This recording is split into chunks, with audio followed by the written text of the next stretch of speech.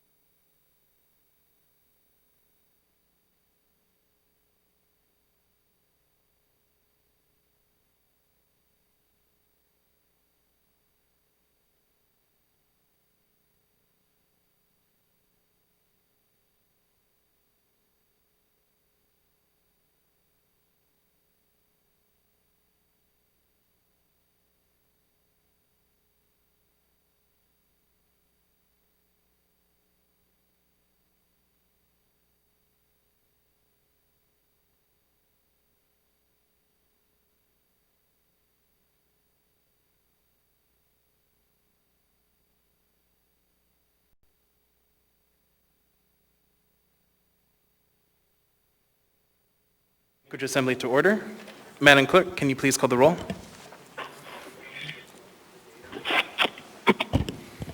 Yes, Mr. Chair. Ms. Allard.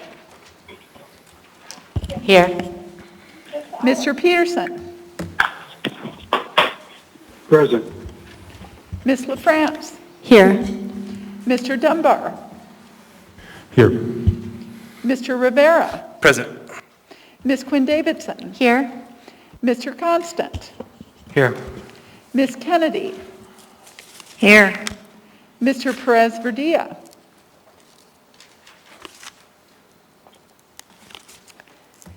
Mr. Perez Verdilla.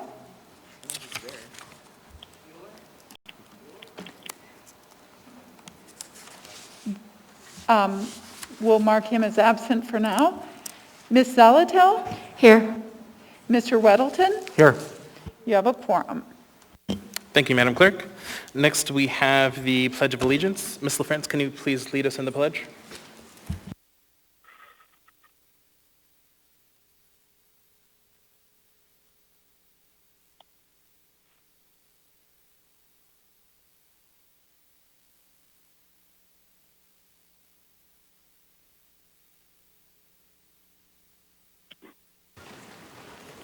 Thank you. Next, we have the land acknowledgement. Ms. Quinn Davidson. Thank you, Mr. Chair. A land acknowledgement is a formal statement recognizing the indigenous people of a place. It is a public gesture of appreciation for the past and present indigenous stewardship of the lands that we now occupy. It is an actionable statement that marks our collective movement, towards decolonization and equity. The Anchorage Assembly would like to acknowledge that we gather today on the traditional lands of the Dena'ina Athabascans. For thousands of years, the Dena'ina have been and continue to be stewards of this land. It is with gratefulness and respect that we recognize the contributions, innovations, and contemporary perspectives of the Upper Cook Inlet Dena'ina. Thank you.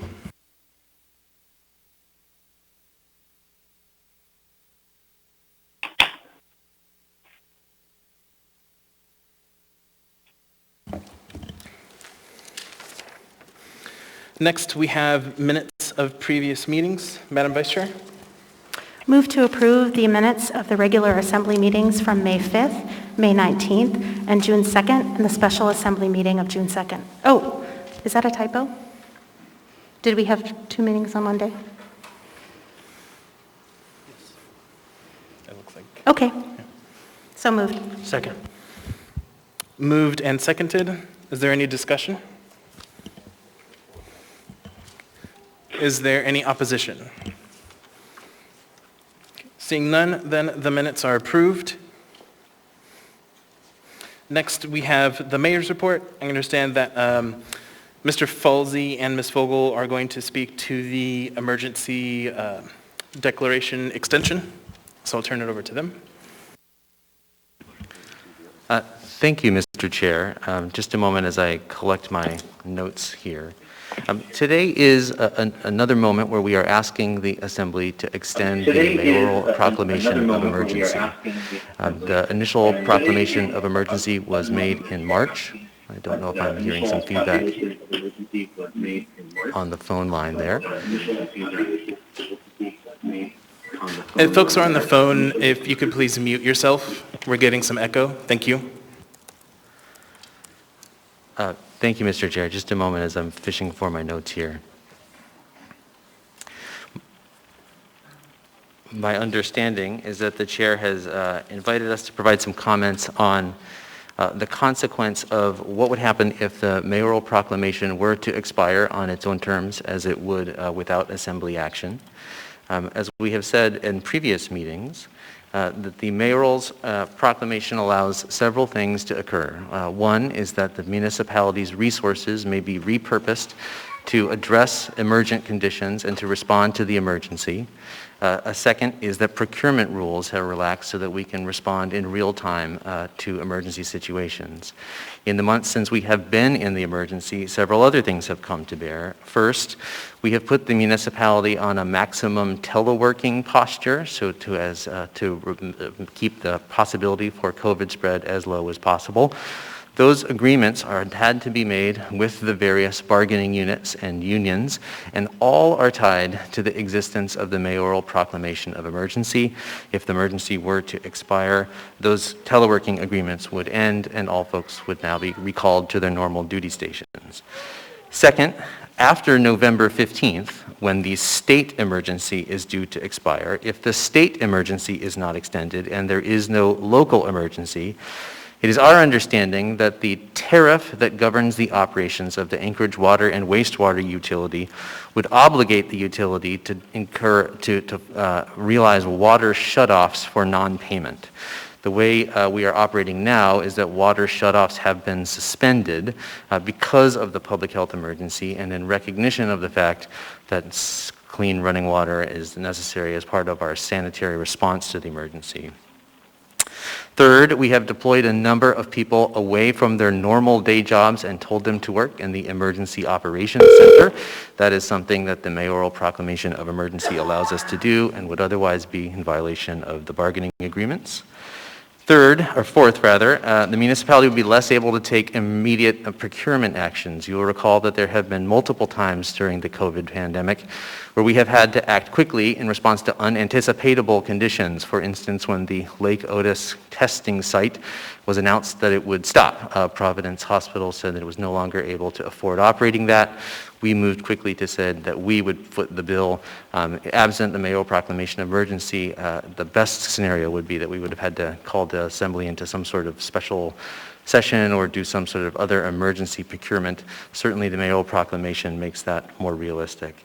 And the last, of course, is the one that the community is well aware of, is that the mayoral proclamation also allows the mayor to issue public health orders. Those include the mask mandate and various operational limits. The extension of the mayor's emergency proclamation doesn't itself require all of those orders to remain in place, as in the beginning of the disaster and of the emergency, we came to the Assembly and said it will be too difficult to put the Assembly in a position of saying it is all or nothing. We would like to confer upon the Assembly the ability to turn individual orders on and off. So extending the proclamation still makes it a live question whether the Assembly would like to address any order in particular. I don't know if Ms. Vogel has anything else that she would like to add, but I think those are our prepared comments on that topic. Thank you. Is there anything else? Yes, Mr. Chair. On a different topic. Mr. Chair, Ms. Vice Chair, members of the Assembly, members of the Anchorage community. As you are all well aware, a series of posts appeared last Friday afternoon on Facebook. In the days since, we have all come to learn that the mayor had, as he described, an inappropriate texting relationship with Maria Athens. I would like to first assure the Assembly and the community that this news came as a complete surprise to me and everyone else in the administration. By Friday afternoon, myself and other members of the executive team had developed some concerns, and you will recall, and as the community is aware, that Ms. Athens' Facebook post, her original Facebook post, included allegations that, if true, would have indicated that the mayor had engaged in criminal conduct. As a result, it was our collective decision to then put in place a firewall between the mayor and the rest of the municipal government, and I personally instructed the chief of police that the Anchorage Police Department should proceed by the book without regard to personalities or politics or any other extraneous factors. And that I would personally ensure, I conveyed that I would personally ensure that the department would be able to proceed in that fashion. It did, and I thanked the command staff for their professionalism after, in concert with the Federal Bureau of Investigation, the department informed us and the community that its joint investigation had discovered no evidence of criminal conduct on the part of the mayor. The chief of staff, myself, the municipal attorney, and the mayor's communications director then further conferred. We discussed our roles, the oaths that we took, and though we serve at the pleasure of the mayor, we discussed that our first duty is and must be to the municipality and to the public it serves, and not to any particular individual. I believe that we have conducted ourselves in a manner at all times consistent with that understanding. Ultimately, our team reached the conclusion that it would be untenable for the mayor to continue in his role. The mayor independently arrived at the same conclusion. He provided us a statement that I would now like to ask the chief of staff to read.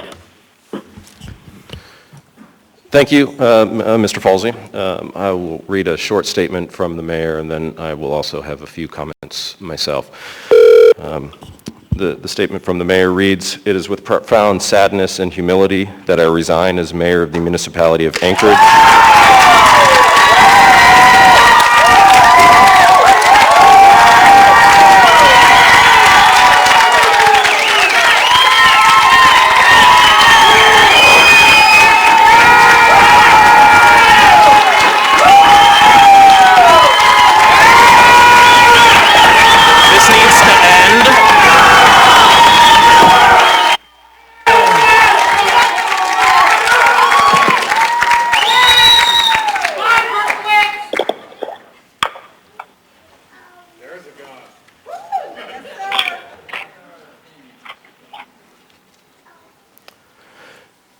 My resignation results from unacceptable personal conduct that has compromised my ability to perform my duties with the focus and trust that is required.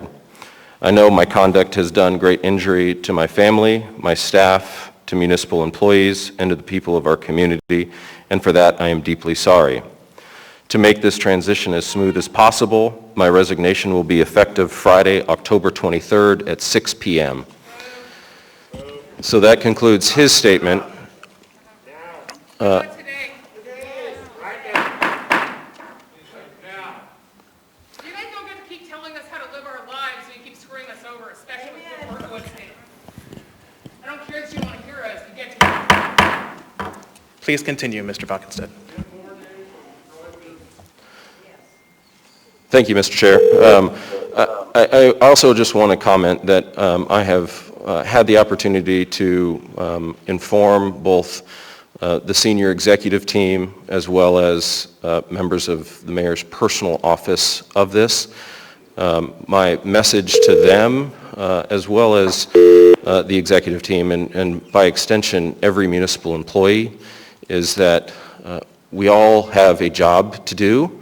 We have responsibilities in all of our different departments, and that it was my expectation and hope that each and every one of them would continue the dedicated work that they have done day in and day out for this community for as long as they are able, and that if there were any questions or concerns to personally reach out to me. But I do want to take this opportunity to just say thank you to each and every one of them for their dedication and work that they provide to this community. So with that, I turn it back over to the chair.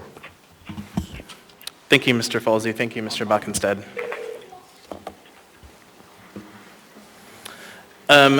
So for the folks on the phone, we did not take in Addie's. We're going to take a short break.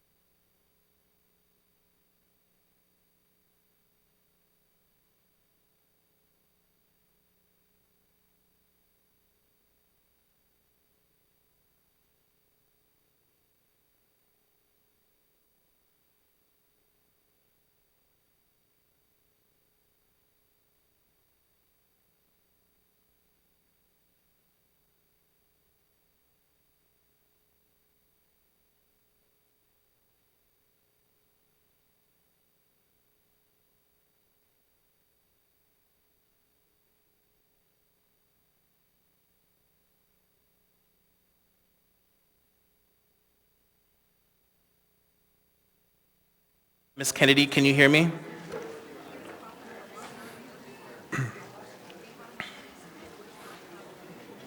Try again. Ms. Kennedy, can you hear me? Yes, I can hear you, thanks. Okay, thank you.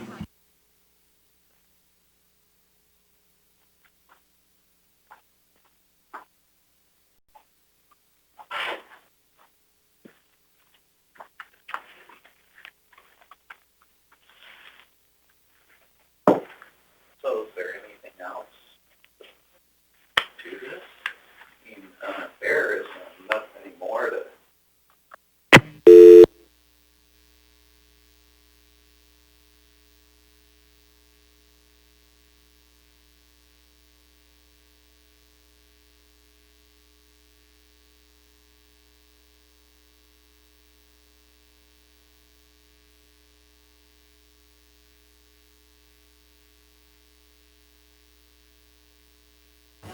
Okay, apologies for that technical interruption. All right, I believe folks on the phone should be able to hear us loud and clear at this point. So we're going to go ahead and continue. We're going to move on to the Assembly Chair's report. I guess first and foremost,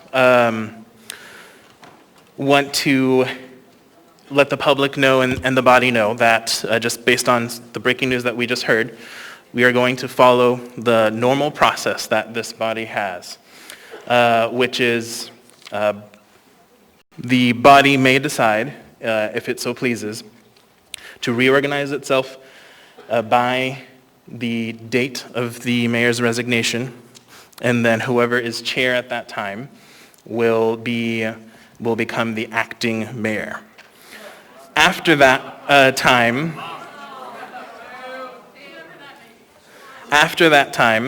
I'm still receiving counsel from both the municipal attorney and assembly counsel on the process to fill the vacancy per the charter requirements. So there will be more information coming out on the second half of that process. So with that, we're going to go ahead and move on. So first, I want to just briefly go through the rules of the chambers. It's something that I've been going through every meeting. So a few things. First, want to again welcome the public who are in person and those who are watching us online or watching us on Channel 9. For those in person, the rules are as follows. Masks are required in the chambers. I believe we do have, let me just confirm, did we get in the middle, the aisle, the 6 feet apart? I think we asked the administration, and it doesn't look like that. Okay. So we also have physical distancing, and I believe we have the Wilda Marston available for overflow as needed. For folks who are in the aisle, please make sure that you are maintaining physical distancing. We are, for masks, you may take your mask off for speaking at the podium, briefly, for drinking or eating briefly. And then last, we have a variety of rules of decorum that I am going to continually ask the public and the members to follow, and I'm going to go into that here in a minute. With that, I'm going to go ahead and move on to committee and liaison reports. So I'm going to start on this side with Ms. Allard.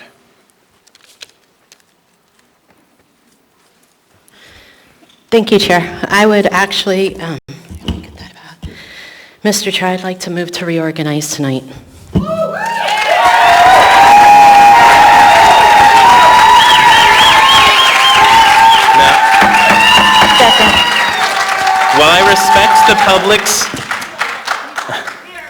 While I respect the public's First Amendment rights, I must ask the public to stop clapping and yelling because it is disruptive to the business of the body.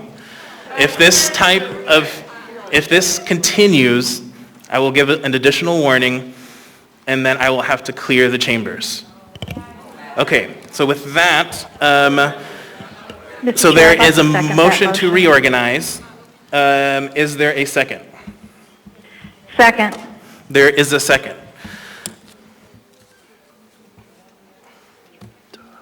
We're going to go ahead and take a short break here. This was all planned by the union, by the assembly. It's a setup, okay? They expected this reaction out of the public. Okay? They expected us to be mad at Berkowitz. Now they're reassembling their assembly. This is what we really need to fight right now. We the people need to take it back. They need to make the people. We're going to...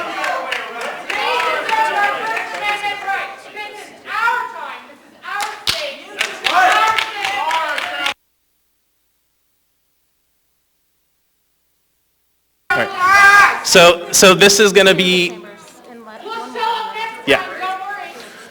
So at this point, like I just stated a couple seconds ago, this is going to be the second warning. And if I have to do a third warning, I will be clearing the chambers.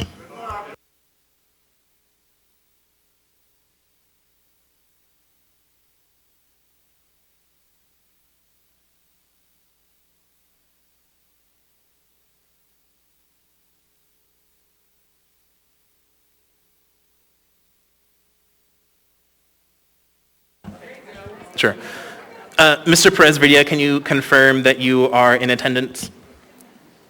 Yes, I am in attendance. Thank you.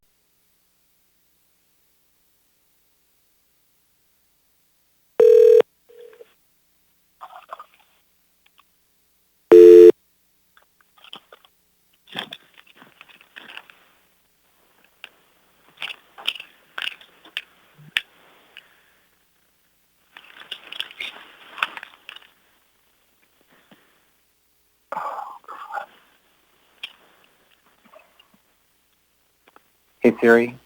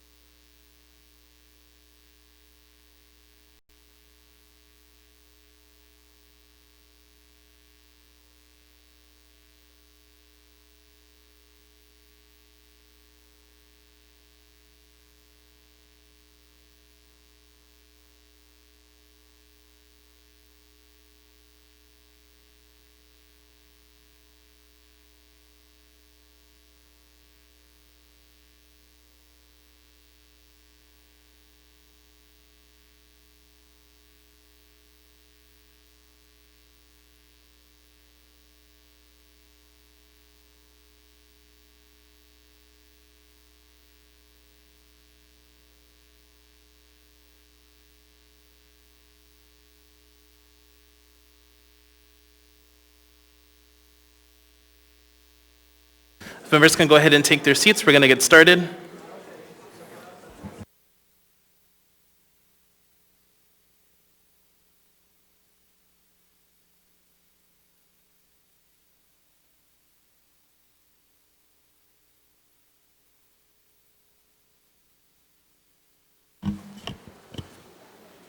All right. So I was just conferring with the Assembly Council and with the clerk. This isn't a normal routine for this body. So based on advice from both, this is a privileged motion and thus not debatable, and is a majority vote on whether we decide to reorganize or not. So members may proceed to vote. Yes, so just to clarify, a yes vote means we do reorganize, a no vote means we don't reorganize. Mr. Chair? Do you have a point of clarification, Mr. Dunbar? Yes, Go ahead.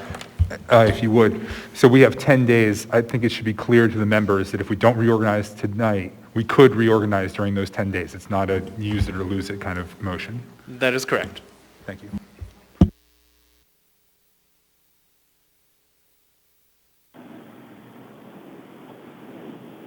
Yes, members may proceed to vote. Mr. Peterson?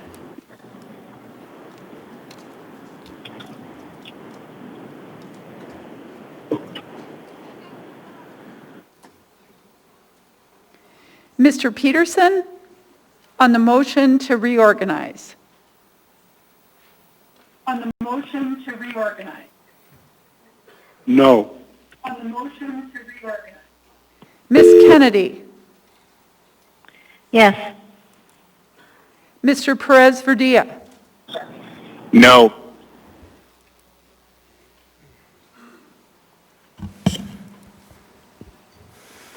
That motion fails 8-3.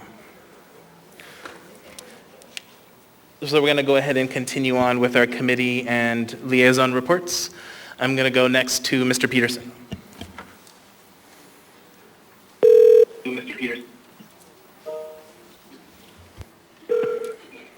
Thank you, Mr. Chairman. I have no committee report this evening. Thank you. Ms. LaFrance. Thank you, Mr. Chair. The Budget and Finance Committee of the Whole will meet this Thursday, October 15th, via Teams from noon to 1 p.m. Actually, Mr. Perez Verdilla will be chairing that meeting, so he may comment on the agenda. Thank you, Mr. Chair. Thank you. Mr. Dunbar. Thank you, Mr. Chair. No report this evening. Thank you. Ms. Quinn Davidson. Thank you, Mr. Chair. The Health Policy Committee, which I co-chair with Ms. LaFrance, met on October 7th. We continued discussions around the alcohol tax and also heard from a mental health first response expert that we've contracted to discuss behavioral health issues, and a comprehensive program moving forward. Ms. Altel has been the lead on that and brought the consultant to join us at that meeting. Thank you. Thank you. Mr. Constant. Thank you. October 15th, this week, we'll be having a briefing on the Eklutna Water Project from Chugach Electric at 11 o'clock. Enterprise Utility Oversight Committee. Thank you. Ms. Kennedy. No report, Mr. Chair. Thank you. Thank you. Mr. Perez Verdilla. Thank you, Mr. Chair. I think Mr. France mentioned that I'm going to chair the Budget and Finance Committee coming up, and I encourage people to attend. No other update. Thank you. Thank you. Ms. Zolotel. Thank you, Mr. Chair. The Committee on Homelessness will meet on Wednesday, the 21st, from 11 to 12:30. It will be doing a deep dive into the winter plans concerning shelter capacity through next spring. Thanks. Thank you. Mr. Weddleton. Thanks. The Community and Economic Development Committee met, subcommittee of the committee met on this past Thursday, and we're continuing to look at possible licensing and special land use permits for homeless shelters and transient shelters. And we'll continue with that. Probably next week we have another meeting, and we'll look at possibly a draft ordinance by then. Thanks. Thank you.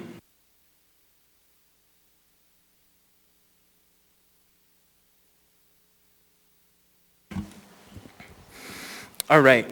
Next, we have addendum to the agenda. Madam Vice Chair. Move to incorporate the addendum and the laid-on-table items. I suppose there are none for tonight. So correct. just the addendum as printed and distributed. Second. Moved and seconded. Is there any discussion? Is there any opposition? Okay, seeing none, then those items are incorporated. Next, we're going to go ahead and move on to initial audience participation and appearance requests. So for this initial,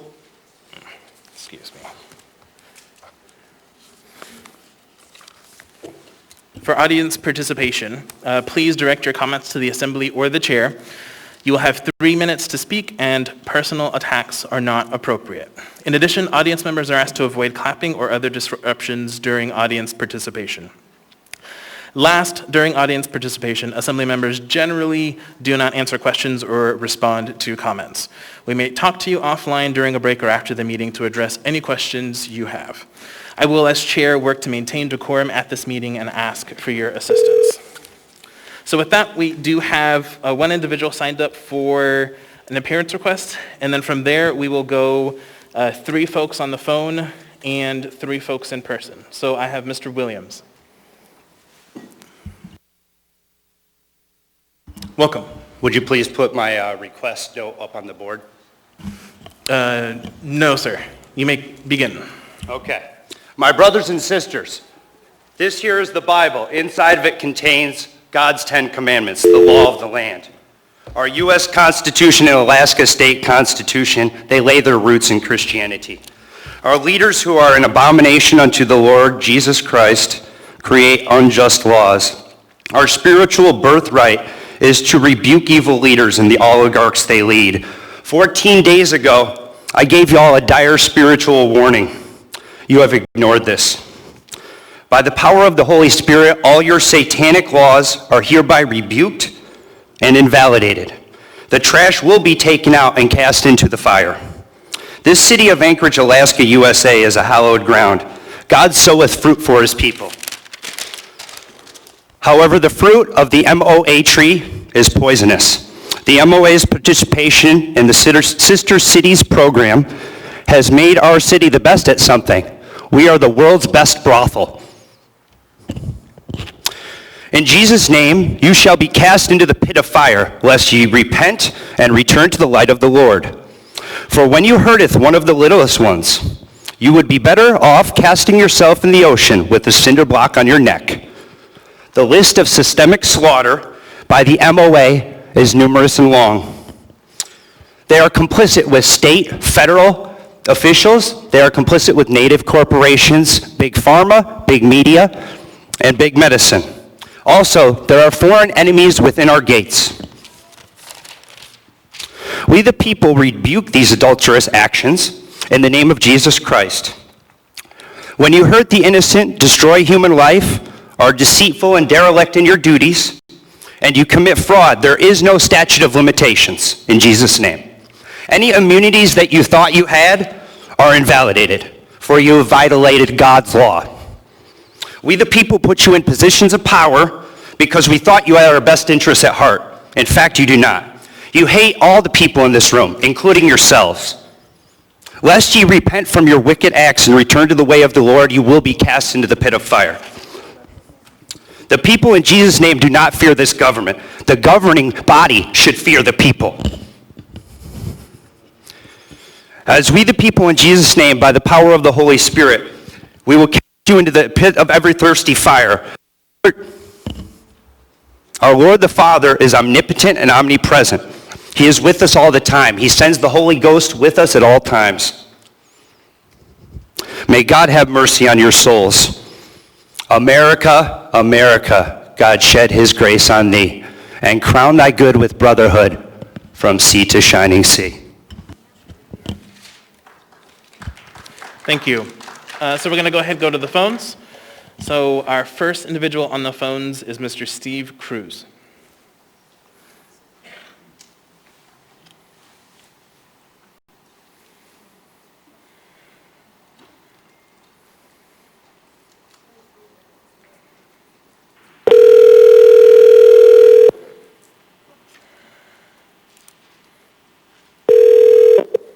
Hello. Hi, Mr. Cruz. This is Felix Rivera. You're here with the Anchorage Assembly. We are on initial audience participation. You have 3 minutes. Welcome. Thank you. Yeah, I just want to say I don't think we need any extension of emergency powers. The original intent was to stay within medical capacity. We have 44 people hospitalized, 1,400 beds. That's 3%, 3 out of 100 beds full. What's the emergency, and when's the emergency going to be over? People are fed up. We need to get back to normal life, and we certainly don't need more emergency powers, especially with all the distractions the mayor has now. We need to get back to just regular order. We do not need an extension of emergency powers. What will ever stop this from being an emergency? I'd like to know that.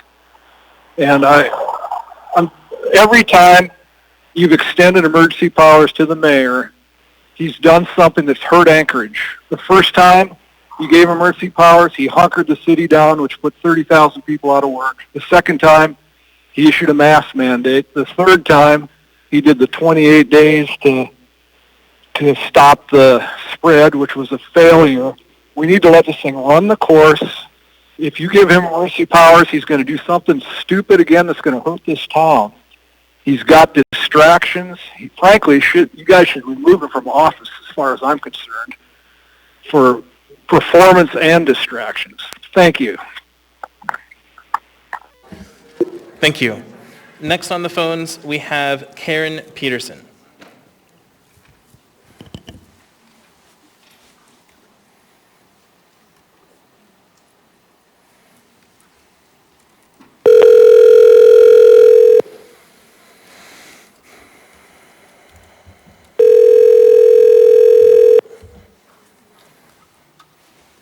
Hello? Hi, Ms. Peterson. This is Felix Rivera. You are here with the Anchorage Assembly. We are on initial audience participation. You have 3 minutes. Welcome. Okay, thank you. A lot of what I was going to say is now moot after hearing the announcement tonight. However, I still feel that the direction that the municipality is taking in tackling this pandemic is short-sighted and not helpful for us. Your own tracing site only shows 2 locations of spread, none of which affect me or most of the people I know.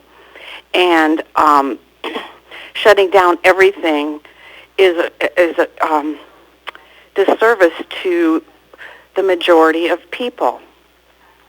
Also, I'd like to thank Assembly Member Allard for bringing forward the idea that perhaps you all need to reorganize, rethink the way you're doing things. My own Assembly people do not represent my views, and I know my neighbors feel the same way. Thank you for your time. Thank you. And then last on the phone for now, we have Toby Ventura.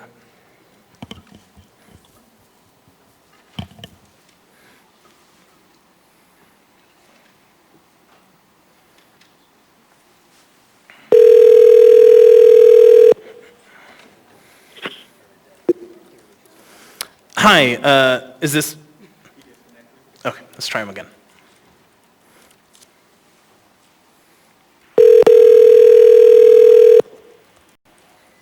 Thank you for calling. I'm unavailable to answer the phone right now. Okay. We can try Mr. Ventura during the final audience participation. All right, we're going to go ahead and switch to in-person initial audience participation. Apologies for not mentioning this earlier. So we go until 6 p.m. for our initial audience participation, and then we will have the final one at the end of the meeting. Welcome. Good evening. So for the record, Oh, it's not on. If you could turn it on, please. Thank you. Good evening. For the record, my name is Bernadette Wilson. First of all, I would like to commend the mayor for stepping down. It was definitely a little awkward to be told that you had to wear a mask by a guy that didn't even wear pants. So, as far as the emergency powers go tonight, you don't even know who among you, unless there's something that you are not disclosing to us, you don't even know who among you is going to be the mayor, but you want to extend powers. 7 months. I'm here to remind you it's been 7 months to flatten a curve. There has been no curve. We are tired of your Nixle emergency alerts. There is no emergency. You have a greater than 99.5% chance of surviving. You can run with all the headlines and all the hockey kids that got COVID. I know a lot of those kids. I happen to coach ice skating lessons. They have no symptoms. It's about time this body starts showing some real leadership and quits fear-mongering and telling the public that they need to run and hide and be scared so that you can continue with your tyrannical orders. They are going to be okay. It's time you start talking about, out of those positive cases, exactly what symptoms do those individuals have? How quickly are they recovering? All of those things work to their advantage. A certain assembly member, the last time I was up here, talked about 1,500 deaths. Evidently, you can't do math, but let's have that conversation for sure. And you can sit up here and you can talk about everything that would happen if the mayor's emergency powers weren't extended, that water could be shut off, and the whole list goes on and on. That's a bunch of crud, and you know it. This body could take any one of those issues and address them individually, and you all know that. We're tired of your pandering. We are tired of you pandering and saying, well, we got $10 million to go to businesses. No, they want to open back up at full capacity. Again, you continue to hold your foot down on low-income families whose kids still are not getting a decent education because they can't afford a private school, and that single mom is working 2 jobs, waiting half those tables. You continue to discriminate against low-income families, and we are tired of it. Every single one of you, with the exception of 3 of you, not you, thank goodness, and Assemblyman Allard, the rest of you all voted to not have public testimony tonight. You know why? Because you know the truth. You know darn well the kids that you are holding your foot down on. You know the single moms you've put in a hard spot. And if you don't, then I'll challenge any of you, any news media here tonight would gladly air a debate. Let's debate any one of you. I'm up for it. Thank you.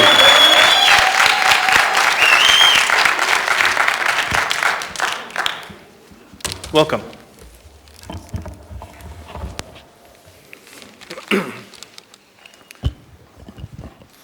Hello, my name is Dustin Darden, spelled D-U-S-T-I-N, D-A-R-D-E-N.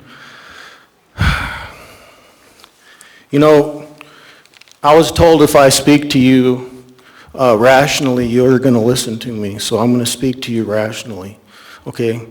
Just like the young lady, Bernadette, little firecracker, spoke before me, she spoke absolutely eloquent truth to you in a manner with passion.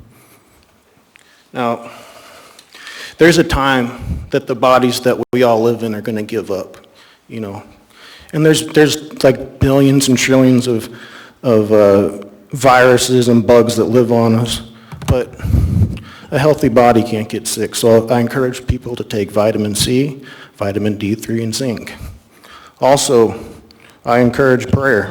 And I want to read you a little something out of the Bible. If y'all have your Bibles, this is in 1 Thessalonians 4, it says, "Furthermore then, I beseech you, brethren, to exhort you by the Lord Jesus, that as ye," keep turning my microphone down a little bit, "that as ye may have received us, ye ought to walk and please God, so you may may abound more and more."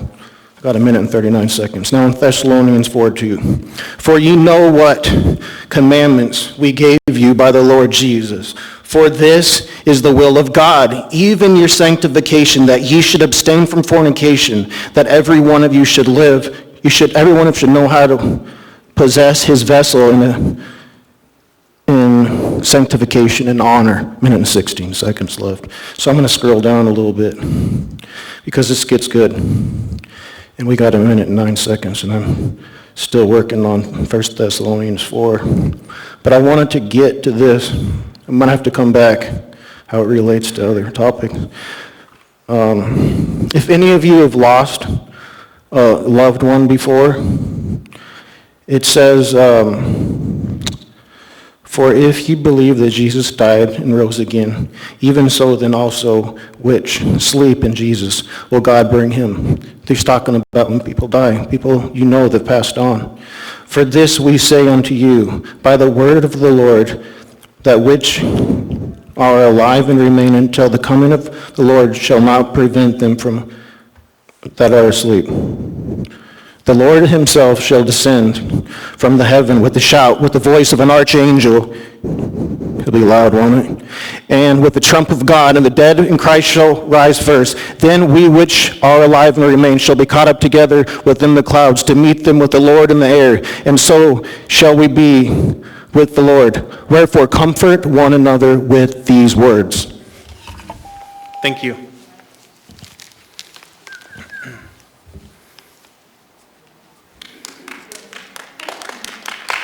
Welcome. Hi, my name is John Cunningham. I'm a lifer. I was born here. I'm an 81 model Alaskan Anchorage resident. I got a few bumps. I still work. I wonder if you know who you'll be extending these emergency powers to. We don't have a mayor to send it up to. A lot of people in here are surprised by this. Some of us aren't. Thing is, we've been open for 9 months. Now, you might have closed down some restaurants and some bars and sent some people home from school. But the dirty little secret is that everyone in this area has been going to the same 7 stores for the last 8.5 months. We've touched all the same boxes of Keurig coffee, and we've grabbed the same door handles, and yes, despite the magical barrier on our faces, we have been breathing the same air. Now, I don't need you to answer me because I know that 1,500 people are going to die in 20 years at this rate. But take your poker face off, look up here, and just show me with your eyes. Are you even going to listen to us? Is anyone back here is going to say, much smarter than me, actual numbers, real figures, is any of that going to sway you guys? And I see some no's here. Fact of the matter is, I think this public testimony thing might be a bit of a joke to some of you. That really bums me out. You know that guy in the Norman Rockwell painting? Stands up in front of the city council, he's got his flannel tucked into his shirt and the Constitution in his pocket. And most of the people behind me, we like that. And you guys might think he's a rube, a sucker. But we believe in that ideal. People behind me have a few things to say. I'm going to try to give them a little more. And we'll see you all later. Thank you. We're going to go ahead and switch back to the phones. We'll start with Julia Leshin.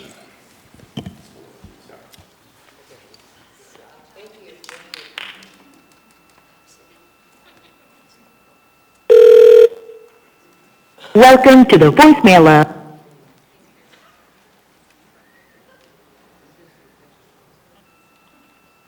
Welcome to the...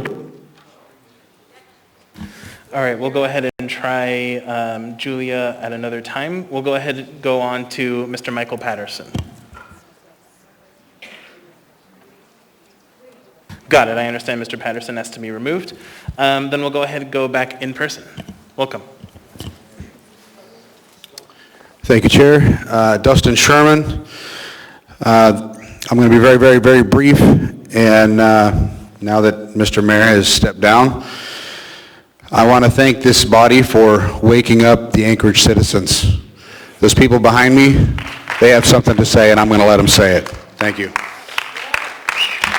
Thank you. Welcome. Hi, good evening. I'm Rosa Mealy.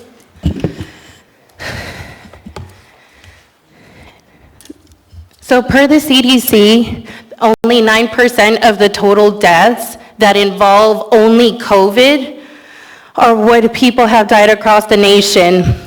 There is a 99.9% chance of survivability for anybody under the age of 40. That means that you put faith in all these disinfectants that have a 99.9% chance of disinfecting services. You put more faith in that than your constituents surviving this emergency. There is no emergency. We are tired of you shutting down our state for no reason. Alaska is the #1 state for sex trafficking in the United States. You guys don't shut down for that. You guys keep operating as normal. There are many bigger problems to deal with. By keeping these orders in place, you are sentencing your constituents to a sure death. People are starving. People can't afford to pay their bills.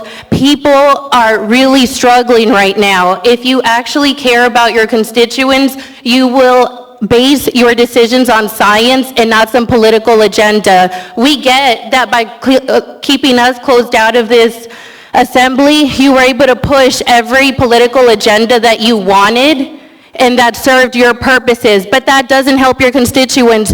You're up there in a position to represent us, the people, not what you want, not what you think, but what the people are telling you to do. At the end of the day, we the people are in control of the government, not the other way around. And you people need to learn that right now, it's a few years you'll be in power, But that is something that you'll regret because you'll have an entire municipality to face for everything that you've done to us. When we put our people up there, you're going to regret all the decisions you've made. And you know what? It's not because we're going to be petty, but it's because we're actually going to consider what the majority of your constituents want. We want a government that is for the people, by the people. And you guys need to remember, you were put up there and elected by the people that you are not representing. Stop pushing your own political agendas. Stop being so power hungry and care about your constituents. Thank you. With that, that ends our initial audience participation. Absolutely not. You guys want to close these doors and not let us speak. This is our right. We got you in. This ends our initial audience participation. We will have a final audience participation at the end. All of you will be out of office before you know it, and you definitely won't be mayor. All right. So we're going to go ahead and move This is on. ridiculous. Okay, keep doing this and see what happens. Ma'am, You're all going to jail, every one of you. Hey, I We can't need to wait till move this on. lawsuit falls on all of you guys. we have our business to get And why to. didn't you guys clean this off after every talker? No, you guys are done. You guys have been garbage for years. This is a And disgrace. so many of you Let are everyone done. testify, Felix. We're going to go ahead and take a short break. Thank you. There's a few more people left. How about we put it to a vote? Don't come at me. We've gone through this before, bro. Routine.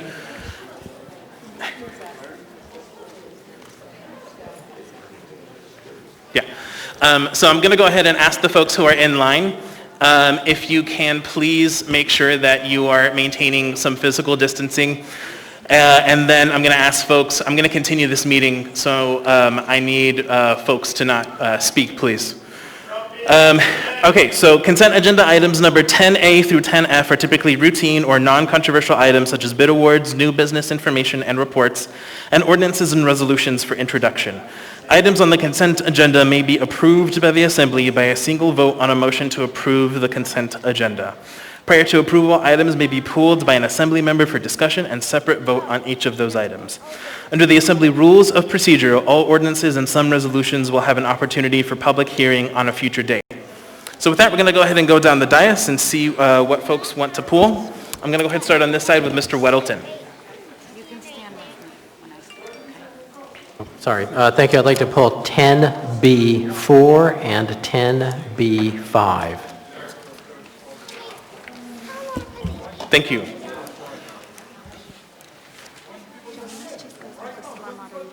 Okay. All right. Not seeing Ms. Zalatel, I'll go ahead and move on then to Mr. Perez-Verdia.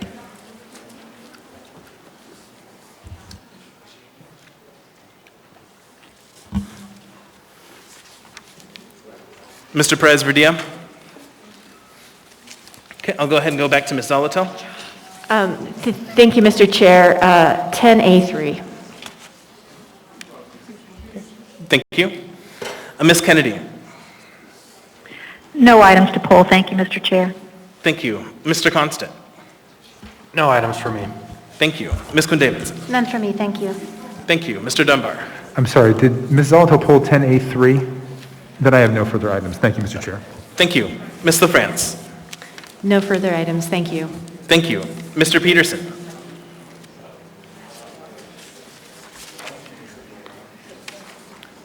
Mr. Peterson? Chair, no items this evening. Okay, thank you. Ms. Allard? I'm good, thank you, Chair. Thank you. Okay, so I have 3 items that we've pulled, items 10A3, 10B4, and 10B5. Are there any further items? Okay, not hearing any then. Madam Vice Chair. Move to approve the consent agenda with the exception of the pulled items. Second. Moved and seconded. Is there any discussion? Is there any opposition? Okay, seeing none, that motion is approved. So for the public's information, the Assembly has now passed or accepted all items in 10A through 10F, other than the items that were just pooled, which we will take up next, or that have been introduced for future public hearing, which are all of the items in 10G. If you're here to see action on an item listed on the consent agenda that was not pooled, those items have been passed or accepted. So we're going to go ahead and go through the items that were pooled, starting with item 10A3. Move to approve. It's pretty, he'll hand it, but it's pretty clear. Second. Just correct some math. Yeah. We were working on it last minute. So this is AR number 2020-380, a resolution of the Anchorage Municipal Assembly recognizing current board members. And we have a lot of discussion in the back of the room that's distracting, so if we can please stop that discussion while we continue our business. A resolution of the Anchorage Assembly recognizing current board members Glenn Cipriano, Jeffrey Sines, Ross Risvold, and Anna Henderson, as well as past board members Mark Johnston and Maria Sue for their important contributions and service to the community in serving on the Asset Retirement Obligation Investment Fund Board. We already have a motion and a second. Is there any opposition to approval of this item? Seeing none, this item is approved. Who's reading, who's presenting? I'm reading, Mr. Chair. Okay. I believe Ms. Zalatel is presenting. Whereas in January 2017, the Anchorage Assembly passed AO number 2019-9, establishing the Asset Retirement Obligation Investment Fund and an ARO Investment Fund Board. And whereas the ARO Investment Fund was established to fund the dismantling, removing, and restoring of property related to the Beluga River Unit Gas Field, ARO liability, and providing for MLMP, Municipal Light and Power's share of the liability. And whereas the ARO Investment Fund Board has been instrumental in achieving the investment objective of the fund, which was to achieve a long-term rate of return on assets sufficient to satisfy MLMP's share of the ARO liability. And whereas under the board's careful management, the fund has grown from its initial deposit of $12.7 million on September 29, 2017 to a market valuation of $17.4 million as of September 29, 2020, which equates to 112.6% of the ARO liability. Now, therefore, the Anchorage Assembly recognizes current board members Glenn Cipriano, Jeffrey Sins, Ross Risvold, and Anna Henderson, as well as past board members Mark Johnston and Maria Sue for their important contributions and service to the community in serving on the Asset Retirement Obligation Investment Fund Board. Passed and approved by the Anchorage Assembly this 13th day of October, 2020.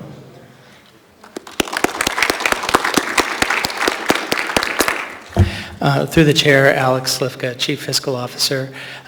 Many of these members are on the phone and they may want to add a comment. I would just make special note that Anna Henderson, who is currently General Manager of ML&P and who is shepherding that transaction through to its completion at the end of the month, was instrumental in setting up this fund, structuring it purposely for what is called intergenerational equity. So the same people all along the life of the service pay the same amount. I say that because we're going to use her work as we restructure the Anchorage landfill liability fund. But I'd like to just stop there and say if either Glenn or Jeff or Maria are on the phone, if they'd like to say anything, they can add their comments now.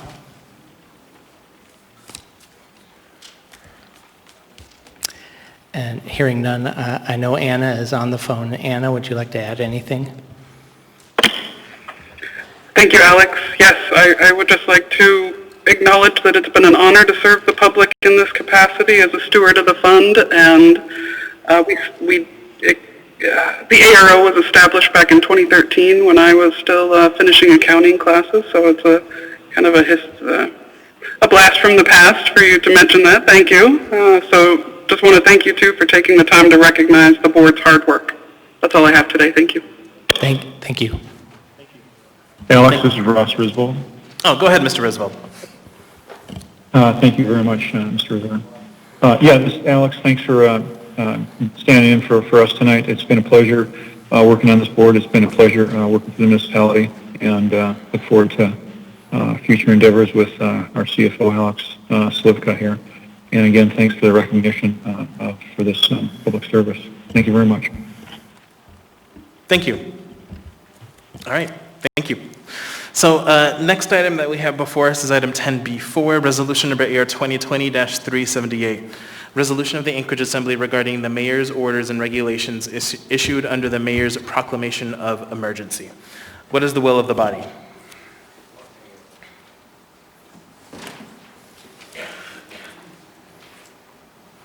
Change the order of the day. Move to take this up after 10B5. Second. Moved and seconded. So for the public and the members, if this motion is approved, we would take up item 10B5, then come back to this item. Is there any discussion? Is there any opposition? Okay, hearing none, then we'll go ahead and take up item 10B5, AR number 2020-379, a resolution of the Anchorage Point of Assembly. order, Mr. Chair. Yes, Mr. I Constant? would like you to call for masks in the room, please. Thank you. So reminder of the rules in the chambers is to wear masks at all times. Thank you. So we are on item 10B5, resolution number AR 2020-379, resolution of the Anchorage Assembly for a fifth extension of the declaration of civil emergency issued by the mayor of the municipality of Anchorage.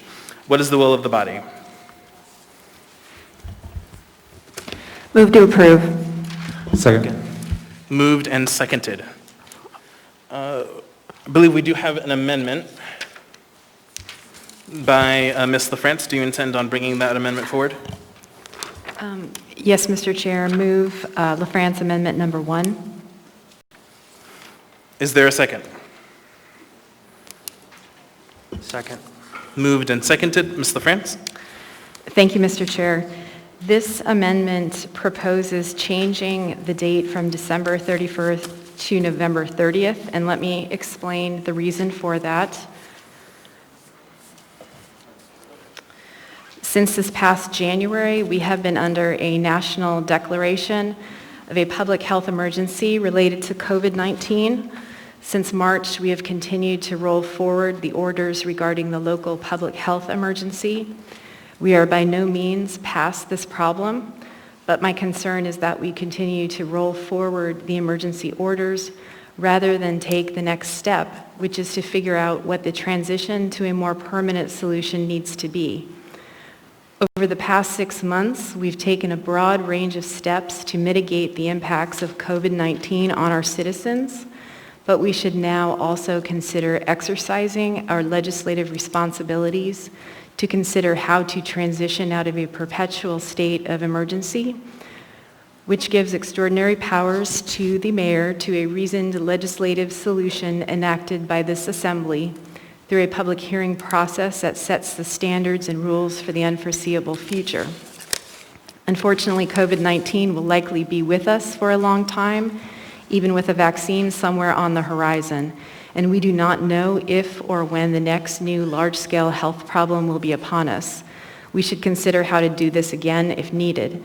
I plan to work with Assembly leadership, Assembly Council, and the administration on an ordinance that will recognize the significant ongoing impact of COVID-19, but also de-escalate the perpetual state of emergency and grant of special powers. We've been at this long enough to recognize it's time to move away from reliance on emergency proclamations and instead develop a longer-term approach premised on community input and legislative action. I am not advocating that we cease doing the things we need to do to stop the spread of the disease or the things we do to help those suffering from its consequences.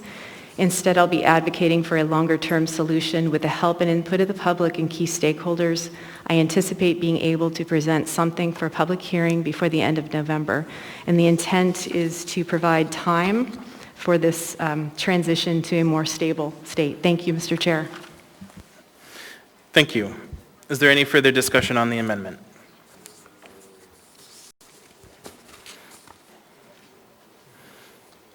Ms. Allard.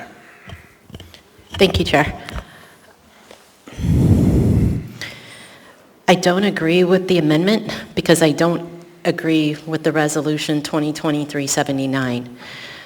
But I know that the date moving to November, what date did, I can't remember what Ms. LaFrance just said. End of November mitigates the length of time that it could potentially happen with the resolution 2020-379, which would extend us out to 31 December.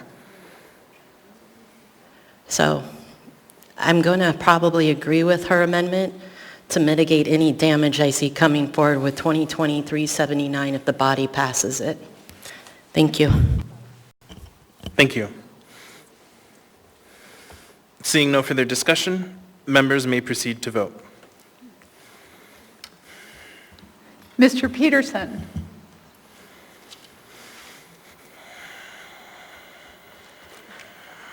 Yes.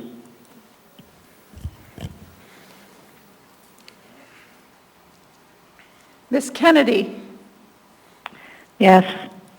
Mr. Perez Verdilla?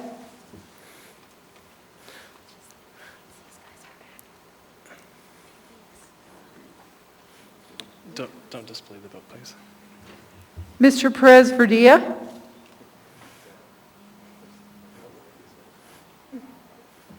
But before the vote is displayed, Mr. Whittleton, did you want to speak to the amendment? No. Okay, thank you. All right, go ahead. Should I mark Mr. Perez Verdilla absent?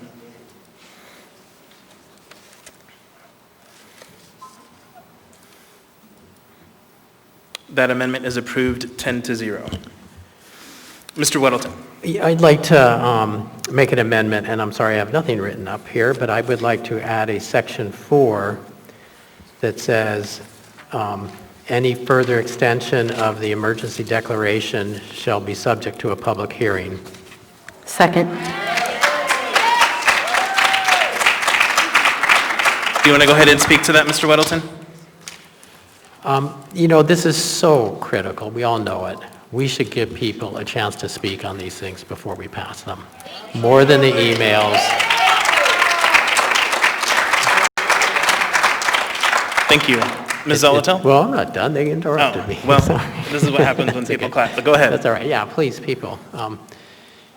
Anyway, so I think it's very important. And it also sounds like it fits in with what Ms. LaFrance is considering. It would, actually, it sounds exactly what I think Ms. LaFrance had mentioned, that she would put forward something that would be a public hearing. But this is, I mean, we have public hearings on ordinances to allocate $100, you know, and we are doing this stuff without public hearings. It's just not right. So anyway, I urge support. Thank you. Ms. Zolotel. Thank you, Mr. Chair. I'd like to offer an amendment to the amendment that the public hearing occur at least 2 weeks prior to the expiration of the emergency order. Second. I'd second that if someone else does. Can you repeat that one more time, please? Sure, that the public hearing occur 2 weeks prior to the expiration of the emergency declaration. May I speak to that, Mr. Chair? Go ahead. Thank you. The reason for that is if we're going to have public hearing, which I am okay with, we need to make sure that there's still time for this body to take up and deliberate the order or the declaration before it expires. So this is just to make sure there's adequate time for us to get that work done. And quite frankly, I believe it will be close on the timing in November, so with our regularly scheduled meetings. Thank you. Thank you.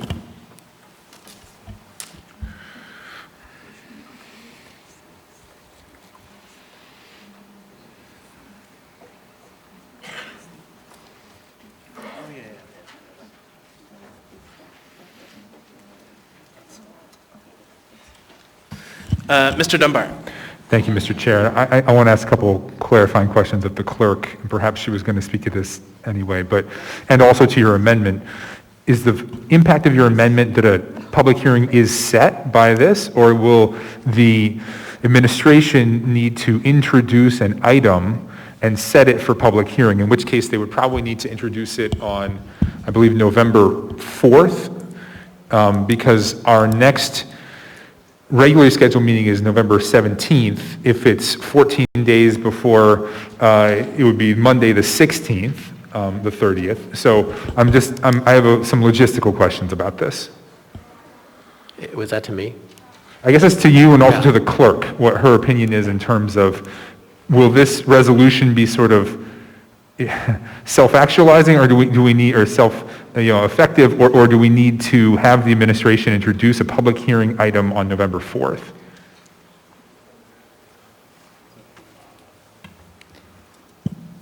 Through the chair, Mr. Dunbar, I don't think I can answer that question. Maybe I'd ask the movers of the two amendments and the amendment to the amendment what your intention is and how this would actually work in practice. I think that's what I'm looking for. I mean, it is surprising to me, having been going through this for, 7 or 8 months or whatever, that we get laid on the table, essentially. Maybe it was the addendum. But on the addendum, request for extension, I mean, it feels so last minute for something that's so critical. I mean, it doesn't seem unreasonable to say, do it 2 weeks prior to the expiration instead of, 7 days prior, as it turns out. So, and all these extensions are worded very much the same. So if there's an intent to extend, it shouldn't be hard to bring it up 2 weeks earlier than we've been getting it. So I guess my answer is yes.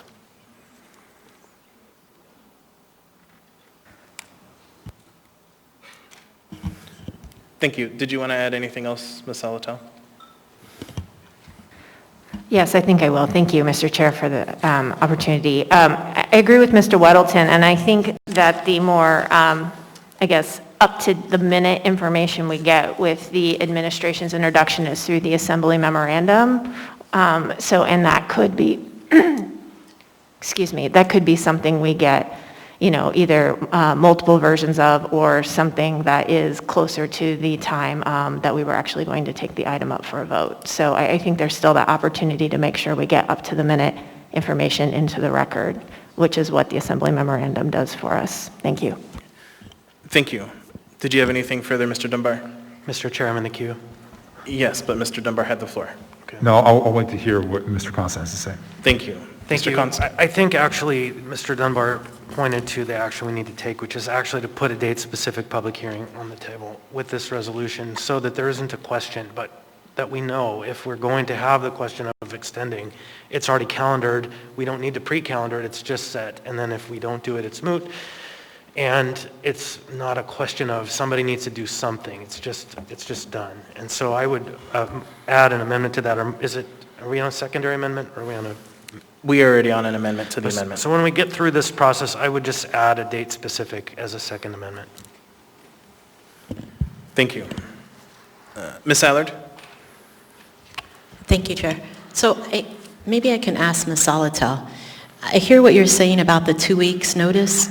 Can you, maybe you can explain to me why we wouldn't be able to make a decision, or are we talking paperwork? Are we talking maybe numbers fluctuate that we would want to have public hearing not only 2 weeks prior, which I agree with, but why wouldn't we also be able to have public testimony on the day of? Can you help me out there? Sure, thank you for the question. Because public hearing, if the only date it is set is for the day of and the day that it is set to expire, could naturally force the emergency declaration to expire, that we would not be able to conduct our vote if we were to run out of time. And we have seen tremendous community engagement on this issue. So setting it 2 weeks prior allows for there to be ample opportunity for public testimony and for us to get through that testimony so that we have an opportunity as a body that is supposed to take this item up and deliberate and debate the item as well. Thank you. Thank you. Mr. Weddleton on the amendment to the amendment. I'm just checking dates here. So November 30th, 1, 2. I'm sorry, is this the amendment? We're on Meg's amendment, or? We are on the amendment to the amendment, okay. which is to I'm sorry. add So, 2 no, weeks okay, I'll before. address Mr. Constant's point when we get to it. Yeah, what I would suggest is we just vote on this and then Yes. we can figure out a specific date. Just a quick point of order. Yes, Or Mr. kind of Constant. Add me back in the queue. Maybe what the movers do, as opposed to having a hard 2 week date, is the meeting prior. And then we have the 17th already calendared. And in that way, it's essentially 2 weeks, but it's, in this case, 2 weeks minus 2 days. Could I speak to that, Chair? Go ahead, Mr. Weddleton. Okay. I'm a little concerned on that because I think we are getting into some busy meetings, potentially with the budget and so on. So our regular meetings will be quite full already. And it is possible that for this one, it would be preferable to have a special meeting for it. I don't disagree with that. but we have a meeting scheduled. We could use that as the beginning point for 10 days of testimony or 3 days of testimony. Thank you. All right, so I'm going to go ahead and have us vote on what we have before us.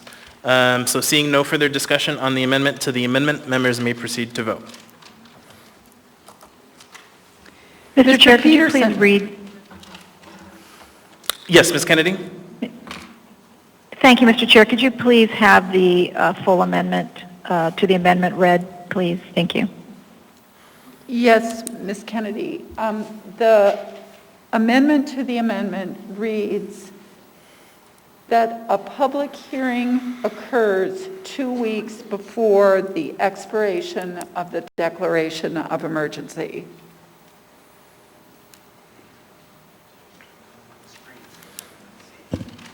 With that, members may proceed to vote. Mr. Peterson.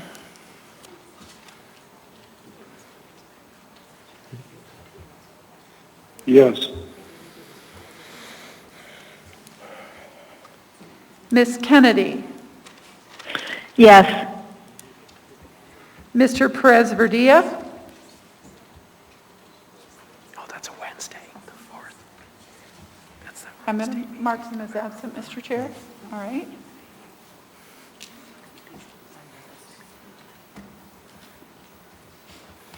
That amendment is approved 9-1.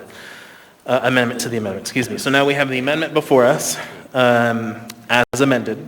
Is there any further discussion? Oh, sorry. Yes, Mr. Chair, I would move that we actually set a public hearing for November 13th or 14th. What's the date? Oh, okay, so once the amendment's passed, we could do that. Okay. Okay. That's fair. Thank you. Mr. Weddleton, did you want to speak to the amendment? I'm sorry, Mr. Constant, what date are you offering? 2 weeks before is what this amendment says, and so... That's the 16th. Okay, 16th. Monday, the 16th. That would be fine. Did you get a second? I think we'll do it after, because the chair has the authority to set the public hearing, and we just have to set the amendment and finalize it. So let's...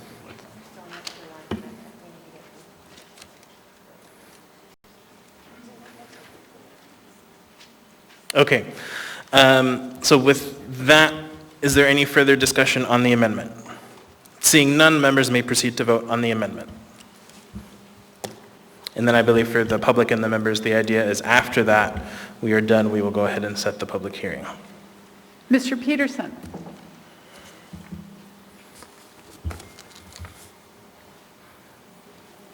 Yes. Ms. Kennedy. Yes. Should I call Mr. Perez-Verdilla? Mr. Perez-Verdilla. To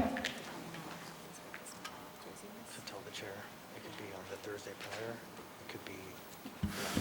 That amendment is approved 10-0. We now have the main item before us. Is there any further discussion? Ms. Allard. Thank you, Chair.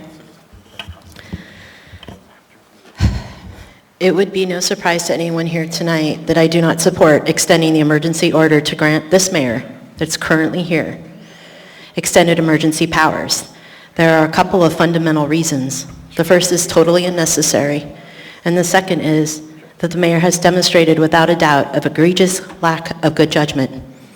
How can we possibly extend the emergency powers to a man that has just currently resigned to such poor judgment that is now negatively impacting the leadership of this administration and our city? There is really nothing else to say tonight in regards to extending this emergency order, but the actions of this assembly takes tonight will be judged by the people of Anchorage.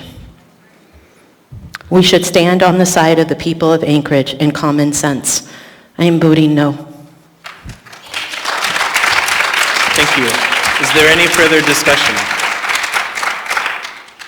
Mr. Chair. Go ahead, Ms. Kennedy. Thank you, Mr. Chair. I have another amendment, and I don't have it written either, but I would like to move to amend a section, to add section 5 with a statement that says, the intent of this extension is solely to allow time to revert all processes out of current emergency status and into normal MOA management processes.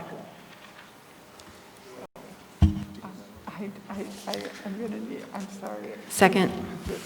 Moved and seconded. Could you repeat that one more time, please? Yes. The full intent of this extension is solely to allow time to revert all processes out of current emergency status and into normal MOA management processes. Thank you. So, Ms. Kennedy, it sounds like you have that written. So could you do me a favor and email that to the clerk, please? Yes, you're going to ask me to type and talk at the same time, but yes, I'll get that there in a second. But can I Yes, you may speak to it. Go that ahead. at this? Okay. Well, I think I'm just going off of some things that Ms. LaFrance was talking about, just in terms of the idea that to shut everything off tomorrow in terms of things that are set up would be really difficult, and the Emergency Operations Center would need some time to try to get everything back to normal or find ways to shift things. We're talking employees, we're talking a lot of processes that have been set up because of this, through this emergency status. So if we are basically going to look at what's going to happen with the state's declaration expiring, and this declaration should be expiring, I would hope that we could make the statement that really this extension is just an interim extension to allow for the shutting down of all the emergency declaration operations. Thank you, Mr. Chair. Thank you. Ms. LaFrance on the amendment. Thank you, Mr. Chair. Actually, I was in the queue for the main motion, so I'll pass. Thank you. So, if you can put yourself back in the queue. Mr. Weddleton, did you want to speak on the amendment? I have a question for staff, if I may. Go ahead. Ms. Vogel, we have had some email exchanges on roughly this topic, and I think many of the things that are being done could be done through normal ordinances and so on, but one big unknown was the Sullivan Arena. Could that, how would that be done if there weren't an emergency? And I'm asking Ms. Vogel, but whoever could answer. Through the chair,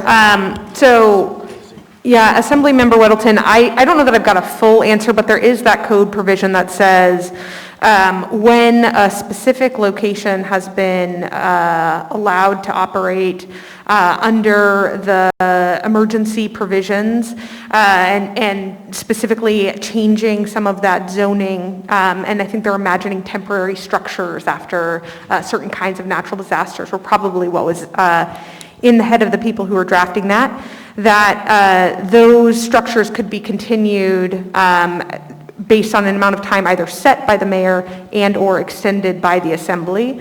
So with some of the emergency actions that have been done, like that one, that have sort of already been done, the ability to codify them is possible, or there are some abilities to make specific ordinances that do some of the things that existing emergency ordinances do. May I follow up briefly? So I read that and I just did not remember, had end date been set for the Sullivan Arena? So we'll need to do that. Sorry, through the chair, no, an end date has not been set for the Sullivan Arena. I think otherwise it would just sort of have naturally ended at the end of the emergency. So there was nothing projecting beyond the end of the emergency. And then the second sort of globally on this, and this is maybe slightly outside of what you're talking about, but overall, while it's possible to codify sort of what's already been done, I think the state of emergency allows for nimbleness to tweak an order, to make a purchase quickly that's outside of the normal procurement processes. So there's some nimbleness that I think is lost by doing it through the AO. And then the last thing I'd say is certain orders are less likely to withstand legal challenge if you're not in a state of emergency, because the court cases dealing with them rely on the emergency powers of a state to say, yes, it's okay to have in extraordinary times, such as a pandemic, to have certain limitations. Thank you. Thank you. Ms. Zolotel. Thank you, Mr. Chair. I have a question for the administration as well. If this amendment were to pass, could someone explain some of the potential financial implications that might exist for the municipality, particularly around any emergency operations reimbursement? If we needed to continue with something under an ordinance that was passed by the Assembly, let's say continuation of operations at Sullivan Arena, is there still likelihood that expense, which is not insignificant, could be reimbursed by FEMA? Through the chair to Assembly Member Zalatel, it is my understanding that the two are not connected, that the FEMA reimbursement as part of the public assistance program does not require any particular kind of form. It requires us to comply by federal procurement rules and requires us to be responding to a declared emergency.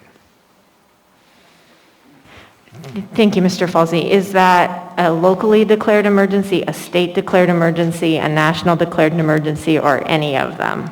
Through the chair to Assembly Member Zalatel, to my understanding, it is any of them. So there does not need to be a formal declaration at the local level for FEMA reimbursement. That is not the issue. One last follow-up, if I may, Mr. Chair.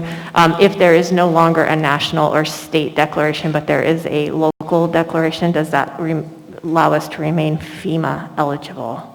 Oh, through the chair to Assembly Member Zalatel, that is a question I have not fully considered, and I do not know the answer to it. I don't expect that the existence of a local declaration is itself sufficient. So I will have to get back to you to confirm rather than to speculate here. Thank you. Thank you. Ms. Kennedy. Thank you, Mr. Chair. I'm doing this because I think we are on this trend line to basically getting past what we would all consider to be an actual emergency. Not that the virus doesn't still exist and that we have to address it and deal with it in a variety of ways, but the fact that we have put practices in place, we understand kind of the way this virus works. Hospitals are responding in the ways that they need to be responding, and for the most part, nothing that we do right now requires such an immediate, or not at least not that I'm aware of, requires such an immediate response that we can't involve the Assembly in those decisions. And I've been kind of promoting that concept from the very beginning, is that I believe that the legislative body needs to be involved in these kinds of decisions, and I absolutely believe that there should be nothing that the legislative body couldn't actually handle, even at the mayor, whoever that may be at the time, at the mayor's request for assistance or some kind of waiver, or really just about any kind of thing that the municipality may need. I believe the Assembly can be involved in that decision and make those things happen when necessary. So just with the fact that we have certain things in place now, we know how to handle the virus the best that we can at this point. So it is no longer an emergency. It is something that needs to be managed, and I believe that we can go back to the systems that we have in place to manage the things as we need to. And as we know, it isn't tied to FEMA money or even with allocating any of the CARES Act money. So I think we can move forward on that trend, or toward that goal of actually getting out of this emergency declaration situation. Thank you, Mr. Mayor. Or thank you, Mr. Chair. Thank you. Ms. Allard, on the amendment. I wanted to, yes, I need to ask administration something. So just to reiterate, so if we have no emergency order in place, then FEMA disaster funds are still accessible for our use. Is that correct? Just clarification. Through the chair to Assembly Member Allard, that is my understanding. Thank you. And I know that because it's the FEMA rule and I know the FEMA guidelines. So that is correct. So without the emergency order, we have FEMA disaster funds available to us. The second one is, without the emergency order, we also have the CRF, coronavirus relief funds, available to us too, correct? Through the chair to Assembly Member Allard, that is correct, although they have been appropriated by the body. Thank you. Thank you. Seeing no further discussion, members may proceed to vote. On the amendment, yes, thank you. Mr. Peterson?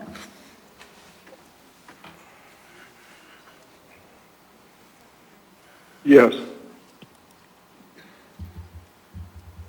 Ms. Kennedy? Yes.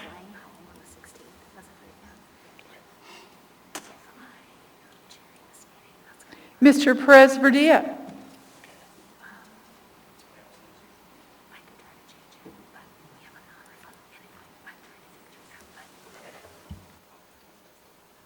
That amendment is approved 7-3. Chair, I thought we were voting on the main motion. No, that was the new amendment by Ms. Kennedy for the Section 5. I apologize. Can I move my vote, please? I apologize. Sure. So is Thank there a you. motion to reconsider? Yes, please.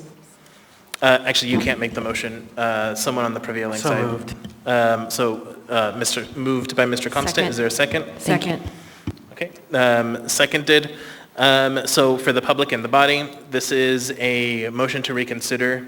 If we vote yes to reconsider, then that last amendment vote that we took will be back before us. I believe the intent is Ms. Allard voted no, and she wants to vote yes. So with that, members may proceed to vote on reconsideration. Yes, we will, yes vote means that'll be back before us. No vote means the vote stands as is. Yep. Okay. Mr. Peterson, on reconsideration?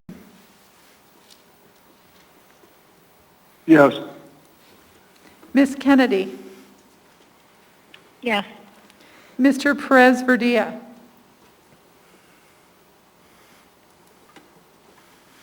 Okay, that was 10-0.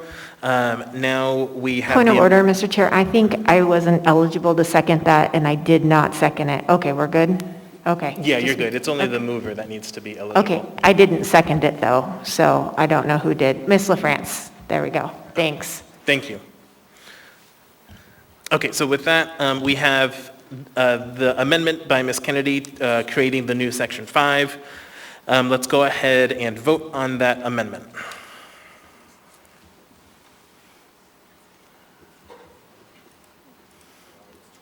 You know, I think I'm going to have to enter a whole new motion, so you'll just have to give me a minute here. Okay, no problem.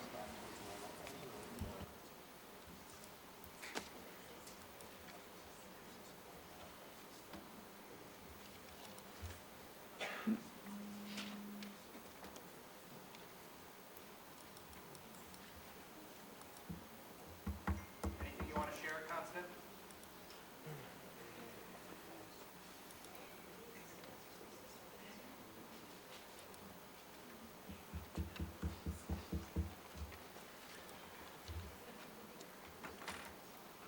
Side conversation should be on record.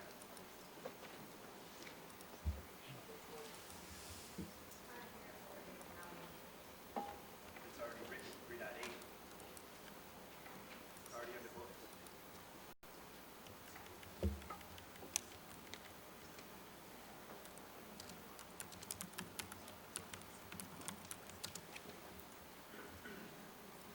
Okay.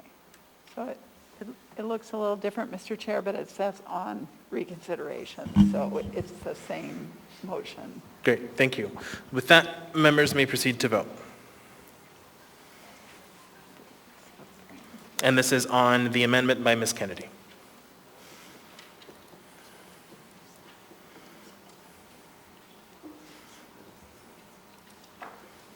Mr. Peterson?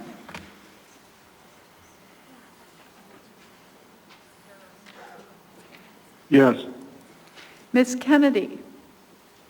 Yes. Mr. Perez Verdilla?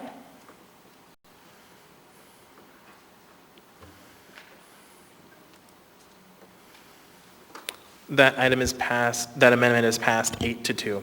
We now have the main motion before us. Is there any further discussion?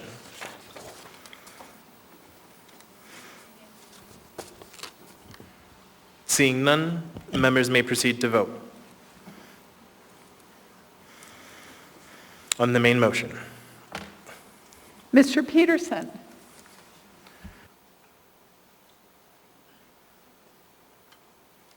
Yes. Ms. Kennedy? Yes. Mr. Perez Verdilla?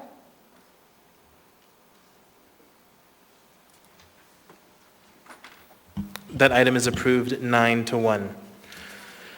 Next, we have item AR number 2020-378, a resolution of the Anchorage Assembly regarding the mayor's orders and regulations issued under the mayor's proclamation of emergency. What is the will of the body?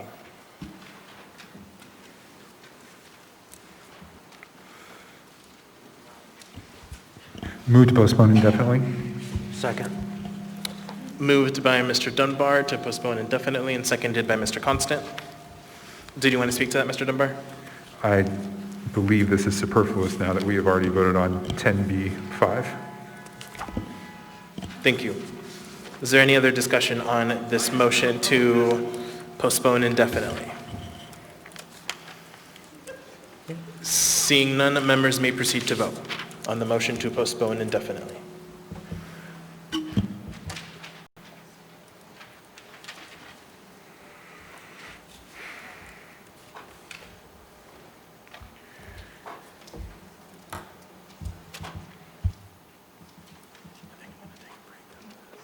Sounds good. Yeah.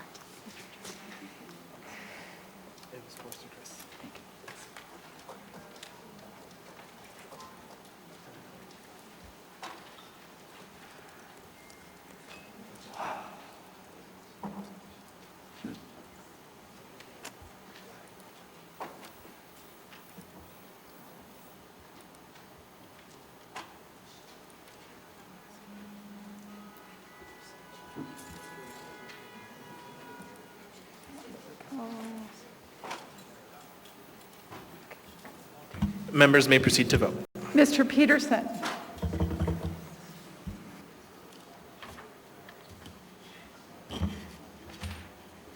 Yes. Ms. Kennedy? Yes. Mr. Perez Verdilla?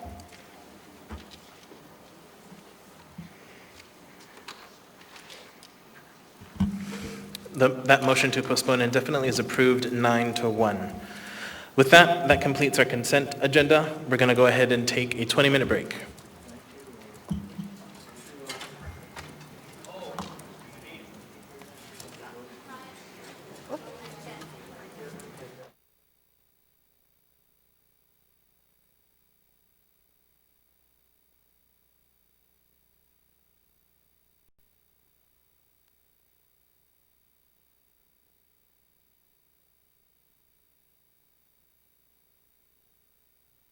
Members on the phone, I think we're going to go ahead and get started. Apologies for the delay.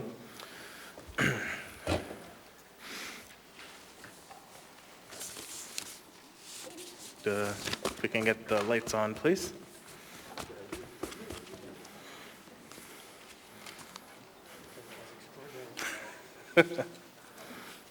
Thank you.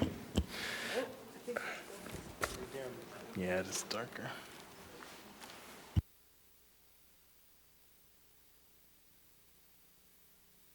Thank you.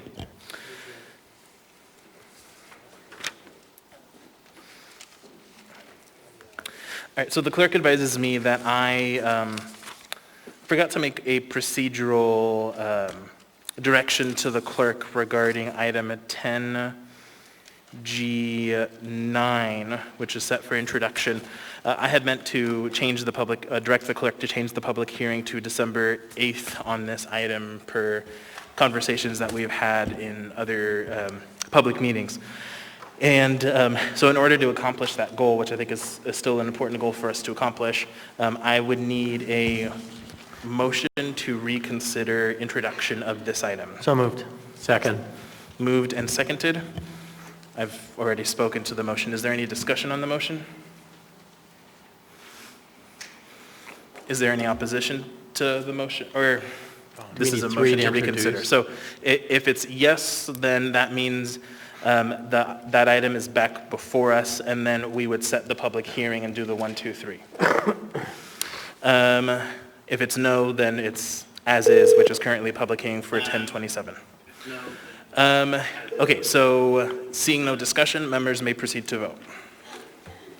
Again, this is on the reconsideration, and then after that, we would set it for public hearing on December 8th.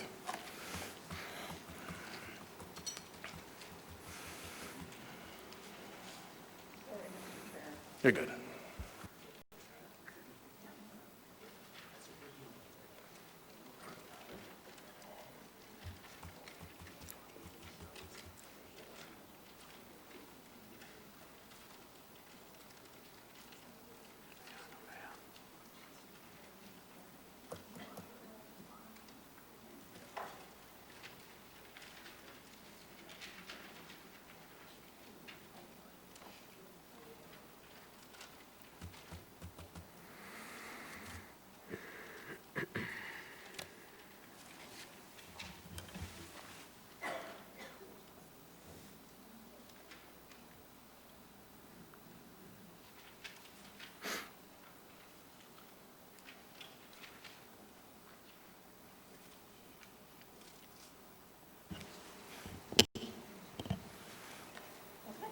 Members may proceed to vote. On the Mr. motion Peterson. to reconsider.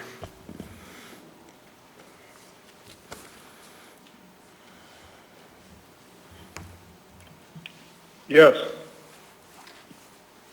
Ms. Kennedy. Mr. Chair, my the sound just came on recently, and so I have no idea what we're on at this point and what the question is. Sure, absolutely. So the question that we have before us, Ms. Kennedy, is a motion to reconsider the introduction of item 10G9. So as we stated at your committee and as well as another committee, I believe, in two different instances, the intent to set the public hearing for that one at a separate meeting well into the future. So we're looking at December 8th. So this motion is to reconsider the introduction, and then after that we would set the public hearing for December 8th. So this is 10G9. Okay, so it's to reconsider the introduction and the public hearing date? Yes, yep. Whole purpose is to change the Okay. public hearing date. Great, yes, my vote then is yes. I'm sorry. Thank you. I was on the wrong item, so I'm going to redo that motion. So if you could, people who have voted are going to have to vote again. Sure.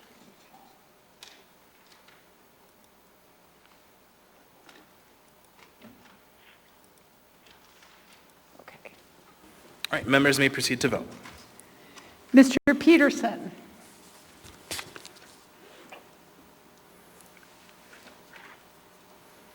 And this is the same motion as the prior one. Yes. Ms. Kennedy. Yes. Mr. Perez-Verdia. Yes.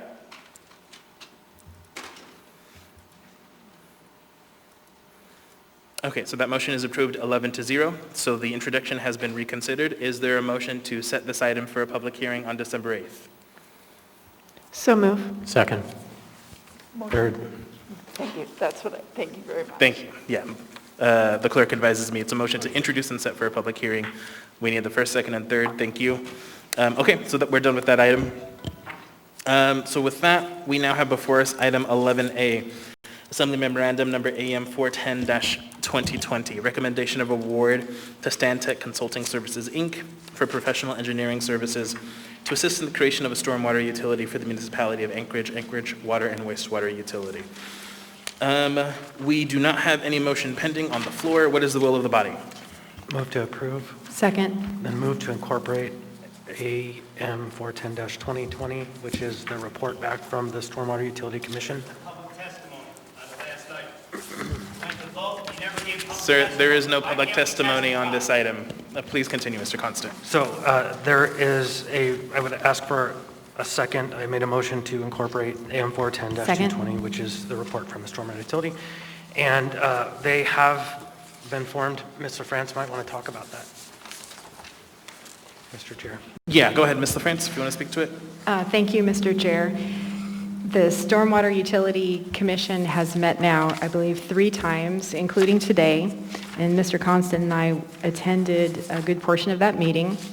And at today's meeting, the commission, after an extensive discussion about their role and some specifics concerning the Stantec Award, passed a resolution of support, resolution number 2020-01. And I believe that we should not just accept this, but approve the Stantec Award as well. And just wanted to also note that the commission is staffed with a pretty amazing group of people and a pretty deep bench of knowledge, and I'm looking forward to their involvement in this process. Thanks, Mr. Chair. Thank you. And so the clerk wants me to just make sure that the motion was a correct one. So the motion was to lay this on the table and supplement the record? Okay, sure. I would make it that. Thank you. Appreciate that. Did you want to speak to the motion, Mr. Constant? Yeah. Go ahead. What's really to the main motion or this, but what became clear today was that while we did our best in the creation of the stormwater utility, there are some questions about their mandate and mission in the code. And so I anticipate we've asked them to provide for us recommendations on how they would amend the code to make their work more effective. And so I do anticipate we will see an ordinance back before us that will slightly amend the stormwater utilities mission. And so I just wanted to preload that into the conversation. Thank you. Seeing no other discussion, is there any opposition to laying this item on the table and supplementing the record? Okay, seeing none, then the record is so supplemented. So now we have the main item before us. Did you? Yes, I have Mr. Constant and Mr. Dunbar on the motion to approve. Got it. Is there any further discussion on the main motion? Seeing none, members may proceed to vote. Mr. Peterson. Going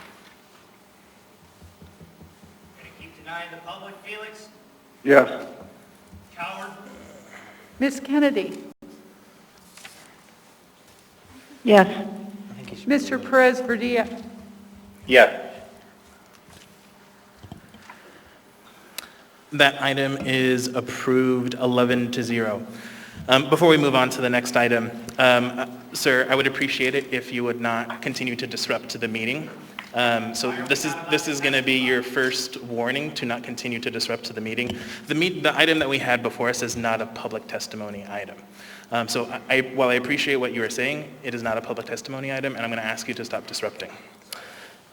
Okay, so the next item that we have before us is item 11B, ordinance number AO 2020-86, an ordinance amending the Anchorage 2040 land use plan map to change the classification of approximately 5.61 acres of land from compact mixed residential low to commercial corridor for tract A1 Adamsville subdivision, generally located northeast of the intersection of DeBar Road and Beaver Place.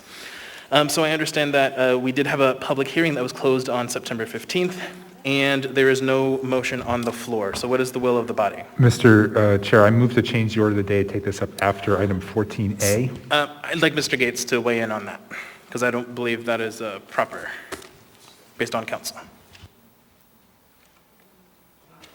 Mr. Gates?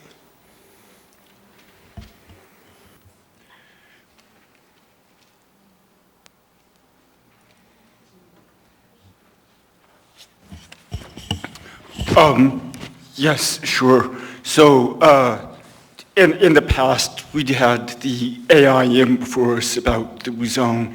Since it was just an informational memorandum, we looked at that first. This situation is different. We have the actual rezone in 14A, but that cannot pass unless the comprehensive plan is first amended. Otherwise, it's an illegal rezone. So 11B, if I've got that right, is the comprehensive plan amendment, which must pass first. And then you can consider 14A and you can pass it or not, but it can't really be considered at all. It's mooted unless the comprehensive plan is first amended by item 11B. And that's according to Title 21, and I consulted with the planning director on this as well. And I'll just go ahead and state for the record that I think in terms of discussion for these items, it's going to be practically impossible to separate the discussion on the items. So I am open to having a more free-form discussion on 11B and 14A, but I want to agree with council's advice that we should stick to the order. Did you have anything further, Mr. Dunbar? Yes, I just note I have an amendment to 14A that might impact people's decision on 11B. I don't know if, Mr. Gates, have you been able to finalize that?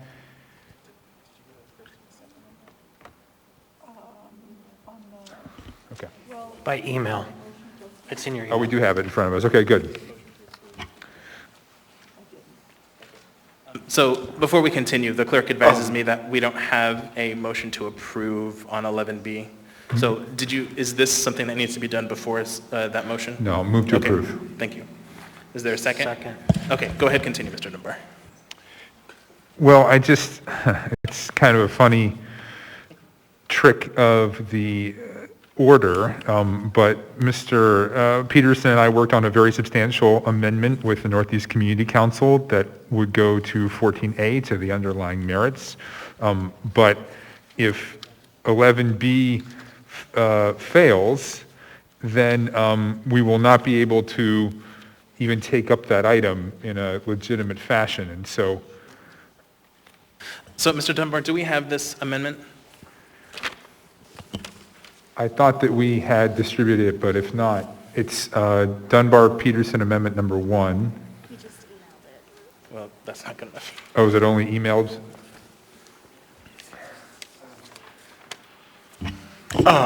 I apologize. I forgot to click print. They will be coming out in just a few minutes. Okay. Do we have it so we can put it on the projector? Travis, could you display the amendment on the projector, please? Thank you. And then we'll have copies for the members and the public here in a second.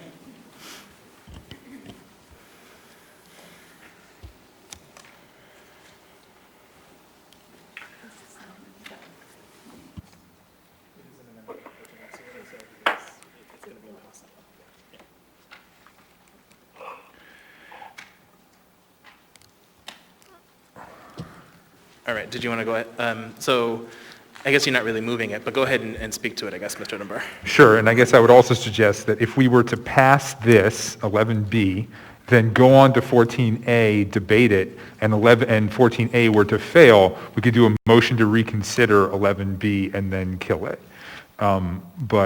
So my desire is to get through this and have the substantive discussion in 14A. I'll just say very briefly what our amendment does is impose a variety of special limitations, not all of the special limitations that would turn it into B2B. We left in a variety of residential uses because we believed that was what planning was going for. There's also a couple of suggestions having to do with site obscuring fences and that kind of thing from the Northeast Community Council. And it's all in this amendment. Thank you. Thank you, Mr. Chair. Mr. Weddleton? Well, this makes me nervous. It's a very complicated special limitation. In some of these, drive-throughs only on those lots with frontage on and access to an arterial street. So that would be the bar. And I thought we were hearing DOT doesn't want any access on there. Is that correct? Non-resident? I'm sorry, I couldn't hear you very well, Mr. Weddleton. Oh, I'm sorry. Well, I'm just flipping through it now. It's one of your conditions here in C, design standards, drive-throughs allowed only on those lots with frontage on and access to an arterial street. Right, that's because there is a small neighborhood street at the back side of the property, and that was one of the suggestions, I believe, that was suggested by the Northeast Community Council. Did we hear that DOT doesn't want people accessing onto the bar, and that this property would have to access off 12th or something? I don't have a recollection of that. It might be the case. Also for this item, just want to note for the record that we have Ryan Yale available to answer any questions as well. Yeah, I should also state, and we put it in the purpose and summary, the planning department is still opposed to this rezone, even if we pass this amendment. Thank you. Did you have anything further, Mr. Weddleton? No, thank you. Thank you. Ms. Zolotel. Thank you, Mr. Chair. Question for the, with regard to the amendment, because it interplays with the comprehensive plan. Section 3 indicates that it's only effective after the planning department has received written consent of at least 51% of the owners, so of the property within the area designated. So the nearby property, which would, I believe, is what would normally be noticed in such a case.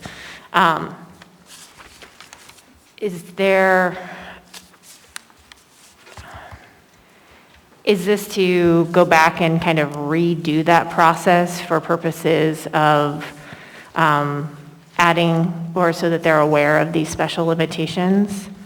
And is consent normally required?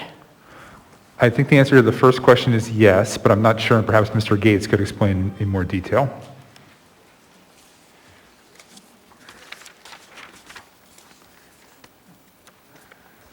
Could you repeat the question, please? Sure. Thank you, Mr. Gates. The Section 3 of the amendment indicates that consent of 51% of the landowners within a certain area would have to be obtained. Is that something that's normally required? And is this to take care of prior concerns about them being on notice about special limitations? Yes, that's boilerplate language that's been in a special limitations and rezones for years, and I pulled this language actually from a rezone that was last spring, I believe. Thank you. Mr. Constant. I might add that Go ahead. if I understood right about this particular area and this rezone, there's only one parcel and one owner, so that wouldn't be much of a issue. Thank you. Mr. Constant. Thank you. I will not be supporting the amendment. I think, and that's just a preview to my testimony on the item, I think the planning department is right. I think that we should follow the Planning and Zoning Commission and not de facto rezone to the B2, whatever this alternate zone is. And so I'm not a fan of de facto rezones. And so if that's what is intended, it should go back before Planning and Zoning. And they should deal with their process as they normally do in the normal course of business. Zoning changes aren't things to do on the fly, in my opinion. So for that, I'm going to suggest a no vote on the amendment. Just to be clear for the public and the body, we actually don't have the amendment before us, but because this is more of a free-flow discussion. Oh, I thought it was before as well. Either way, same position. Yeah. Okay, any further discussion? And again, this is just general discussion on the main motion, which is a motion to approve. Mr. Peterson.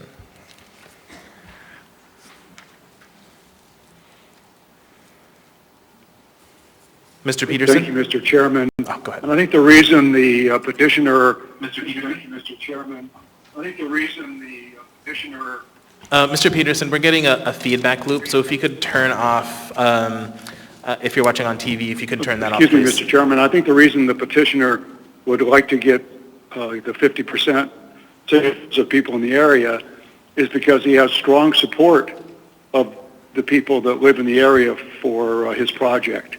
And he would have, from what I've been told, no problem gathering well over 50% of signatures from people who live in the neighborhood. Thank you. Thank you. Just for the members, if you can please make sure that you are speaking into your mics and speaking up, that would be helpful. Mr. Dunbar. Thank you, Mr. Chair. And again, I would urge my colleagues to support 11B so we can get to the substantive discussion on 14A. If 14A fails, then we can go back and undo 11B with a motion to reconsider. So please vote yes on this. Thank you. Just as a reminder, if any members would like to hear from planning staff, Mr. Ryan Yale is available to answer any questions. Ms. Allard. I guess I have a question for planning. but I could start off with Mr. Dunbar first. Mr. Dunbar, can you explain more? Did your city council support everything that was going on with, can you give me a little more background with your city council, or your community council, I apologize. The community council did pass a resolution in support, I believe it was last year. They met again and reaffirmed that they did not oppose it. There was one member who did, but they met in a small group separate from the normal community council, came up with some recommendations, and we tried to incorporate them into the amendment to 14A.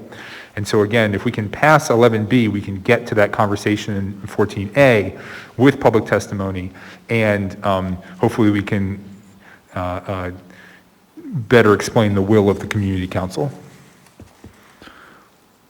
But the short answer is yes. Thank you. Thank you. Chair, can I ask another fellow assembly member? Sure. Mr. Constant, can you please speak? And I believe you disagreed with it. Yeah, so just on the fundamental principle is some folks have made a notion if you don't intend to vote for the underlying item, then it's not the best policy to vote on the amendments unless there's a reason. And so for my part, I think that this whole process was denied. It was recommended to be denied with prejudice by our professional teams and the volunteer citizen groups that work closely on these questions. And they have the opportunity to go back if what they want is another business designation. They should ask for that instead of asking for this broad thing that fits that they have before us, but restrict everything so that it's actually this other zone to make it more palatable to people. It just creates on the map problems, and it's not the best policy. And so it's hard for me to describe that. Mr. Yell could probably do that better, but we'll wait until we get through this to the next one, I guess, back to this if we do. I don't know. But I don't recommend a yes vote. Okay, Chair, now can we call in planning and zoning? Sure. Yes, Mr. Chair, this is Ryan Yell with the Planning Department. Thank you. So I guess my question would be, are you in agreement, or what is the rule on this as far as moving this forward? Can you tell me a little bit about the current rule on it, please? Sure. Thank you, Ms. Ellis. So through the chair, the Planning Department in no way supports this action. We recommend strong denial of this item that is before you, and make no mistake that this item is being sort of framed as a way to get through to the discussion about the rezone, but this decision is just as impactful as the rezone. What you are doing is you are amending a 20-year document, the land use plan map of Anchorage 2040, to change the classification of a 5.5 acre parcel from residential to commercial corridor. So essentially you'd have this land use designation dead center in the middle of a neighborhood center, which does not make any sense. And we strongly urge that you deny this comp plan amendment, and we would encourage the applicant to then reapply for a more compatible request. Thank you, Chair. Thank you. Mr. Weddleton? Oh, thank you. I want to say one thing for clarification, moving back to the amendment that Mr. Dunbar had brought up for discussion. And I think this section 3 is just standard wording for any rezone. And the 51% means of the owners of the area to be rezoned. Did we make that clear? I think Mr. Peterson suggested it was the neighbors voting, and that's not correct. Okay, you know, I'll oppose this so that we can move quickly through our evening. Well, that we will be able, not so why, but, you know, the Planning and Zoning Commission, you know, denied it, and they're, you know, I think I lean heavily on their opinion. The Planning Department denied it. You know, this is a smart businessman who came in to buy this, knowing full well the zoning and what it would allow him to do and not to do. So, you know, if he actually has made the purchases or has just a contract for it, he knows what he's doing. And this was a gamble, and I don't think it would work for him. You know, we should deny the change of the land use plan and then afterwards the rezone. Thanks. Mr. Rivera? Thank you, Madam Vice Chair. So I wanted to get a better understanding on process here. So I understand that 14A, if we decided, we could remand that back to planning and zoning. Is that the same for 11B, this item? Can it be remanded, or is it just an up or down, yes or no vote?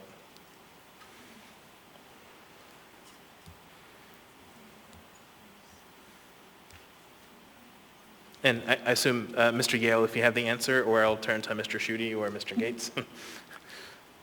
Oh, sure. Thank you, Mr. Chair. I wasn't sure if that question was directed to Assembly Council or to the Planning Department, but of course, the Assembly does have the option to remand a rezone request back to Planning and Zoning. However, they can only remand the request that's before them. Planning and Zoning Commission does not have the ability to change the nature or the scope of the request.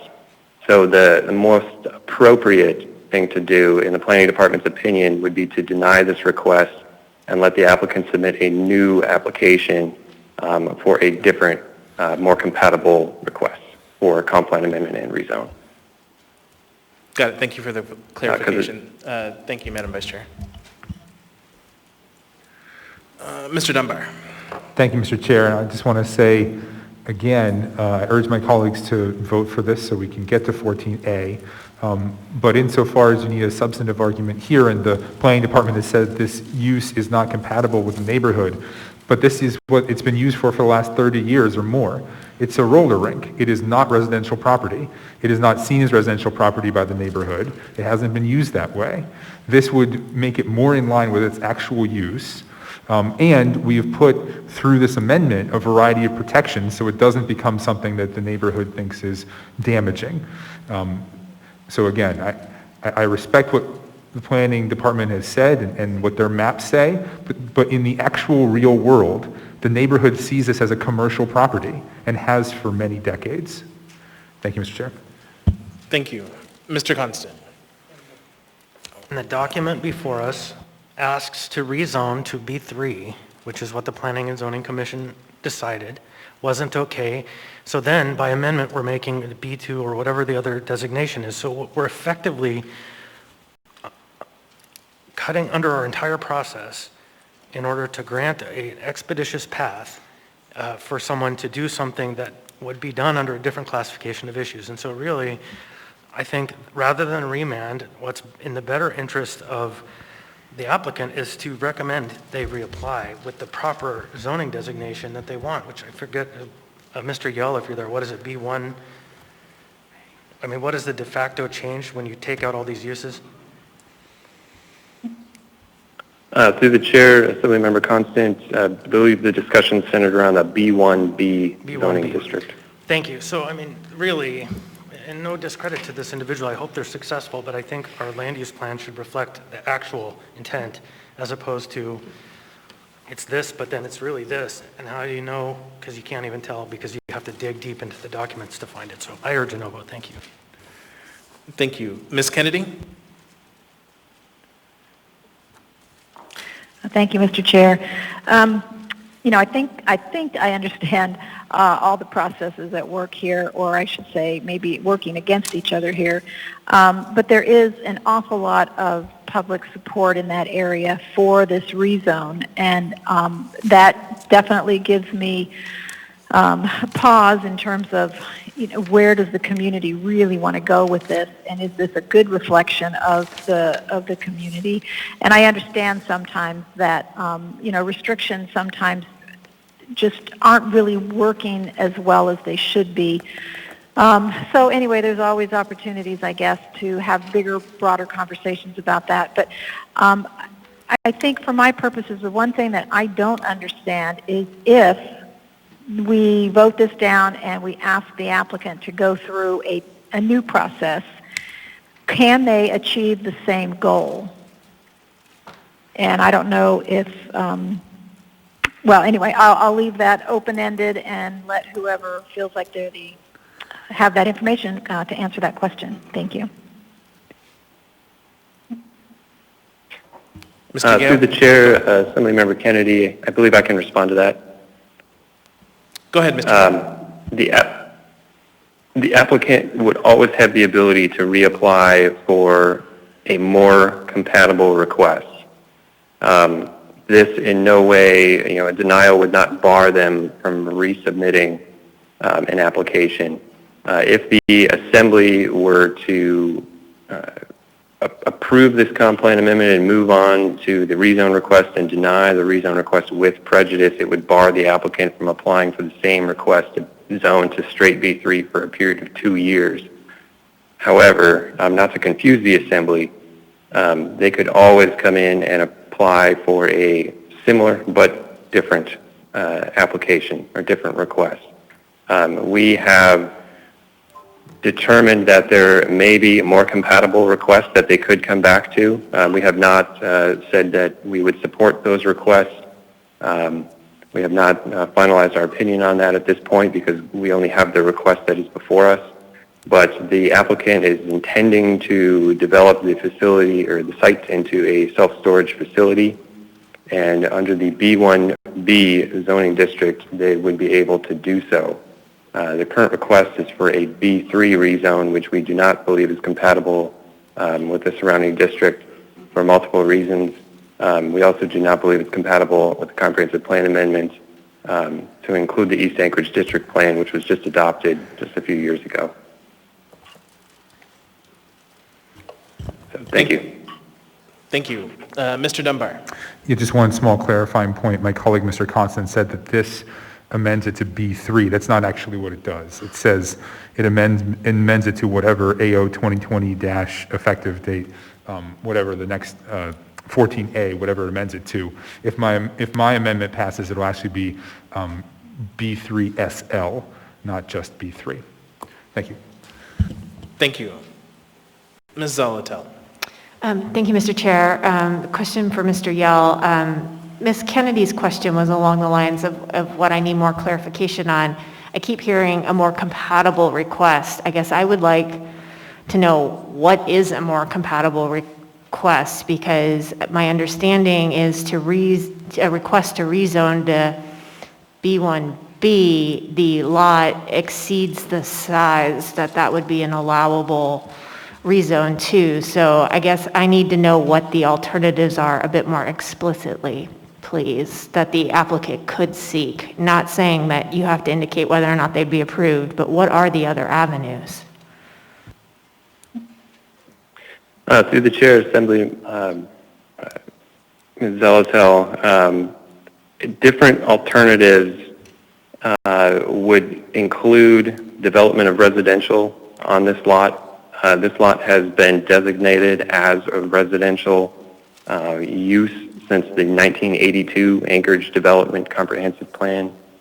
It has kept that designation up until the most recent adoption of the Anchorage 2040 Land Use Plan. There may be the perception that this is a commercial use because the roller rink has been there. However, the roller rink was developed on that lot prior to when the northeast side of town even had zoning. So it is a grandfathered use that has been allowed to remain until it ceases use. So that's why there may be the perception that it is a commercial parcel, but it is in fact designated residential, and it's had that designation for the last 40 years. A more compatible request would be one that incorporates residential and one that is less impactful on the surrounding R2N zoning districts. But the applicant has chosen to not include a residential component at all in their request, as well as the special limitations that are being proposed. I do not believe incorporate any type of residential use either. So in short, it's difficult to give you a very specific answer, but speaking broadly, a more compatible rezone would be one that didn't result in any net loss of residential dwelling units within the Anchorage Bowl, and one that was more consistent with the goals and policies of Anchorage 2040 and Anchorage 2020. Thank you. Thank you. Mr. Constant. Thank you. And to respond to the reframing that this is B3SL as opposed to B3, it's B3SL equals B1B. When you take out crematorium use and the aquarium use and the boarding schools and the vocational trades and health and hospital, public safety, et cetera, et cetera, et cetera, 30, 40, 50 items that are restricted, you suddenly become another zone, even though you have this designation of a different zone. And that's what causes people 40 years from now to wonder, how did this ever become like this? It doesn't say this, it says that. And it makes it hard to plan, and it makes it hard to develop in a consistent way if you're granting a B3 zone that's actually a B1 zone. Who's going to know that? And so our intent, I believe, is to use our process effectively and cleanly so the public can understand what actually is reflected in our documents. And so to my end, again, I would suggest we vote no and let them come back with the B1B proposal that doesn't allow all of these things and does allow the things that are more compatible. Thank you. All right, with that, Sure, go ahead, Ms. LaFrance. Thank you, Mr. Chair. Just a little more clarification on the zoning options as far as a more compatible request per Ms. Zelatel and Ms. Kennedy's questions. Does that mean with a B1 zoning, it is possible then to have a self-storage facility or not? And I guess that would be to planning. I just want to make sure I'm clear. Through the chair, Assemblyman Member LaFrance, this is Ron Yale with the Planning Department. B1B, which is a alternative to this B3 request that is before you, and would be a less incompatible request, does allow for the development of self-storage facilities. Thank you. Thank you, Mr. Chair. Thank you. Seeing no further discussion, members may proceed to vote. And this is on the main motion to approve. Mr. Peterson?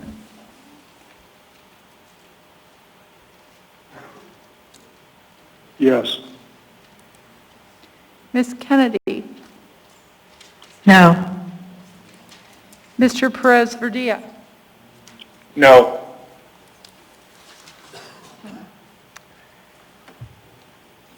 You can't vote? Okay. Mr. Chair, Ms. LaFrance can't vote on her system. Can I ask her to vote audibly? Ms. LaFrance? How do you vote? No.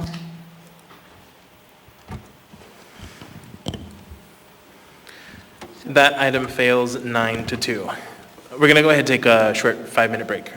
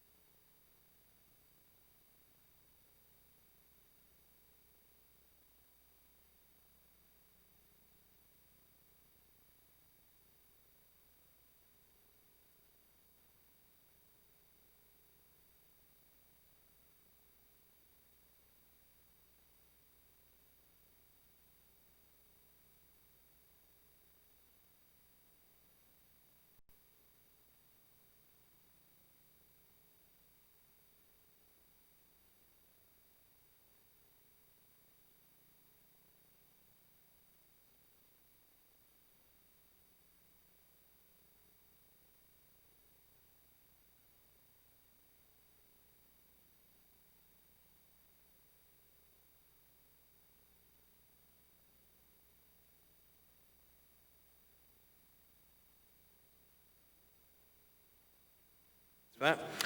So the next item we have before us is item 14A, ordinance number AO 2020-100, an ordinance amending the zoning map and providing for the rezoning from R2M to B3 for Tract A1 Adamsville subdivision, generally located northeast of the intersection of DeBar Road and Beaver Place. Public testimony is now open on this item. Would anyone like to testify?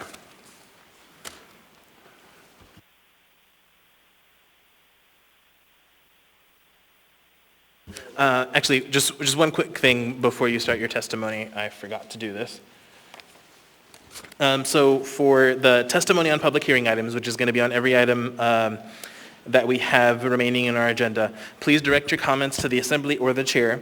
Please give your name at the start of your testimony. You will have 3 minutes to testify.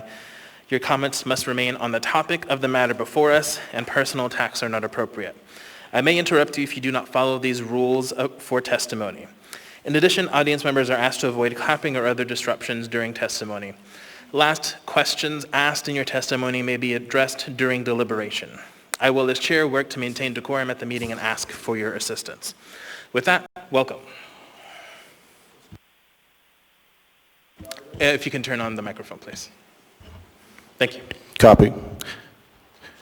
What's crack-a-lackin'? My name's Dustin Darden, spelled D-U-S-T-I-N-D-A-R-D-E-N. I'm here testifying on behalf of the people of the municipality of Anchorage, Infowars.com, and everything that is good and holy under the name of Jesus Christ.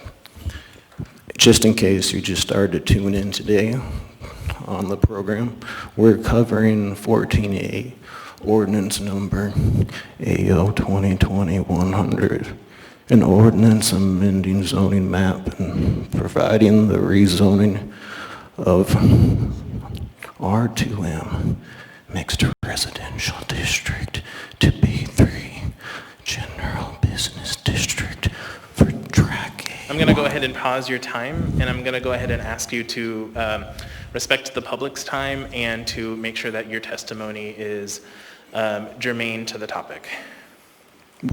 Would you prefer me not read the content of the testimony, sir? I will go ahead and pause your time one last time. The title has already been read, so it does not need to be read again. Thank you. Very good. Thanks for the clarity, Mr. Chair. I move that I urge, as a resident and as the gentleman, the professional planner stated, that Ms. Allard contacted. He works for the municipality, gets paid by the municipality. He doesn't agree with the last ordinance, but this specific ordinance is something separate, which I'd like to speak about. I was here since 1983, so this thing was here 1 year before I was a residential member of the society. I've been here the whole time. But if you do push to move this, which I hope you don't, I would push for an amendment. My microphone's kind of messed up. I would push for an amendment that we make an amendment to 14A so that if any cellular towers are to be installed in this district that would produce a 5G radiation, that this be inclusive in this, because you're talking about doing something that would impact commercial use versus residential in the close proximity that could potentially cause damage to the brain. 5G was originally implemented as a militarized weapon, now being rolled out. So for this specific item, I would also advocate for an amendment to include water filtration systems, which would remove hexafluorogates that are synthetic fluorides, not like your toothpaste, so children do not get cancer along with elderly. Thank you for your time. Thank you for your testimony. Would anyone else like to testify? Welcome. Hi. Okay, Cassie Fretwell, and I'm looking at the rezoning paperwork here, and as of April 2019, there was a poll taken, and one of the people listed on here hasn't lived at that address in 4 years, nor was she ever really approached. So I move to say that this is all invalid. It's fraudulent. And that's it. Thank you for your testimony. Welcome. Niall Williams, represent 1776 Alaska, the people of Anchorage, and everything good and holy in the name of Jesus Christ. Within this document right here, we have a ton of different things. I mean, it's a monstrosity. First of all, we're talking about huge money here. We're talking about taking over a parcel of land, and they listed 30 some odd things of uses that you couldn't do. Why not just come out and say what you want to do with it? Well, that's because you're hiding it. Now, if you wanted to do a residential area, why would you put it near a highway? I don't know. Seems to me like you'd want easy access in and out. It also says in this document that, quote, there's only one road in. There's already fences. Then it shows a nice map of what the property might look like. Yeah, they're saying it's like a self-storage or something like that. That's not what it is. It's going to be a jail. But the fact is, you think you're building a jail for us? You're going to be the first residents of it. All the Anchorage attorneys, you're going to lose your bar. You're going to lose your bar licenses. Sir, I need you to keep Slivka, sir, you're going to lose. Sir, I need you to keep your testimony germane to the topic, please. Thank you. When there's criminality going on, then it is on topic. This is a shell. Sir, your testimony is not on topic. I'm going to have to ask you to end your testimony.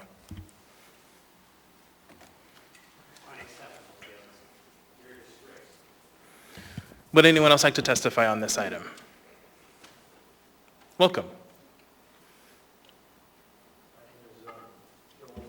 If you can turn on the microphone, please. It's the yellow one. Thanks.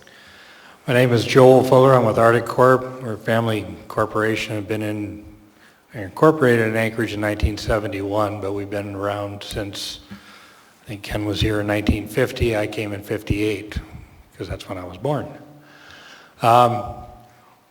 We have purchased this property with the thoughts, two thoughts. One, that it had been zoned in error as an R2M because it had always been a commercial. It was commercial before unification, so there was no municipality of Anchorage. The city of Anchorage had city limits, and this was outside of it. So it's part of the greater Anchorage area borough.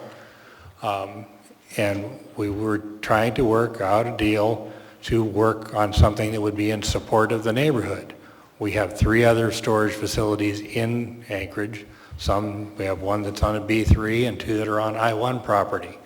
So that we knew we had to rezone to do that. The B1A had specific limitations of size that did not allow anything more than 2 acres of contiguous B1A property in the town. Somehow we missed that the B1B would be an eligible use, but the planning and zoning has been very obfuscatory about any use other than pure residential. Although B3, B1B both would allow for at least as much existing residential use development as is under the R2M, if it were to become necessary and fit the market. So we will attempt to try and do a B1B if that's the pleasure of this body, and which appears because they turned down the other proposal in the previous section. But I expect to see the opposition of planning and zoning as stringent to changing to B1B as they were to the B3. I hope not, but I fully expect that. And I would hope that I get some support from other areas, as we have the support from the community. And I don't know who the lady said was a non-resident or that had signed that. But we were there at the facility. Please don't interrupt. Other people are speaking. But we will continue to expect, we Sir? will continue to Hold on, expect sir. I'm the going same to support. pause your testimony, sir. Sir, this is your last warning. You are disrupting not only the work of the body, but other people who are here, who have waited here this entire time and are trying to testify. So if you cannot get your act together, I'm going to ask you to leave. Please continue.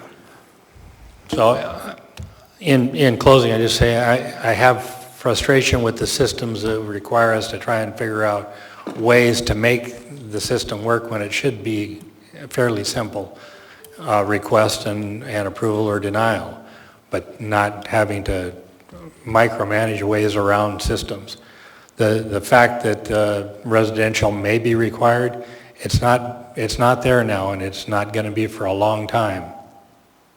Thank you. Thank you. I actually have a couple folks in the queue for you. Mr. Constant. I'm sorry, I'm not sure why I'm in the queue. Thank you. Mr. Weddleton. So Mr. Fuller, why not build, R2M lets you put a lot of housing units in there. You guys are smart business people. Is that simply not something you'd ever consider? I mean, that's how it goes easy, is if you come in to do a project that matches the zoning, then it's, well, probably always complicated, but not nearly as complicated. In my view at this time, if we tried to develop that entire parcel as a R2M and in what it would take to develop and the costs involved, I don't think we could make a return, and I think it would be a failure as a project. It's right on the commercial strip. There's a commercial right next to us. Almost all the residences on the east side have already been converted to commercial as well. So right on DeBar Road is not a strong benefit for a well-developed commercial residential area, unless you want to do, some really strip apartment buildings, and that's not what the neighborhood wants either. They were very specific that they did not want anything like that. Okay, all right, thank you. Thank you. Thank you for your testimony. Would anyone else like to testify?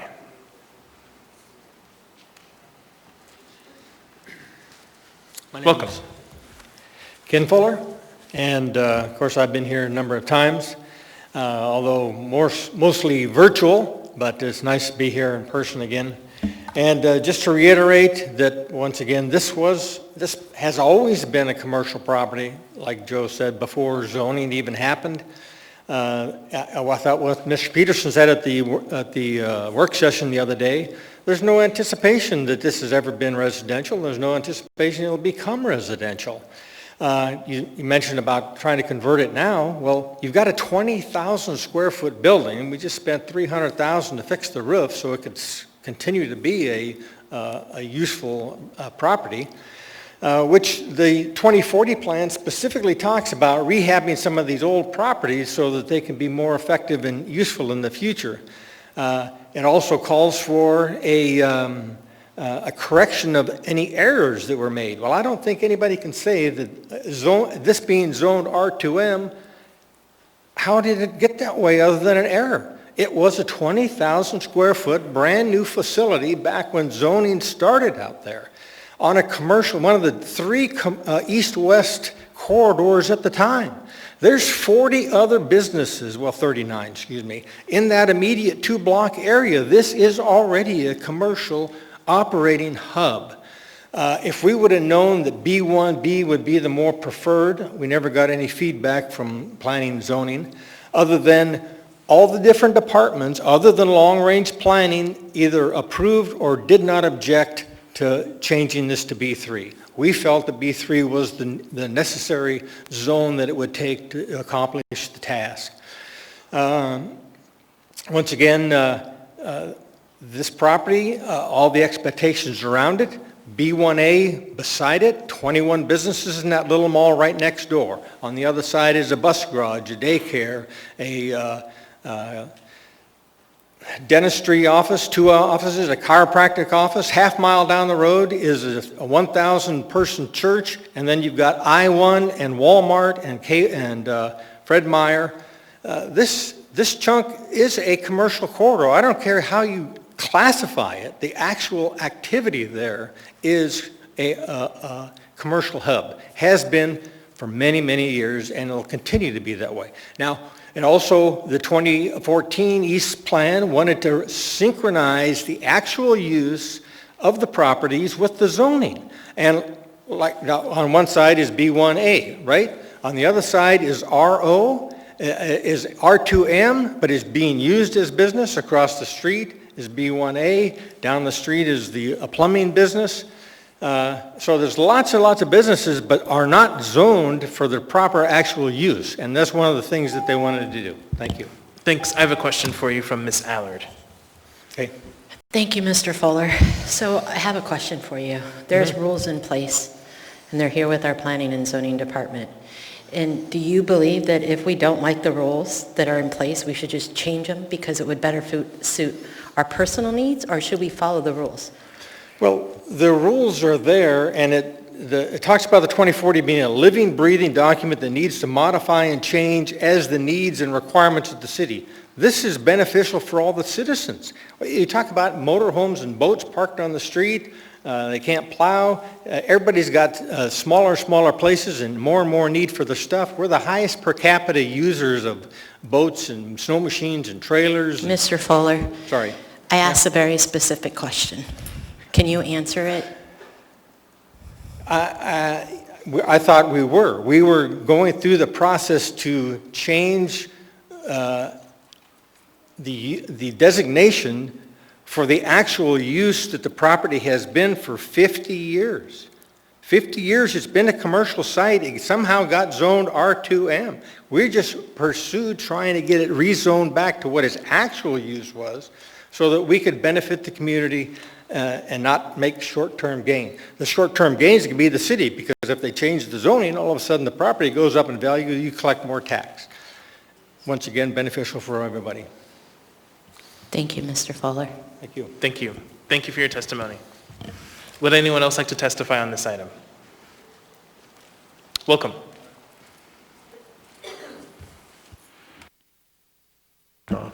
Can you hear me okay? My name is Eugene Carl Haveman. I represent myself. Follow the public process. When the public process done appropriately, the decision made by the governing body is more likely in the public interest.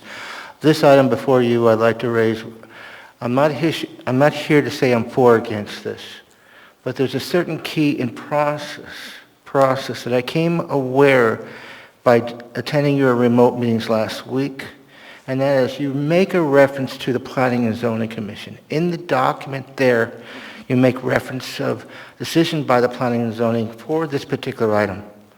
But what is not said here tonight is this situation.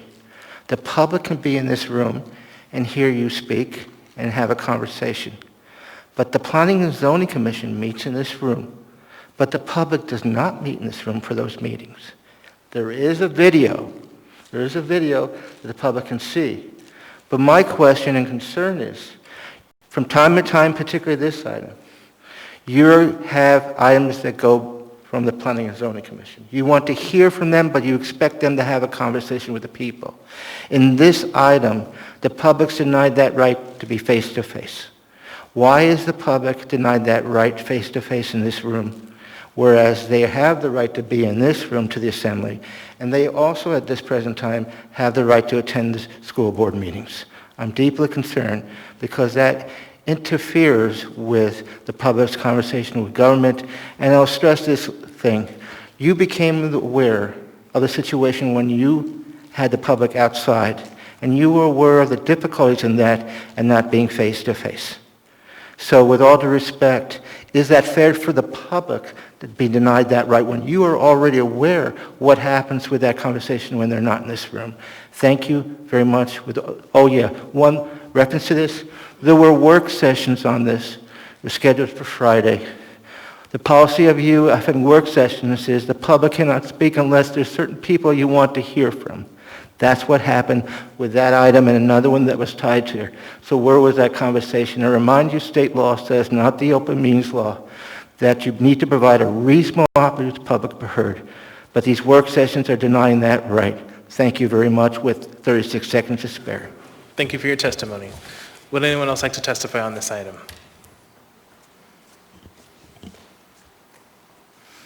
Welcome.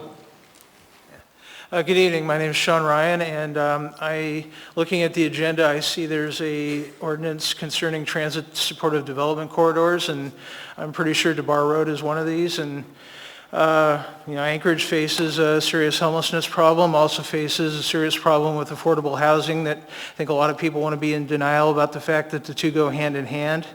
And so I can't see. I can't see necessarily the need to remove more residential land from the from the available stock there.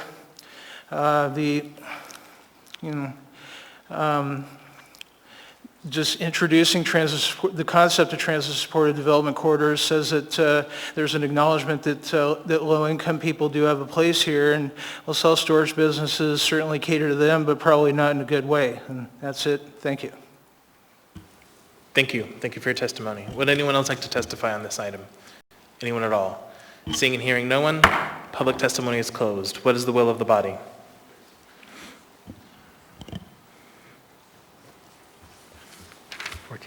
Move to postpone indefinitely. Is there a second? Second. Moved and seconded to postpone indefinitely. Do you want to speak to it, Mr. Weddleton?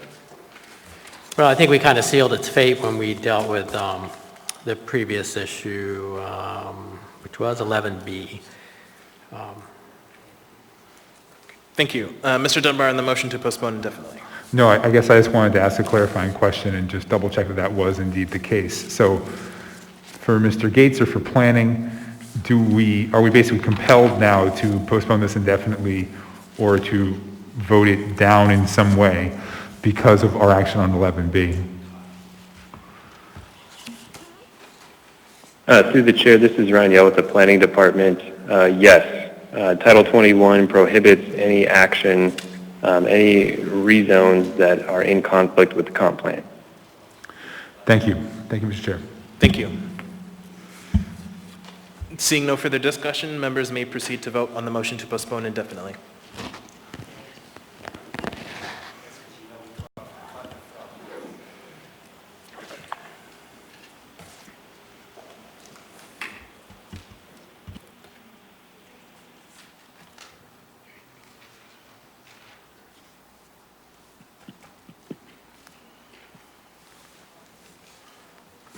Mr. Peterson on the motion to postpone indefinitely. Mr. Peterson on the motion to postpone indefinitely. Yes. Ms. Kennedy. Yes. Mr. Perez Verdia. Yes.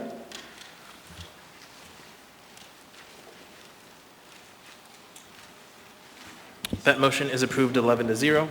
Next, we have item 14B, ordinance number AO 2020-109, an ordinance of the Anchorage Assembly amending Anchorage Municipal Code chapters 3.20, 4.70, 26.10, 26.20, and 26.30, governing the municipality's provision of electric utility service. What is the, public testimony is now open on this item. Would anyone like to testify?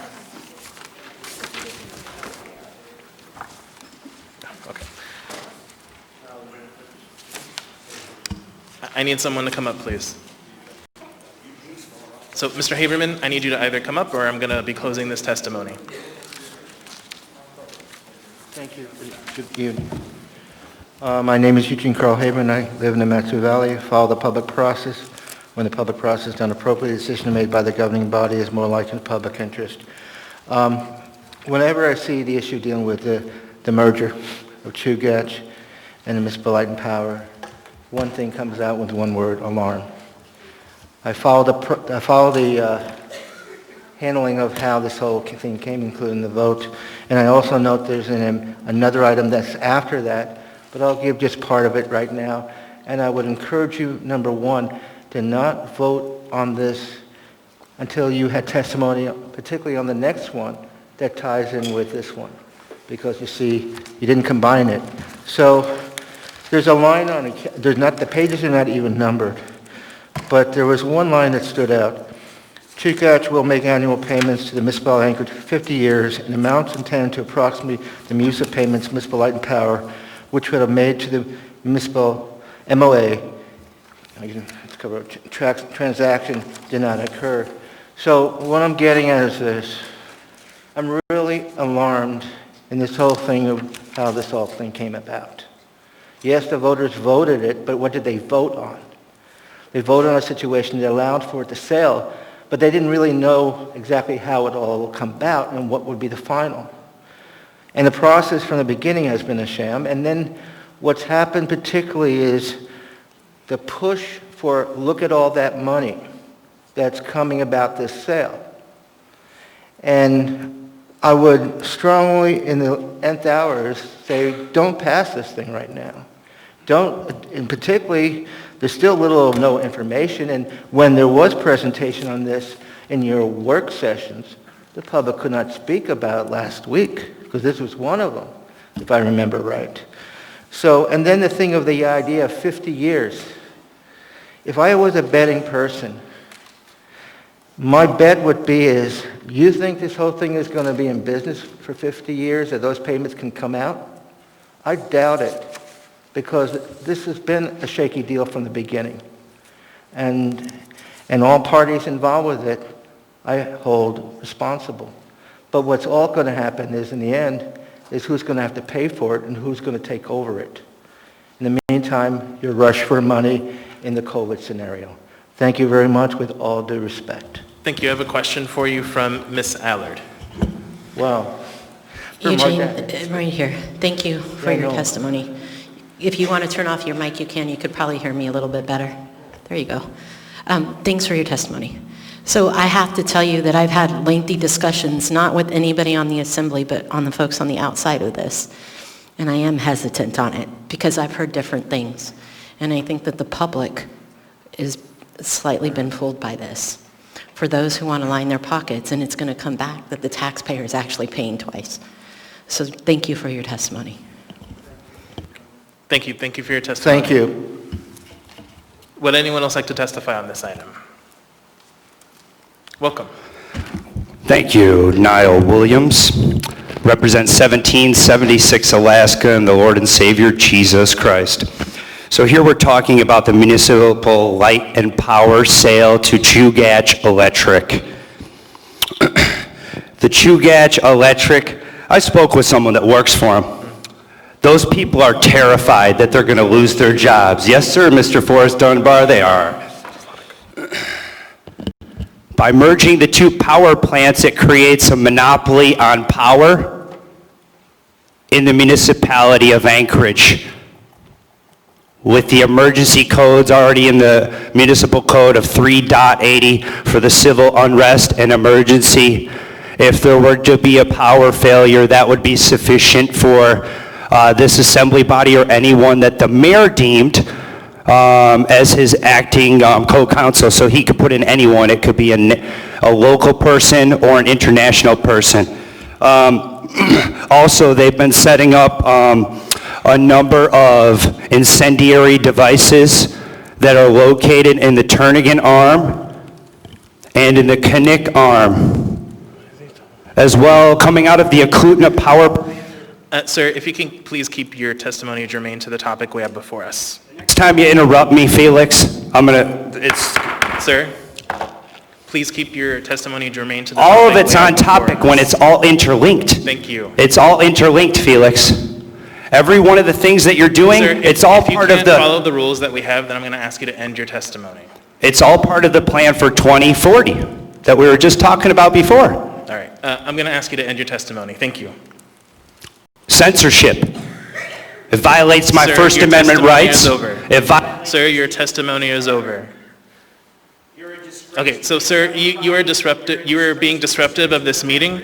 So I am going to make a ruling that you cannot testify on any other items that we have. I'm going to ask you to either sit down and not disrupt the meeting, or to leave. So if you can sit down and not disrupt the meeting any further, then you are welcome to stay. Thank you. Then I will ask you to leave. Welcome.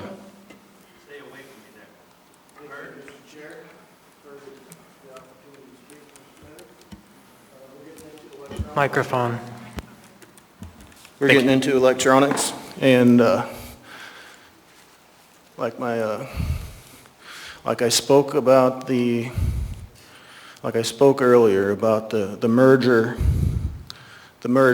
of MLMP and Chugach Electric, and how this 14B is directly related to that, and the dangers of monopolies. I want to spend a little bit of time on the dangers of monopolies and what this could do. When you monopolize a power grid through the United States of America with major bankrollers like George Soros, people with mad wads of cash, and you start monopolizing power, you could come up to, say, like a presidential election, and you could flip a switch, and then there could be mass voter fraud, and you no longer have power. So municipal light and power in ordinance, the direct part I was talking about was in the AM. If you look at AM 580-2020 directly, if you read under that paragraph, it speaks largely on the scope of energy, and it was a massive discovery when electricity was first discovered. I mean, we make electricity out of so many things.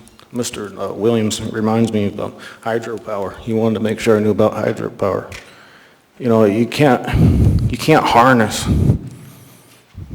energy without letting it go. And energy produces power. You know, if you really want to take it back in the day, a man would go out with a sharp axe and he'd chop wood to provide heat to his dwelling. You always need a fuel to produce energy. And energy is something that we here in Alaska greatly appreciate when the temperature dips below the freezing point, which is 32 degrees Fahrenheit, which we use here in America. Australia, they use Celsius, and that would be 0 degrees Celsius. In Australia, they have contracted, and the danger of this, it relates exactly to this, what we're speaking about. The communist Chinese have been contracted to put people in prison in Australia that don't have masks on, in Australia. Thank you for your testimony. Welcome. Yeah, you're not going to say that in a minute, probably. That's okay, though. So in regards to this, I would like to understand more, why exactly are you guys... Could you state your name for the record, please? Sure, Noria Thanks. Clark. Thank you. So one of my issues with this... And sorry, could you speak closer to the microphone? Thanks. Trust me, you don't want that, but okay. So in regards to this, one of my biggest issues is, so far you guys have been imposing taxes on us constantly. Right now, what I'm paying in property taxes alone in Jewel Lake, yeah, that's right, look at me. One of the things is, like, I could buy a new car for that. And then there's the 10 cents for the gallon of gas, right, that you guys put on top of that. Then there's the thing with the grocery bags all of a sudden. You pass all these things behind our back. So what's up next with this? Where is the marijuana tax? Like, you guys are pulling in, what, close to $1 million a month in marijuana tax? How are things not being taken care of in our municipality? How are there parents who are having to pay for their kids to go to school to play on a computer, and the school that I pay for when I don't have kids? So the big issue here is, now if you guys have control of our light and power, when now does it end? Where do you guys stop taxing us for ridiculous things? I mean, what's next? Like, where is the 10 cents a gallon? Show us the budget. Where is the marijuana? Like, where is that tax? I don't care about marijuana, not my problem.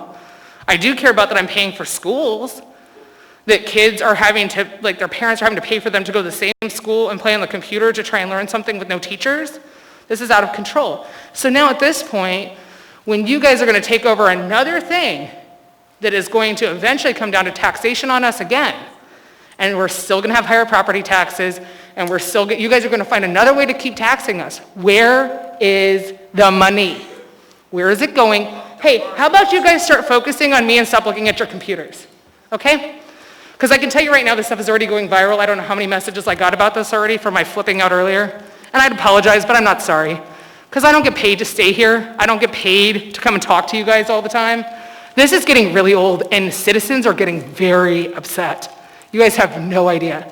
The mail-in ballots that allegedly were supposed to come out in the beginning of the year, never got mine. I keep never getting mine. How is that? Ma'am, if you could please keep your testimony on topic. Okay, so this is on topic. This is on topic because how am I supposed to be able to vote for you? And why are you trying to take over something else that once again is going to cause us more taxes? So if you could please keep it germane, thanks. No, I am. I'm sorry, what? So if you could please keep your testimony germane to the ordinance that I we have before am. us. This all ties together. At this point, how is this money to be spent? If you guys were to take this over, how is that supposed to help us as citizens? And what happens to the taxation? Because that's the infuriating part. You guys keep saying you're going to lower property taxes, things will get better, things will get better, but yet you keep charging us more money. So tell me how this is going to work out well. I feel like it's not. Thank you for your testimony. You're welcome. Welcome. Thank you, Mr. Chair. Dustin Sherman. I want to first off start and say I oppose 2020-109. I think I've covered here before that I actually had lived in the state of California for a little while, and there's a utility company there called PG&E. It's an electric company, and they are literally the only electric company in the entire state. Now, when California had all their major wildfires, I was there, and most of it was PG&E to blame. They ended up getting sued, and now they're bankrupt. You have to continue to allow several different utility companies, or you're going to end up without one. That's all I got. Thanks. Thank you for your testimony. Would anyone else like to testify on this item? Anyone at all? Seeing and hearing no one, public testimony is closed. What is the will of the body? There's one more person who wanted to speak. And who would that be? I don't see anyone in line. Oh, okay. You got to be quicker at the draw, Great. but I saw your hand, so please. Sorry, Mr. Chair. Welcome.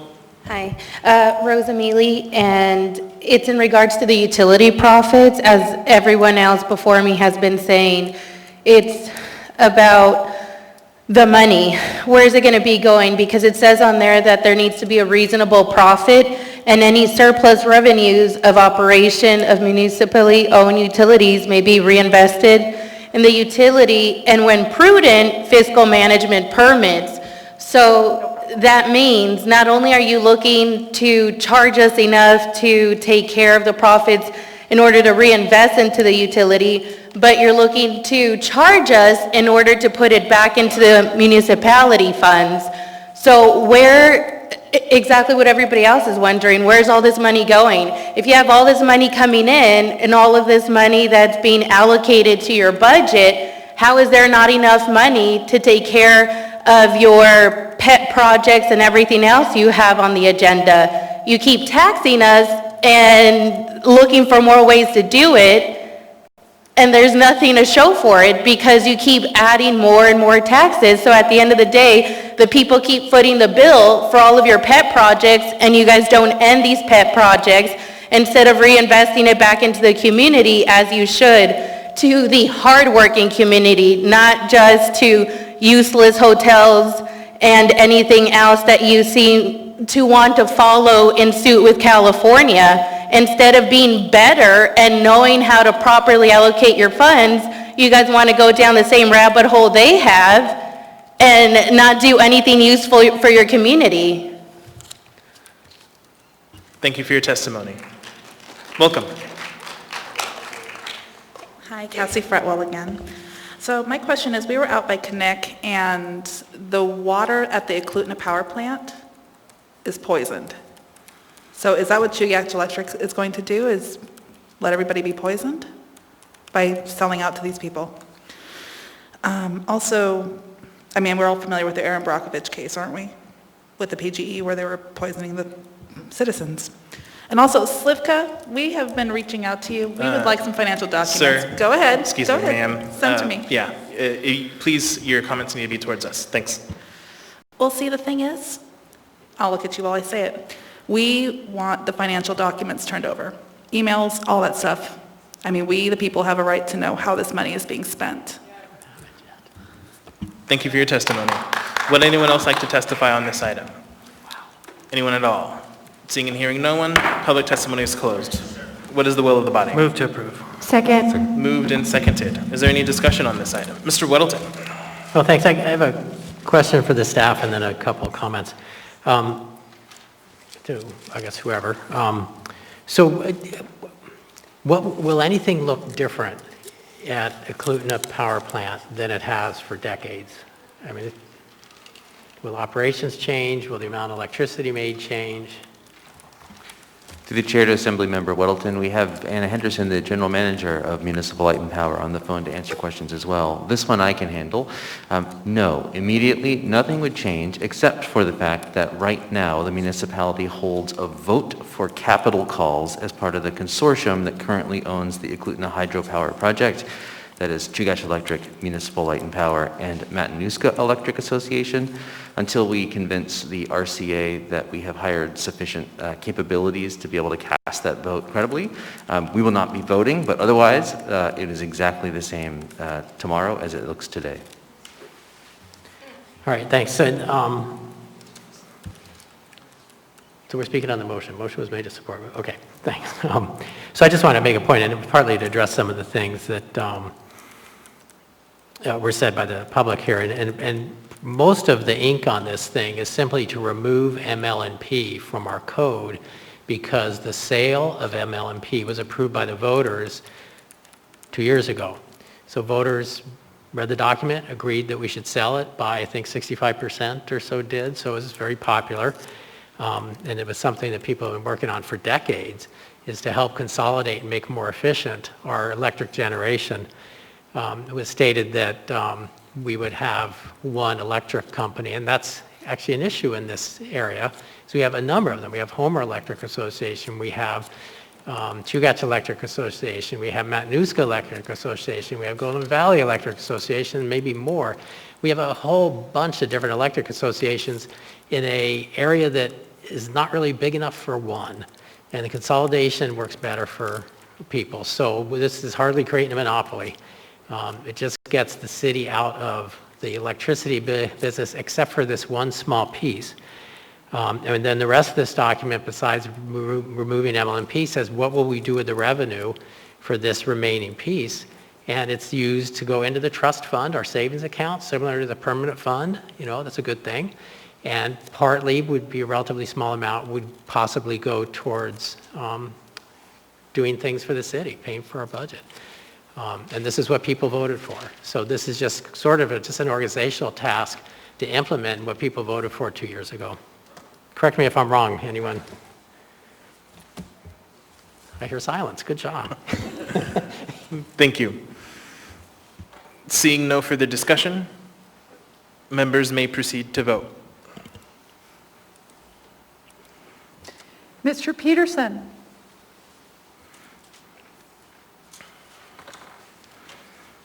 Yes. Ms. Kennedy? Yes. Mr. Perez Verdilla? Yes. That item is approved 11-0. The next item we have before us is item 14C, resolution number AR 2020-360. Resolution of the Municipality of Anchorage, Alaska, appropriating proceeds of the sale of substantially all assets of Municipal Light and Power to Chugach Electric Association, Inc., pursuant to the Anchorage Municipal Charter, appropriating ML&P's unrestricted cash and approving payment of municipal debt. Public testimony is now open on this item. Who would like to testify? Sir, my apologies, but I did make a ruling that you are not allowed to testify on any further public hearing items. Thank you. Welcome. Good morning. If you could turn the microphone on. Good morning. It's easier to say, and it comes with bacon and coffee. My name's Dustin Darden, spelled D-U-S-T-I-N-D-A-R-D-E-N. I think I spelled that right. I don't know. I'm kind of deprived of oxygen in the moment. So we're talking about an ordinance here at the Municipality of Anchorage, once again. And I completely forgot. You just read what it was, and Mr. Chair, could I ask, please? I honestly, I'm not lying. I forgot what. Could you give me a brief discussion of? Because this one's very important. Could you please give a quick summary? It's up there now, sir. Oh, there it is. So, yeah, we're gonna be taking the municipal. Oh, okay, we're merging. We're doing a merger. Thank you, Mr. Al. So we're doing a merger, and it does tie into this.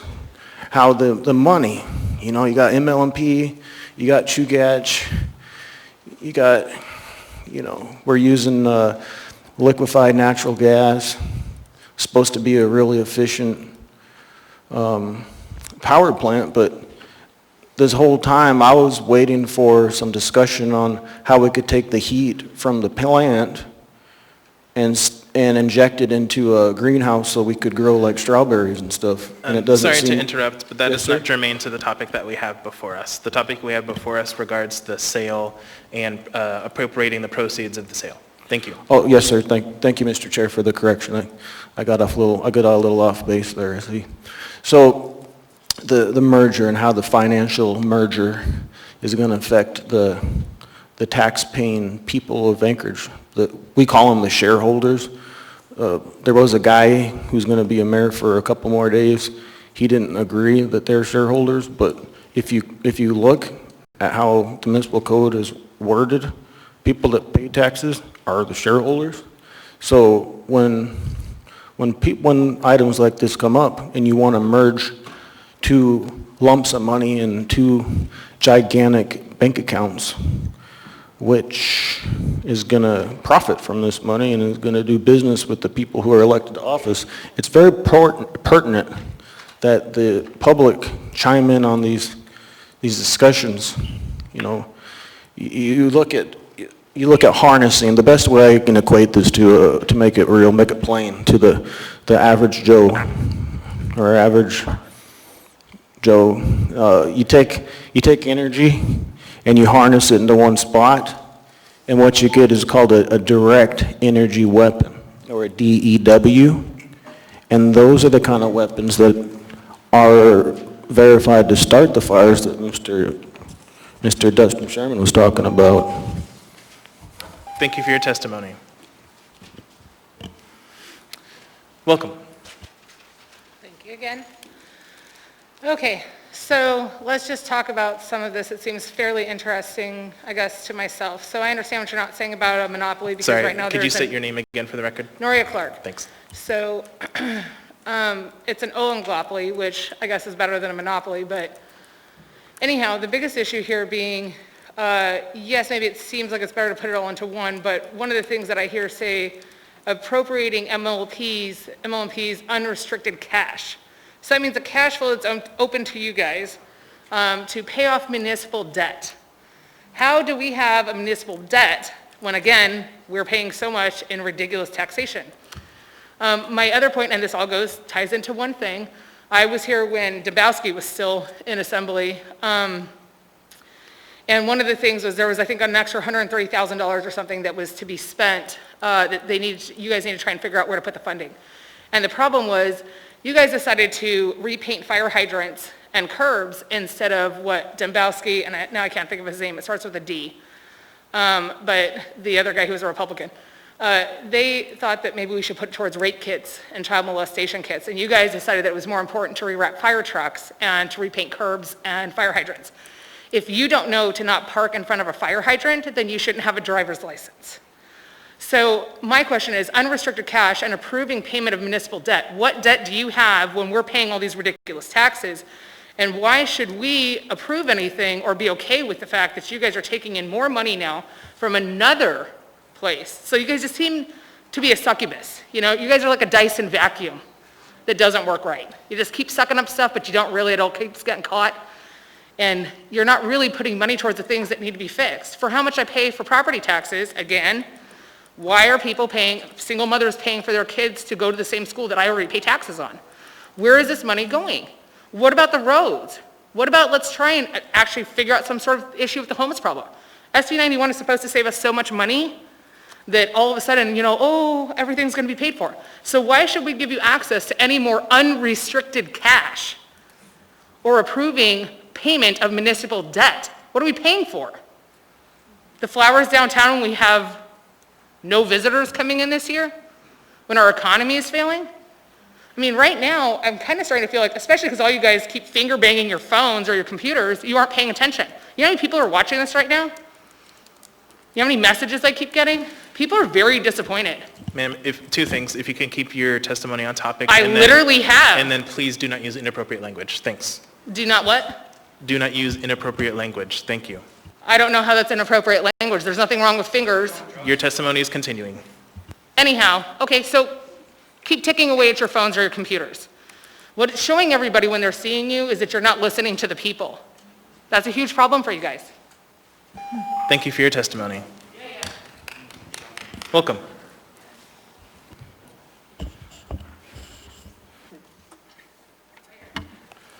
Can you hear me okay? My name is Eugene. Yes, we can. My name is Eugene Carl Haberman. I live in the Matthew Valley. 43 years Alaska resident and 20 of those years resident in Anchorage. Now you're talking about how you're going to distribute the monies that you get from the sale. That's what this is about. As simple as that. You agree to the merger and you get the money, or you haven't really gotten it per se, but the fact is you've got a plan to how you're going to spend it. But what we have here is, what is that plan? Where are the details? The very details to specifics of where you're moving the money. And did you give a fair chance to the public to look at those details? Because there's not much details in this document. But let's be honest here, with all due respect to everyone in this room. What are you really looking at? For those in the public don't realize the schedule. You're about to enter public hearings dealing with the budget. The budget is right around the corner. So there's pressure among you all to get this deal done so you can move money over as quickly as possible. Maybe not the day you approve the budget, but the fact that it's there and ready to go. That's what it's about. But I'm deeply concerned, deeply concerned that the state of our economy in this country, in this community, in Alaska, doesn't look rosy. So there's a pile of money coming in, but that very pile of money that you're seeing is short term. It's here, but what about tomorrow? And you're going to run with this money. And that's what's going on. And this is not the way to go. This isn't the way to do business. And it's going to be looked at by your decisions here tonight and how you handle this deal and how do you handle the proceeds.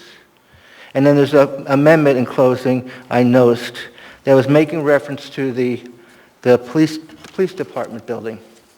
And it was mentioned in the many meetings I attended, that was referenced that you cannot use the monies dealing with the police to buy out that deal. And what was not coming out, that should come out, is you're making decisions of how to deal with the monies. But what should really come out is a real examination of the current debt here and the obligations of the city.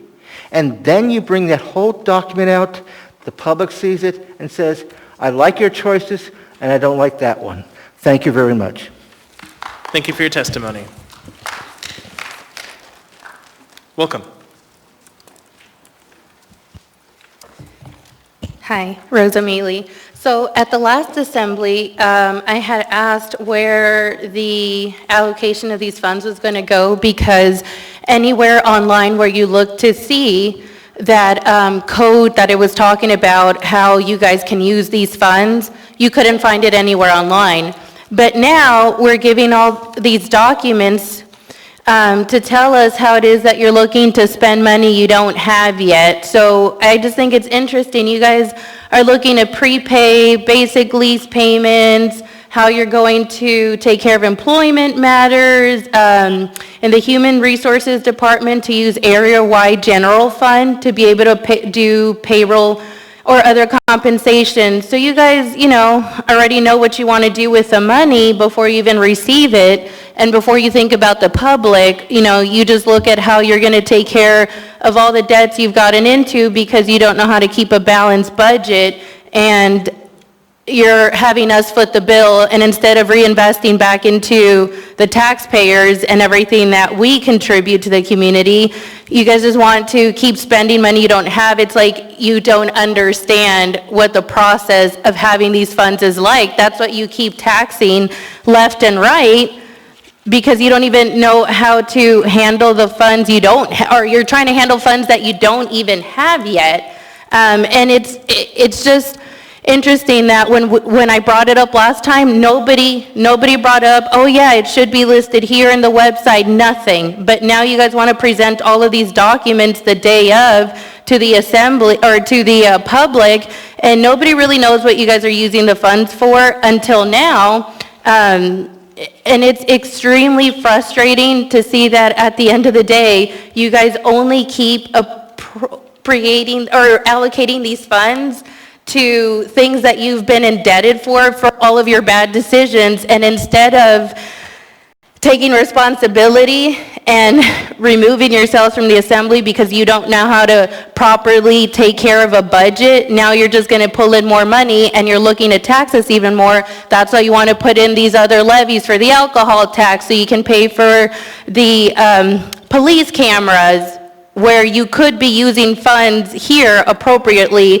I don't understand why you guys think that bringing in more money, taxing the people, is not going to get you to, you're waking up a sleeping giant, first of all, because those of us that never wanted to be involved are now involved and involving more people. So the more people start seeing that you guys don't know how to properly allocate your funds, the more you're going to keep waking up the public to this, and you're going to have a lot of things to answer for.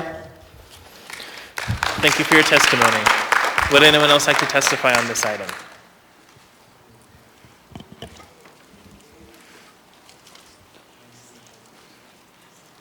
Welcome. Good evening. My name is William Topol. Just reading over this proposed resolution here, I happen to concur with a lot of the comments made by the previous two testifiers. You don't have this money yet, but you want to spend it, you want to allocate it beforehand. This is outside your normal budget process, I believe. Shouldn't this be part of the next year's budget? Hang on to that money when it gets here, make that part of the next budget process, and then decide. Let the public have some input on where it's going to go. This is not having public input as to where it's going to go. This is some thought by city administrators where they'd like to think it to go. If you look at the last page, prepared by the Finance Department, Office of Management and Budget, Municipal Attorney. Anyway, those are my comments. I concur with a lot of the points made by the previous two testifiers. Thank you. Thank you. Thank you for your testimony. Would anyone else like to testify on this item? Anyone at all? Seeing and hearing no one, public testimony is closed. What is the will of the body? Move to approve. Second. Moved and seconded. Is there any discussion on this item? We have amendments, Mr. Chair. Oh, that is true. So we have amendments from, we have two amendments, so we'll go ahead and start with amendment number 1 from Mr. Weddleton. Do you plan on introducing it? Thanks. Amendment number 1 is, can you post it? Oh, I move amendment number 1, sorry. Second. Moved and seconded. Go ahead, Mr. Weddleton. Thank you. So this simply, there was about 14 million that was thought it could be used to pay off the debt on the police headquarters, and then it was determined that that would not be a proper use of these funds. So it is added into the amount that will be deposited into the trust fund according to this. So it really just corrects the numbers. Thank you. Is there any further discussion on this amendment? Seeing none, members may proceed to vote. Mr. Peterson?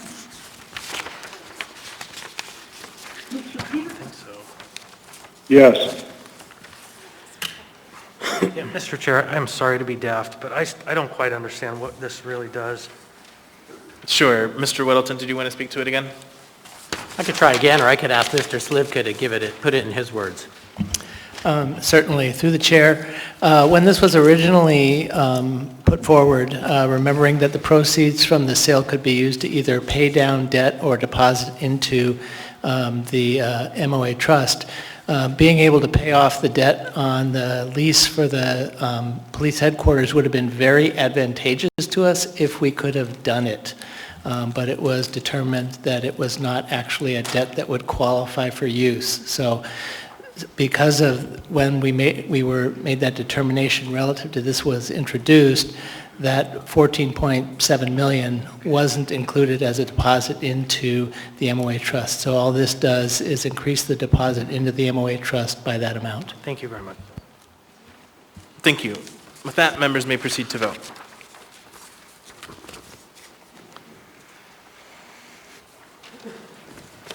Ms. Kennedy?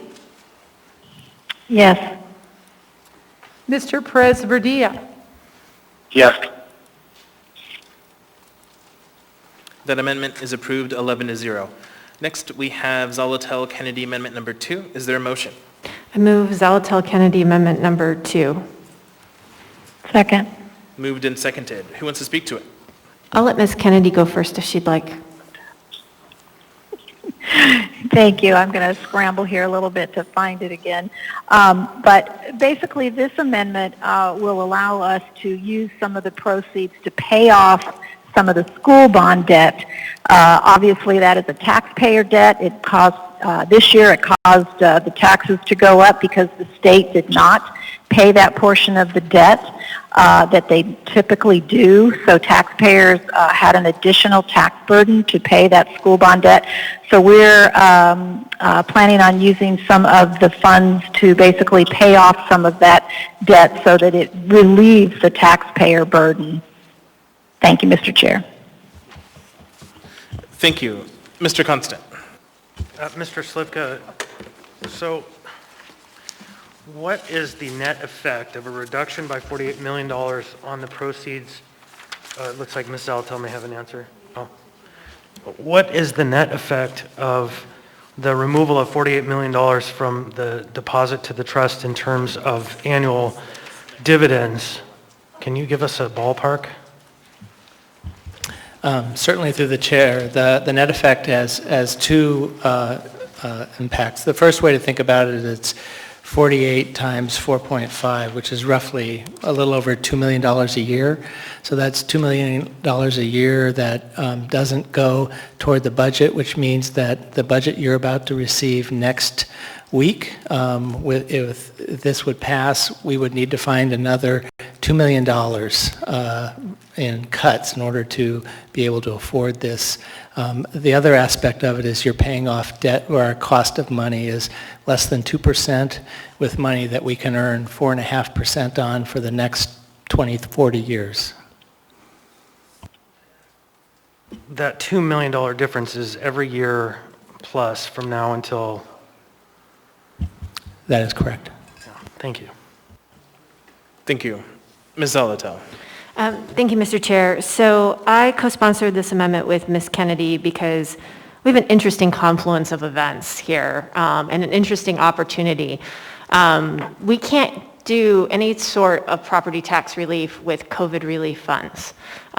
We have folks who, when they get an additional couple $100 on their property tax bill because the state has not lived up to its obligations on school bond debt reimbursement, it will hurt. And this is a way that we can lessen that sting and take it away. And I understand that there are implications towards future earnings and that we will have to take a hard look at the budget. But the timing of it is, this is before us now. If the state comes through with school bond debt reimbursement, we don't have to spend this money for this. It can go back into the MOA trust, if I understand correctly, because this is a very specific fund for school bond debt. So I think this is an opportunity for us to take some of the sting out of an expense that is coming, likely, and at a time where we're going to have folks, you know, the effects of COVID are going to continue. So isn't typically something I would probably bring before this body, but it is a particular type of events right now that I think we could do something really meaningful and impactful. And I'll just anticipate I think one of the concerns is that this won't be passed on to renters, and that might be the case. I hope that savings on taxes will not increase, we won't see an increase in rents. But we've provided rental and mortgage assistance. This is just one area we just really haven't been able to assist folks, and we're talking a couple $100s per household. So, and I know I've gotten a few emails about this, that it really does raise some concerns. It feels like a gap in our response. Thanks. Thank you. Mr. Weddleton. Well, thanks. This really touches on, in a 48 million is a lot of money, but in a somewhat small way, the question we have in front of us. Do we put it in the trust fund, or do we pay off debt? We could specify school bond debt, and that's kind of one that we're all very aware of, but it could be any debt. We could take all 170-something million and pay off debt, and that would immediately cut property taxes for some period of time. But it doesn't make financial sense, because the interest rate we pay on those bonds is so much lower than the amount we earn from the trust fund. It's kind of a no-brainer, really. So this slips down towards that bad math, piece by piece. Short-run pleasure, and we get rid of some long-run, very long-run benefits. And, for people listening, this is our permanent fund, just like the state.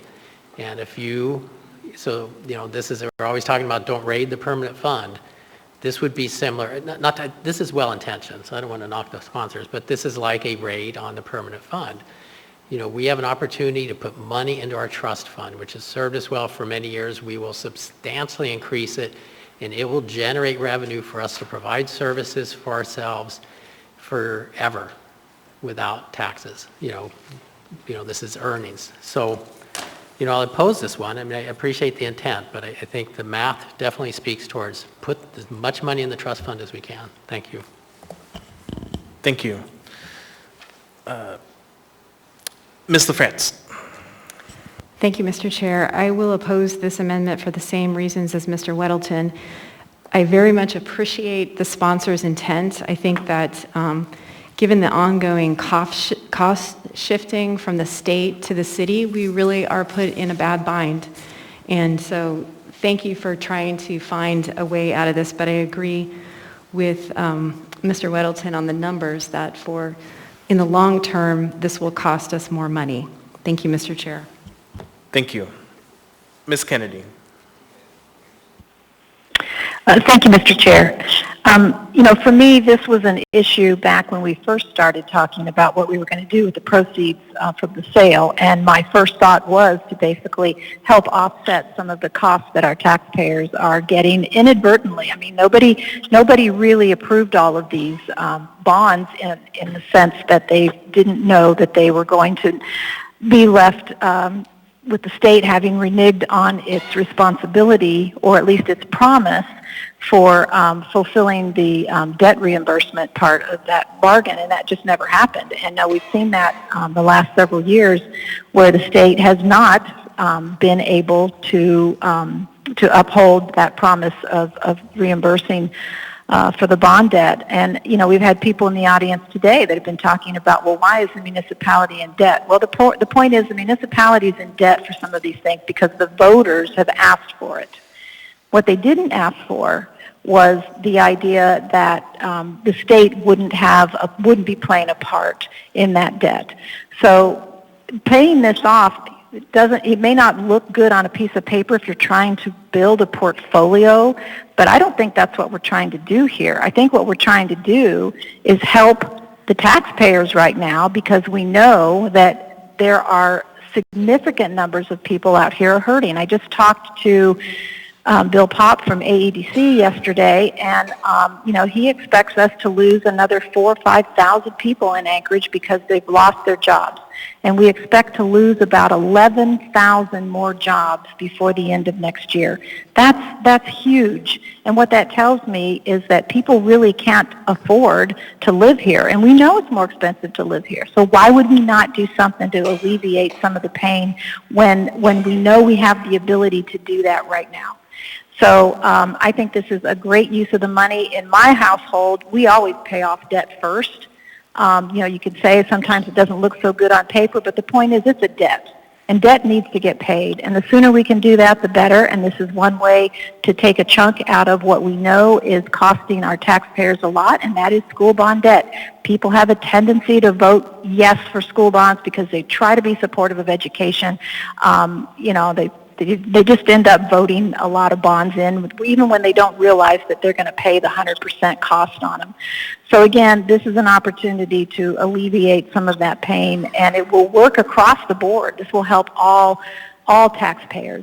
And as people have more money in their pocket to spend on things other than municipal debt or municipal taxes, they put that money into the economy.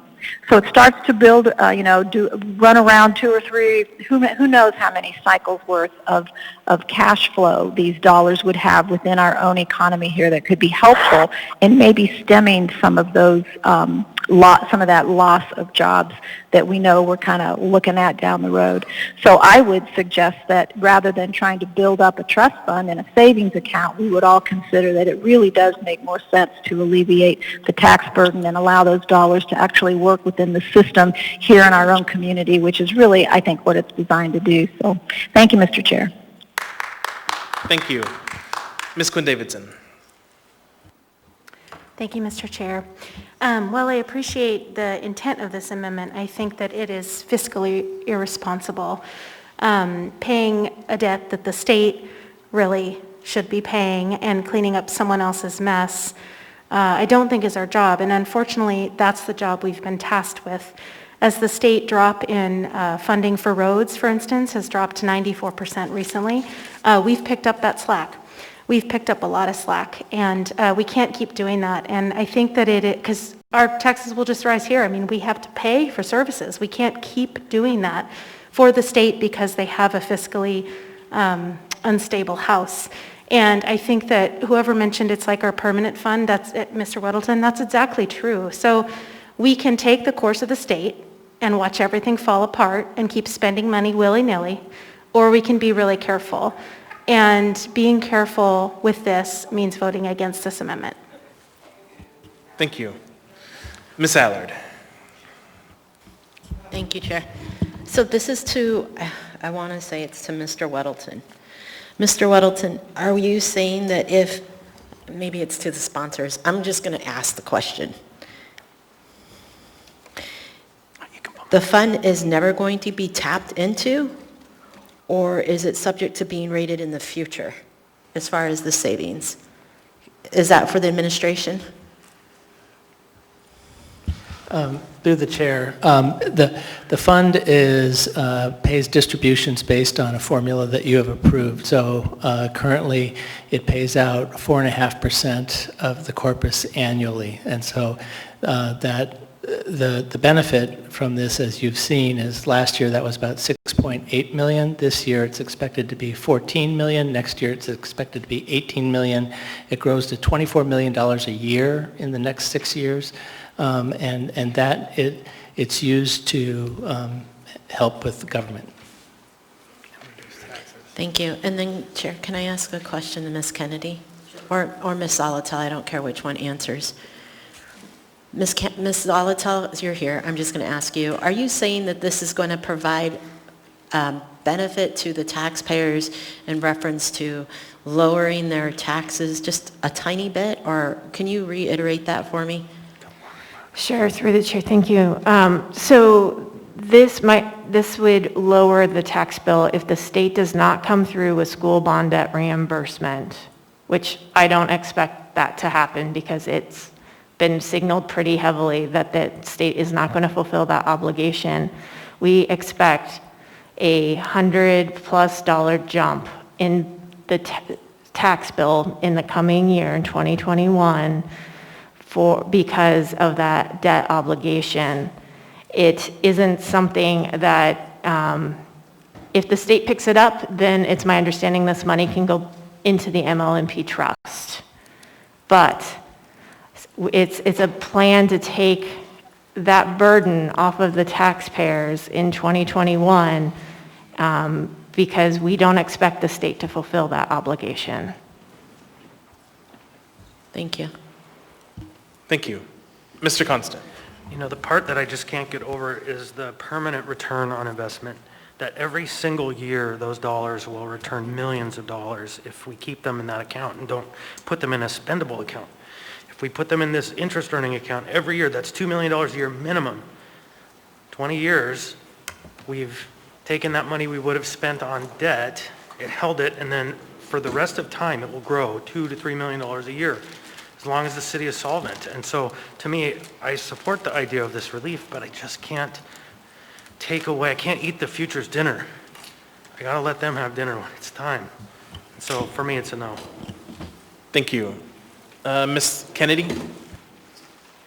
Thank you, Mr. Chair, and I realize this is my third time to speak, so I appreciate that, but thank you. But, I just want to add to the numbers that Ms. Bolatel was talking about. And, if we just look back at the $16 million that this past year the school district had to add to their budget because of the lack of state funding, that was costing the taxpayer $48 per $100,000 of taxable property. So the average $350,000 taxpayer was paying an additional $175 rounded off. So if we're looking at saving them $48 million, I think you can probably do the math pretty quickly, where that $175 for a $350,000 is now more like $800, well, maybe $650. But anyway, I think you get the picture in terms of how big of a savings this is to the average taxpayer. And I think that is significant when, you might be talking into the future, but for a lot of people here in Anchorage, their future is today. And we're looking at things that are impacting our people in ways that they never thought would happen.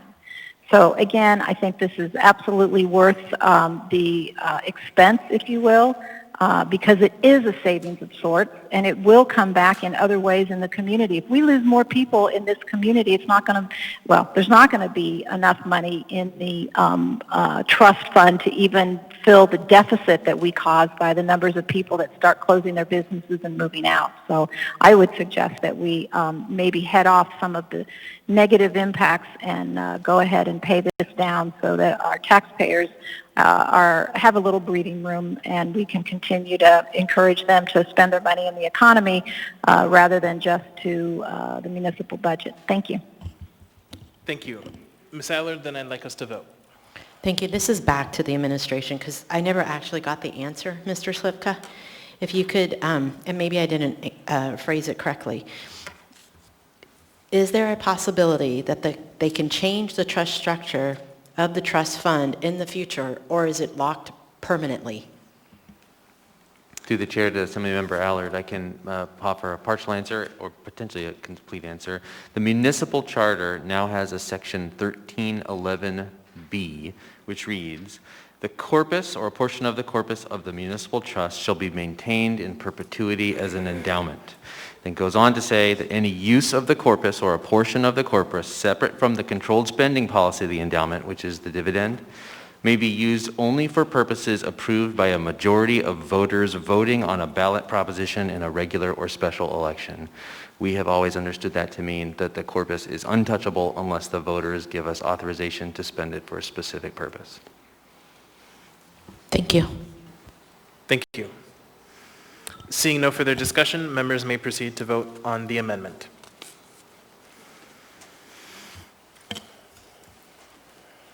Mr. Peterson?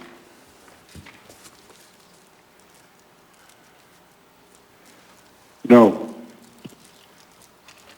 Ms. Kennedy? Yes. Mr. Perez-Verdilla? No.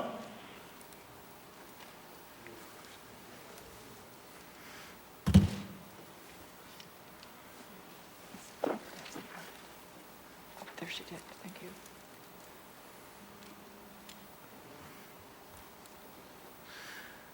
That amendment fails 8-3. We now have the main motion before us. Is there any further discussion?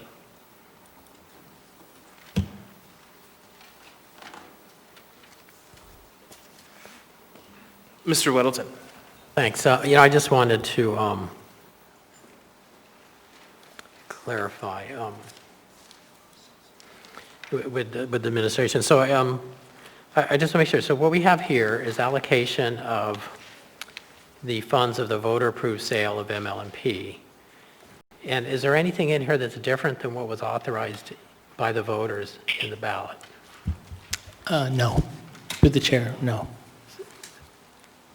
The ballot proposition said pay off debt and put the proceeds into the MOA trust, and that's what's happening here.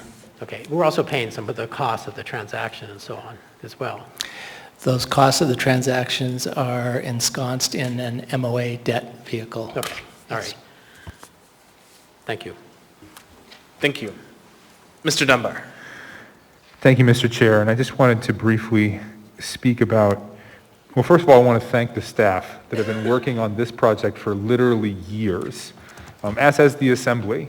This is not the last thing I'm sure we're going to do. There's going to be lots more cleanup, but this is one of the big final steps for a process that started, I remember, at a utility committee meeting probably almost 3 years ago now.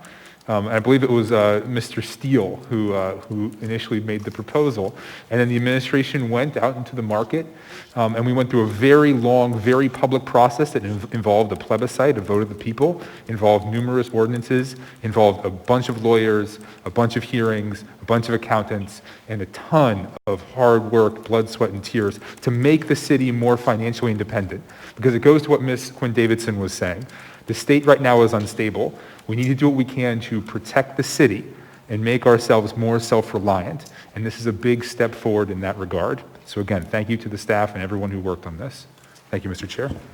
Thank you. Mr. Constant. Yeah, thank you. Similarly, gratitude to the staff, our former municipal attorney who went to battle and fought with the regulators, and through that process, the regulators came back with an amazing framework for the proposal to move forward. And now we are just a couple of weeks out from the closing, and I would offer folks, Chugach Electric is making a presentation on the Eklutna project, and if there are any last questions for Chugach before the closing, the meeting tomorrow is the time. So be there or be square. And congratulations, everybody. This is a huge, it may be the largest transaction since ANCSA to happen in Alaska, and it may be even bigger, I don't know, but congratulations. Thank you.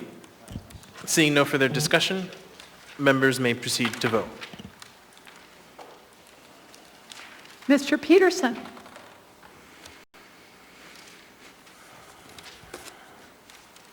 Yes. Ms. Kennedy? Yes. Mr. Perez-Verdilla? Yes. That item is approved 11-0. Next, we have item 14D, resolution number AR 2020-363, a resolution of the Anchorage Municipal Assembly appropriating an amount not to exceed $10 million of the area-wide general fund balance to the Small Business Stabilization Program, including eligibility for franchises for those impacted by the COVID-19 pandemic. Public testimony is now open on this item. Welcome. My name is Eugene Carl Heyman. I live in the Matthew Valley. I follow the public process. When the public process done appropriately, decision made by the governing body. Note 43 years Alaska resident and 20 of those years Anchorage resident. Now, what I look here is dealing with the CARES Act money, another chapter in how you handle the CARES Act. It's been a long history, not really long because we're only talking about since COVID, March, and then those monies didn't happen. But it's been tragic, and these meetings remind you of the meetings in this room. And supposedly we got a report from Treasury, which we've yet to see. And we're getting so many different versions. But now this chapter is dealing with $10 million and deal with the small businesses. And not questioning it at all, the need to deal with the stabilization of the businesses that have gone through hell. Not just the fault to them, but because of the policies introduced by the state, administration, and the assembly and other committees around. That's what's happened here. So you're addressing this, and I'm glad you're addressing it, but we're still not addressing it right, because it's not just your meeting that I attend to dealing with watching CARES Act money, Houston, the borough, and so forth, but I've been seeing a common denominator. And what concerns here is this. I'd like to remind you on the consent agenda in the past, you appropriated monies to some nonprofits or whatever to handle how that money goes out. Remember, consent agenda is where the public get a chance, and one would think that the idea of $10 million, I'm concerned about how that gets distributed and who really gets it. Is it in the hands of the municipality that's handling it, or are you awarded it to someone else to do the contract? And is that the right thing? Also the auditing and all that stuff. But there's no doubt there is a need. Severe damage has happened to this community and others throughout the state, and it needs to be addressed. But the continued mishandling and how to handle that money and who will get to what really needs it. And most important, you continue to adopt policies that have not been corrected, that has continued to cause harm. Not just you and other communities have done it, with not dealing with making these people survive for the future. And I just hope you'll make the right decisions, but I don't have that much likelihood that it's going to happen because your record has not been very good. Thank you. Thank you for your testimony. Welcome. Dustin Sherman again. I'm not sure if, I don't know enough yet about 2363, but I would commend you as far as looking to help small businesses, as like the one that I work for. My question is how fast can you make it happen? That's the thing. I mean, you got so many of us out there struggling. Meanwhile, you got Costco, Walmart, all these big box stores that are still thriving. I mean, what can we do to kind of equal the playing field for the small businesses going against big corporations like that? That's all I got. Thank you for your testimony. Welcome. Hi, my name is Susan Grobler, and you guys have listened to me a couple of times now on this, and I want to say thank you for bringing this up and adding this to your list and adding small businesses, including franchises, this go around to this money to be distributed. I want to take a little bit of a moment to educate you and the rest of the public on franchises and the difference between franchises and big box stores. So I own a franchise. I own a fitness franchise. It is 100% owned and operated by me and supported by the funds that I have come up with. And I also believe there's a lot of other small business franchises in Anchorage that a lot of people might not think. I mean, including McDonald's. Even the McDonald's that's in this city are owned and operated by local Alaskans. There's a difference between McDonald's and a Walmart, of course. So I want to take that. And I also want to say thank you for continuing on with your business today, despite the disruptive start to this meeting. It is so important, like the gentleman said before me, that we get this money into the hands of small businesses as soon as possible. And it is so important that you as the Assembly continue to do your job, to continue to pass these measures and work with each other. Lastly, I just want to encourage you to lead with hope rather than fear. Put some hope into the Anchorage economy, into us here, our people in Anchorage. We want to stay here. We want to thrive in the city. So please continue to help us here. Thank you. Thank you. Thank you for your testimony. Welcome. Hi, Rosa Maley. So in regards to this, I remember when Allard and Kennedy had put this forward and the Assembly shot it down, right? So then people started coming, testifying and all that, and now that other people have put this forth, now you're looking to pass this. And finally, great, you guys are looking to get this done. You're finally thinking about getting small business help, including franchises, as she explained how some of them work. But that doesn't mean that we're going to forget what you guys didn't do in the meantime, okay? This doesn't make everything okay. It doesn't make all of those businesses that closed down due to your inaction come back. It doesn't help them. They're done. They're gone. People have left the state. People have left Anchorage to the lower 48, where they wanted to thrive here. You guys drove them out of the city, out of the state even. And let's not forget, too, that Constant did say, well, we've already allocated, $70 million to small businesses. That should be enough. Obviously, it wasn't, because other small businesses still went down the toilet, okay? 20 years, 30 years, these small businesses that had been passed down in families, that had been owned by families, you guys destroyed. So yes, cool thing, you guys are finally bringing it forth, but let's not forget that the people presenting this are going to be up for election. So it doesn't make you look good. All it makes you do at this point is that finally you've come to some sort of conscience, and you guys are actually trying to help people, but it's not going to help you in your elections. It's not, because people are going to remember exactly what you didn't do, and you waited until a lot of businesses drown to come forth and try to help. And that's all I have to say about that. Thank you for your testimony.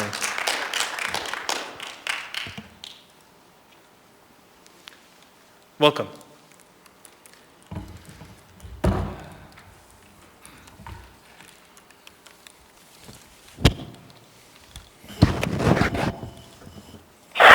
My name is Dustin Darden, spelled D-U-S-T-I-N-D-A-R-D-E-N. I'm here representing the people of Anchorage. Infowars.com, great website. No shipping right now on their products. And then, before the election. And then we also, members, represent God in everything that's holy, our Lord and Savior Jesus Christ. I see that we have on the board there, it says 10, and that's not 10,000, that says $10 million. Taking it out of the general fund, am I mistaken? General fund. So that is money primarily acquired by the folks who pay taxes on their property. And I wanted to, since this money is coming from the people who pay taxes, I thought it would be advantageous to cover a subject matter which entails ownership of property in its entirety. Under the knowledge, I must bring this to your attention as an example so that you understand my plain words. If you go dip netting in Chitna, you get 500 fish on one side of the bridge, but 25 on the other. Fish and Game does not tell you this information. The information you need to find out yourself, because the government doesn't want to volunteer information. So here's a little tidbit on property ownership and taxation that's coming to the general fund, which you, the shareholders, the taxpayers, are the ones who are providing this money. Peep this, you guys. I'm going to pop it up on my Facebook link, but you can actually own your property, not having a, what do you call it? Okay, instead of having a title's worthless because you guys will come and snatch it up out of our hands. Mr. Darden, but if you could keep to it 10 on. million, yes, sir. Thank you for catching me off guard there. Let's get right back on topic. Thank you, sir. I was way off base, way off base. But $10 million comes from the taxes, comes from me. I pay you money. So you can own your property by getting the title to your getting the patent to your property at the Secretary of Interior. It's a $15 application, and you'll actually own your property, and it will potentially omit you from paying taxations, which frustrates you so much. Let's go back to the 500 fish. Did you know about that until today? I told you. Did you know you don't have to wear a mask in the store until someone told you? But now you know. Take that mask and throw it in the trash. Burn it in the fire. You don't need it anymore. You've been exposed and you're all going down. you and Quinn Davidson and Partias being recalled. Thank you for your testimony. Welcome. Okay, Cassie Fretwell again. So now that we've exposed you, you think by pandering to small businesses you can shut us up. This is clearly money laundering. No statute of limitations exists on fraud. Also, where the hell is Perez Verdia? Why is he never here? That's it. Thank you for your testimony.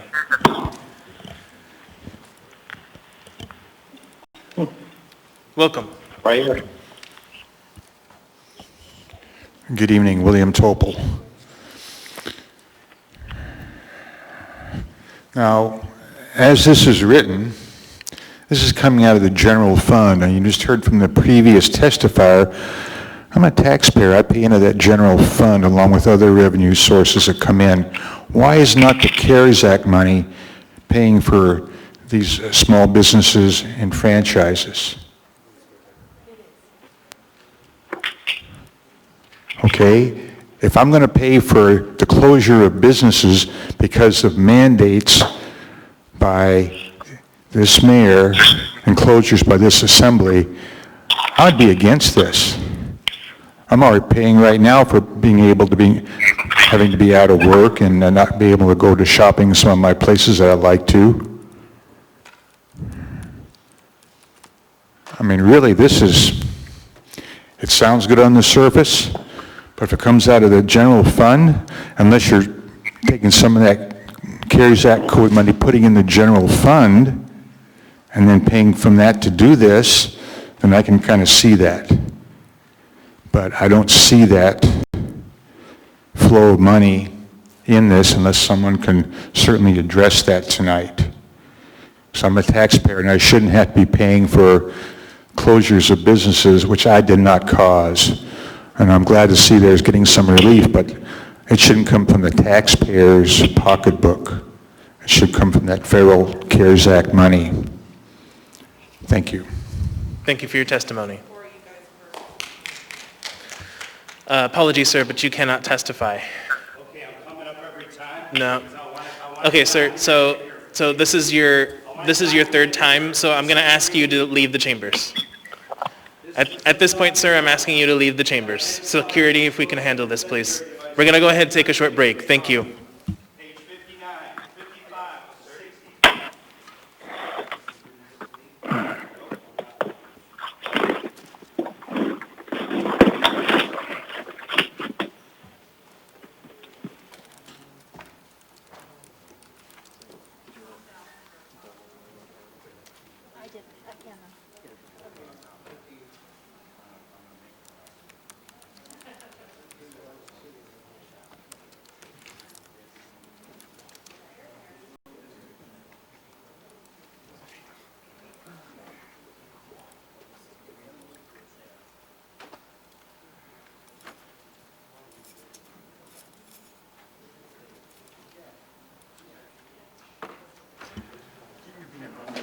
The mics are hot.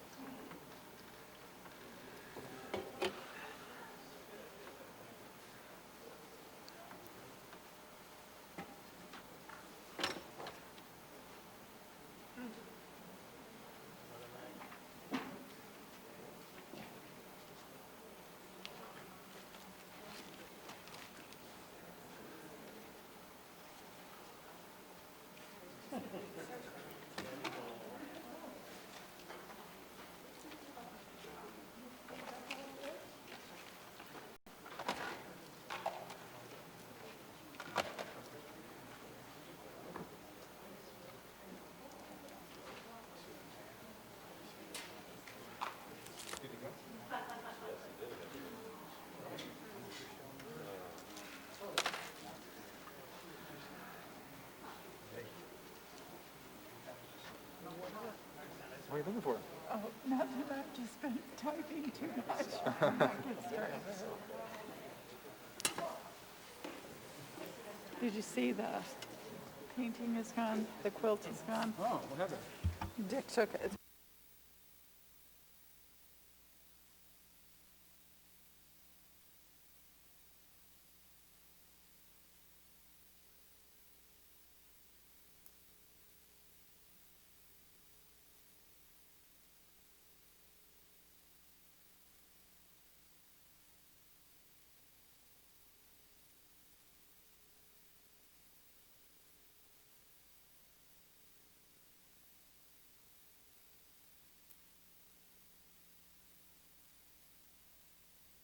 All right, we'll get started back in a second, so if members can go ahead and take their seats.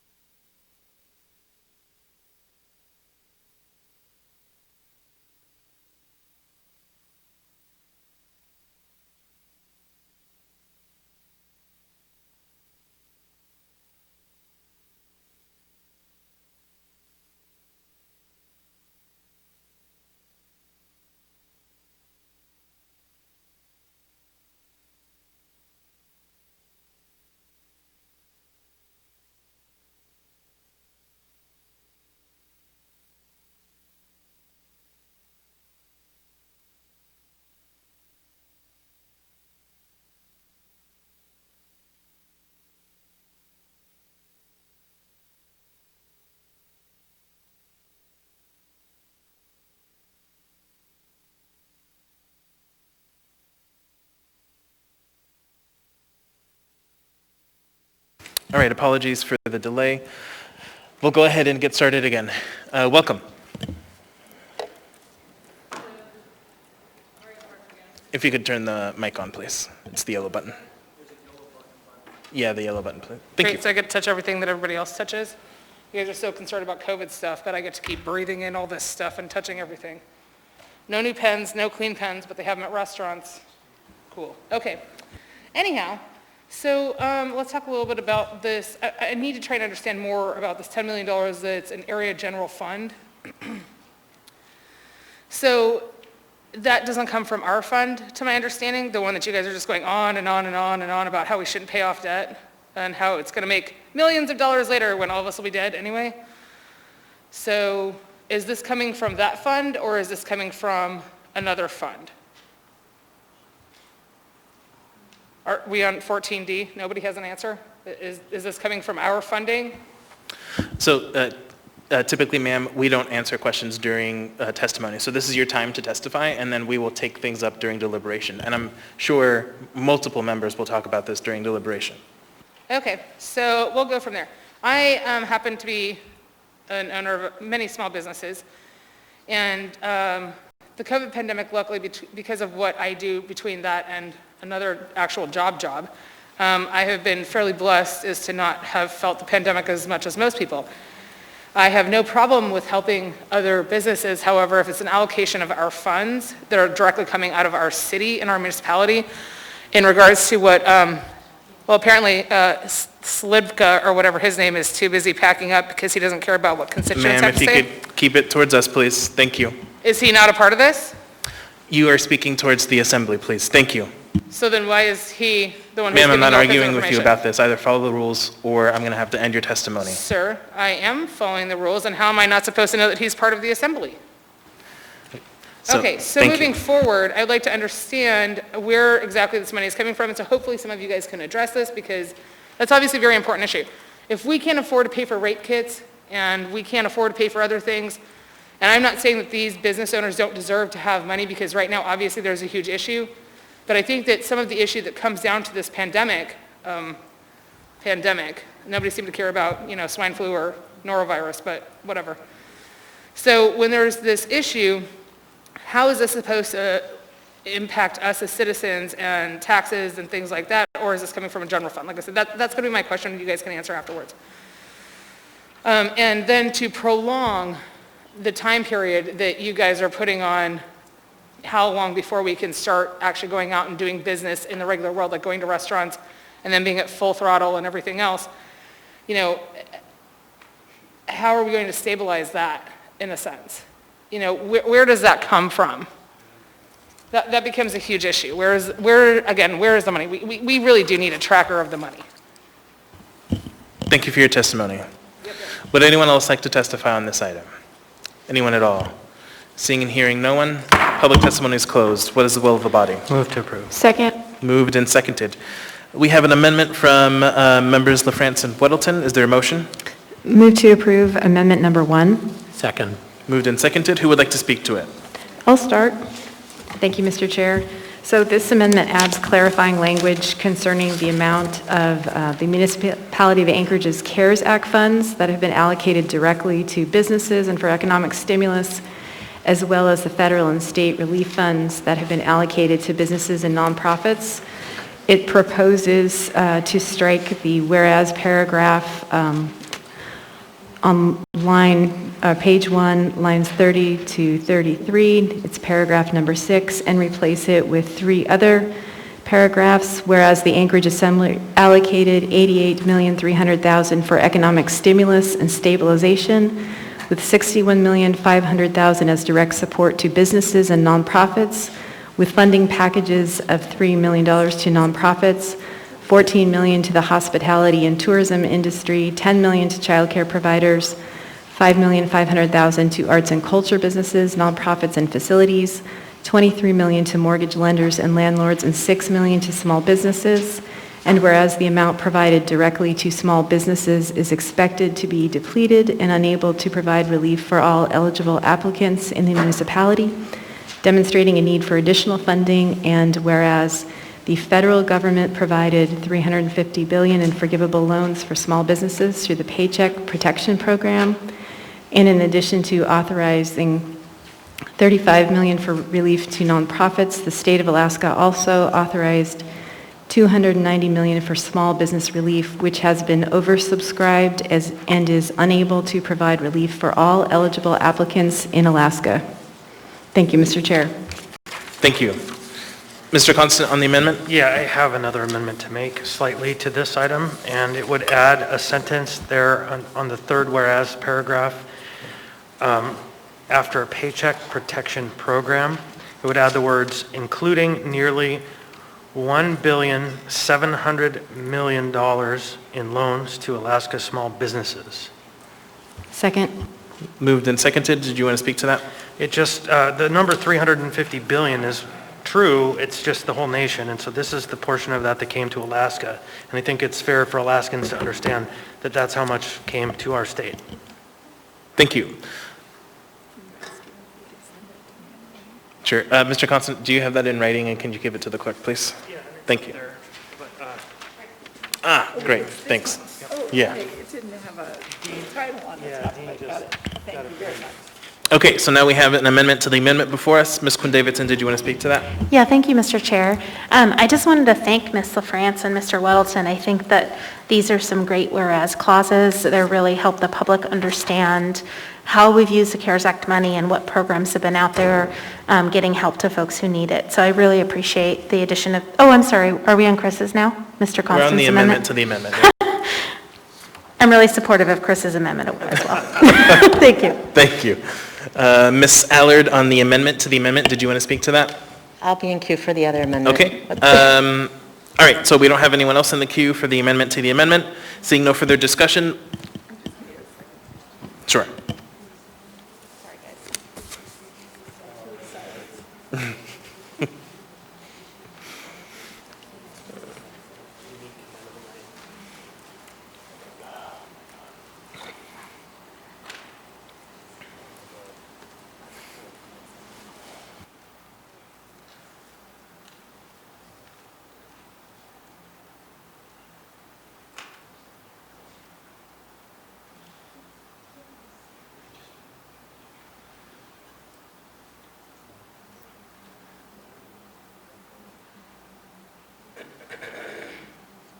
With that, members may proceed to vote.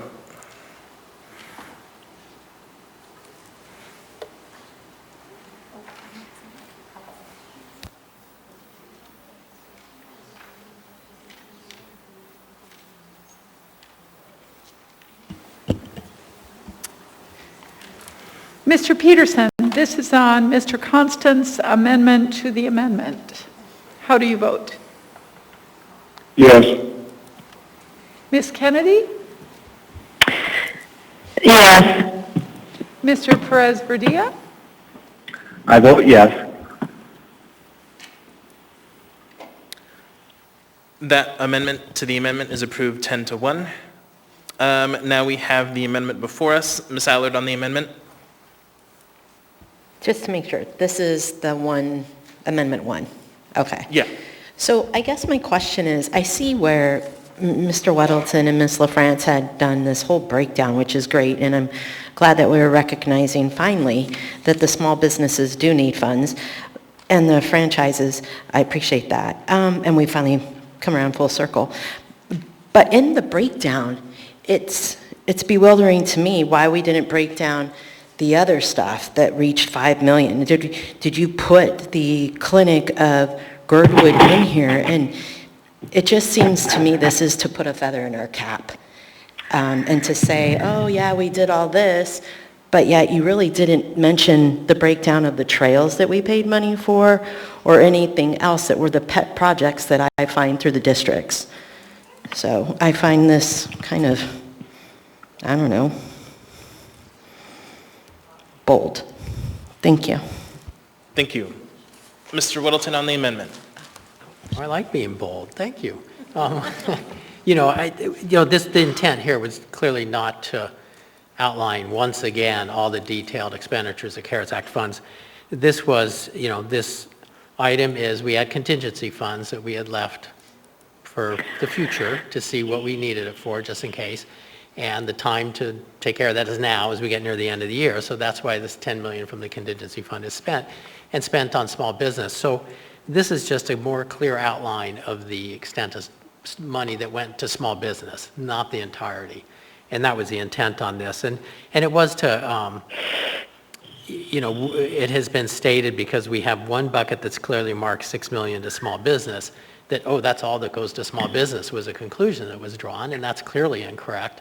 So it was to clarify the context of this 10 million, that we've done a substantial amount in other ways, and now we're adding 10 million. It just gives a clear record on what went to small business, and that was the intent.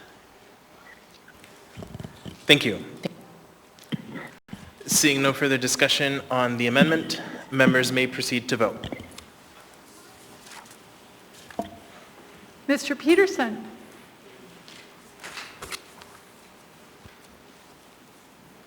Yes. Ms. Kennedy? Yes. Mr. Perez-Verdia? I vote yes.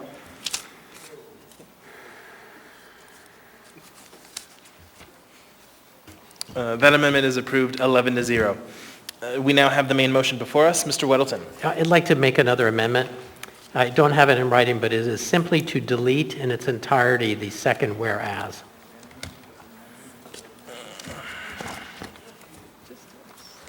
Is there a second? Second. Moved and seconded. Do you want to speak to it, Mr. Weddleton? Yeah, it just doesn't, since we moved the CARES Act funds into the general fund, this is not really relevant anymore. And I just take the opportunity while we're on it, I think it also confused some of the people reading this, not with no blame to you, it is confusing. But we took, at our previous meeting, on the instructions of Treasury to move our CARES Act fund into our general fund. And so what we have here is really CARES Act funds. We just moved them into the general fund, but they are committed and allocated just like we did when they were under CARES Act. So this is not property tax money. This is tax money. It comes from your federal taxes ultimately, but this is CARES Act funds being used here. Thank you. And just for the members, so this is the whereas that's starting, whereas the CARES Act funds must be used, ... Yeah, Correct. okay. That is, so hopefully that clarifies it for the members. Thank you. Ms. Allard on this new amendment. I'll just stay in queue. Okay, I'll just remember that you are in queue. Any further discussion on this new amendment? Okay. Seeing none, members may proceed to vote on the amendment. Mr. Peterson?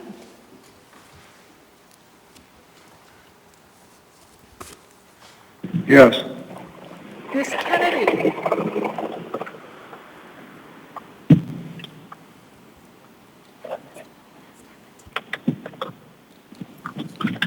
Ms. Kennedy? Yes. Mr. Perez-Verdia? I vote yes.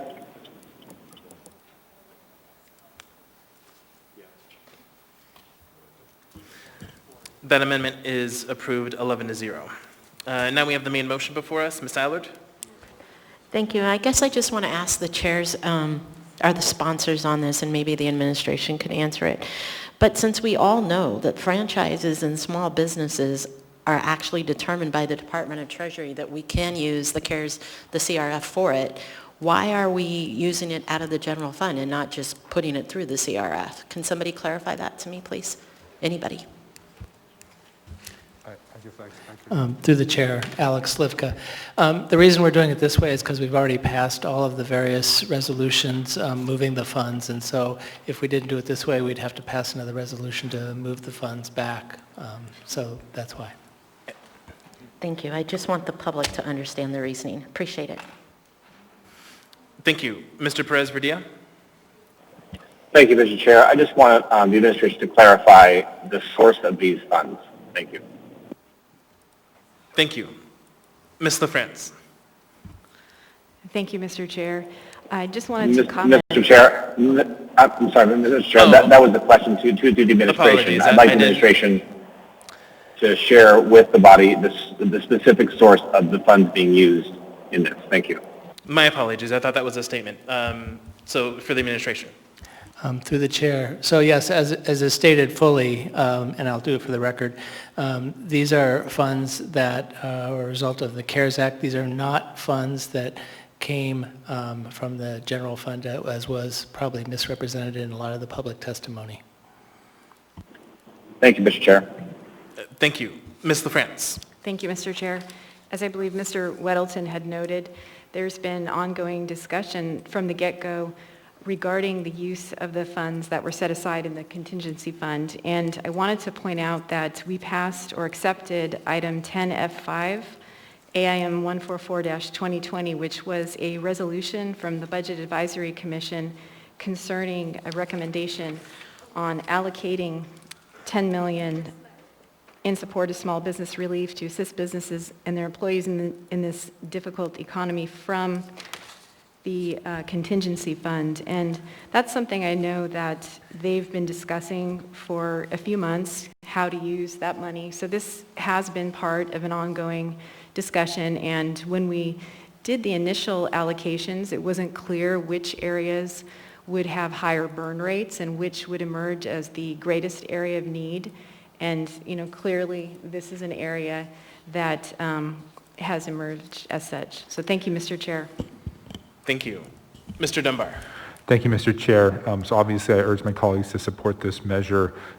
First, it goes into an existing program, so the hope is we can get it onto the street pretty quickly.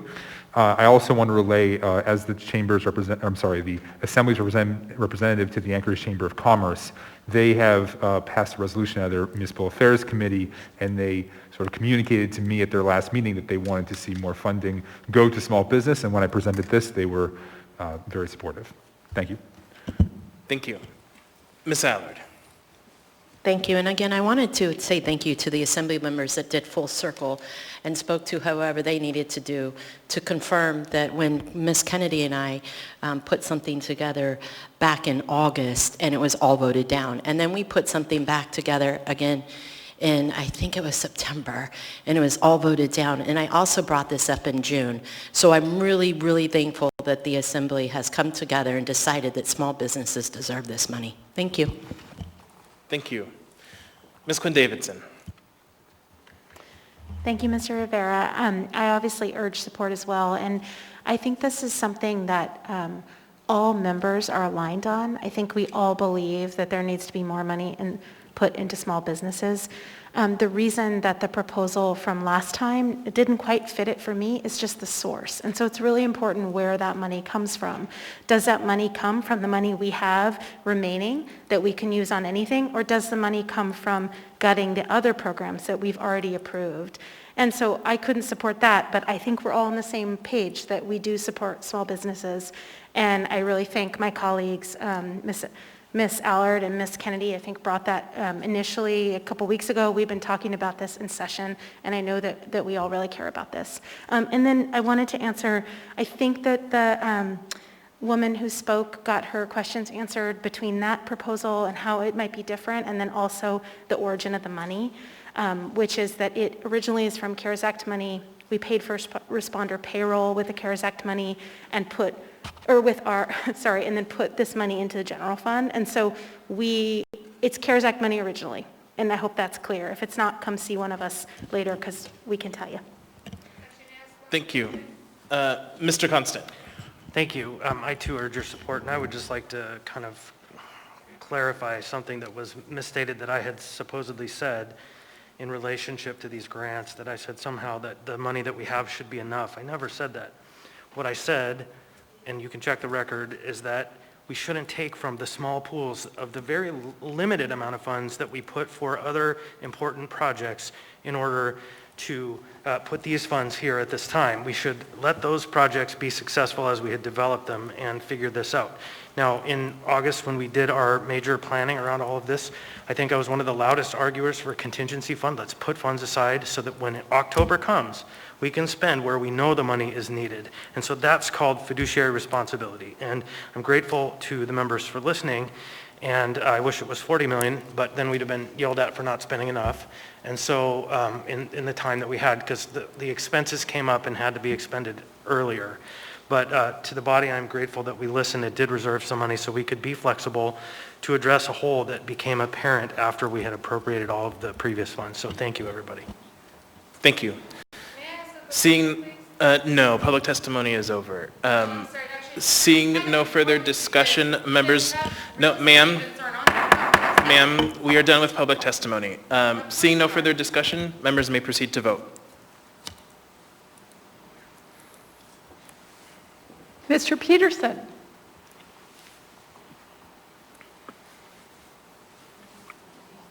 Yes. Ms. Kennedy. Yes. Mr. Perez-Verdilla. I vote yes. That item is approved 11-0. Next, we have item 14E, resolution number AR 2020-362, resolution of the Municipality of Anchorage appropriating and adopting U.S. Housing and Urban Development Community Development Block Grant funding through the HUD CARES Act as a special allocation to be used to prevent, prepare for, and respond to the coronavirus CDBG CV1 program funding in the amount of $1,070,000 $1,086 when tendered an Emergency Solutions Grant through HUD CARES Act as a special allocation to be used to prevent, prepare for, and respond to the coronavirus.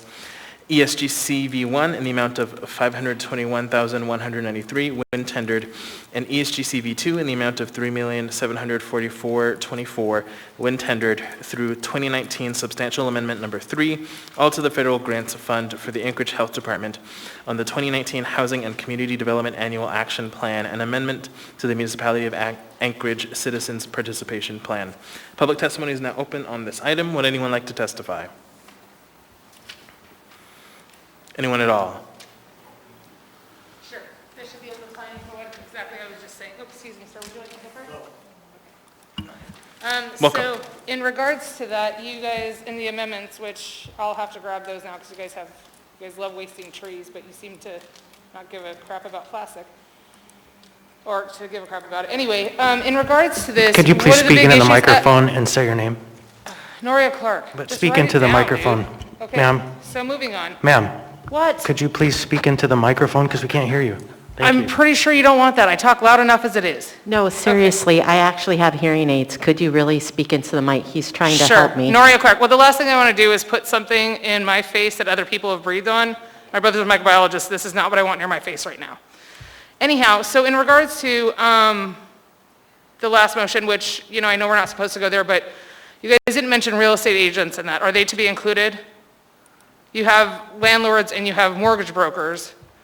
And so how is this going to fall in with the HUD CARES program, and how is this going to directly affect not only the public, but also when it comes down to taxation? Because obviously right now people are going to need a lot of help because of things. So most of what I'm asking is just those two questions, and then I'm going to sit down actually for once. Thank you. Thank you for your testimony. Would anyone else like to testify on this item? Anyone at all?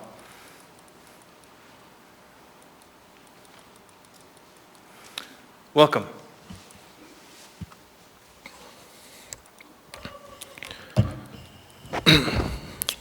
Good morning. My name is Dustin Darden, spelled D-U-S-T-I-N. It's easier to say, and it comes with bacon and coffee. Darden, D-A-R-D-E-N. So you're talking about adopting a U.S. housing and urban development.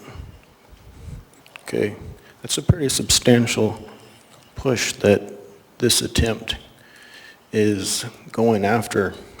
And you sit down, you contemplate what exactly it is you're about to do right now, which, in fact, we all are about to do, because this is a community of people that choose to live here, to work here, and to pay taxes here. Now, if you read closely in a specific area, right after it says AR 2020-362, it states that a resolution of the municipality of Anchorage appropriating and adopting United States Sir, housing. And if yes, you sir? could keep your topic, your testimony germane, as I've stated before, we don't need you to read the title again. Thank you. Oh, I actually was not reading the title. I was stating a portion of this resolution. Sure. Do you understand the words that just came out of my mouth? Please continue your testimony. Now, as I was saying, Mr. Chair, in all respects, the United States Housing and Urban Development, HUD, that's the abbreviation, that's how a lot of folks know it as HUD. That'd be male and female. Community and Development Block Grants, the CDBG, and I think a lot of folks, male and female, that's the two of them, don't know what and it's critical. It's critical for people to know what the CDBG is. And that's the Community Development Block Grant. I mean, was there any kind of advertisements that were posted in regards to the CDBG? If I said CDBG right now, would you know what I was talking about? Acronyms sometimes, much of the time, are inappropriate and just cause confusion in reading a simple paragraph. So I motion in this regard to making an amendment to this, removing all acronyms and writing the English language so that it's legible and not confusing. Thank you. Thank you for your testimony. Would anyone else like to testify on this item? Anyone at all? Seeing and hearing no one, public testimony is closed. What is the will of the body? Move to approve. Second. Moved and seconded. Is there any discussion on this item? Seeing none, members may proceed to vote. Mr. Peterson. Mr. Chair, Ms. Kennedy? Mr. Chair. Yes, I didn't get it. Yeah, go ahead, Ms. Kennedy. Thank you, Mr. Chair. I didn't get a chance to, cue you in time. I do have a question in regard to how this actually is going to work, because it looks to me like the municipality has an opportunity to participate in amending this plan.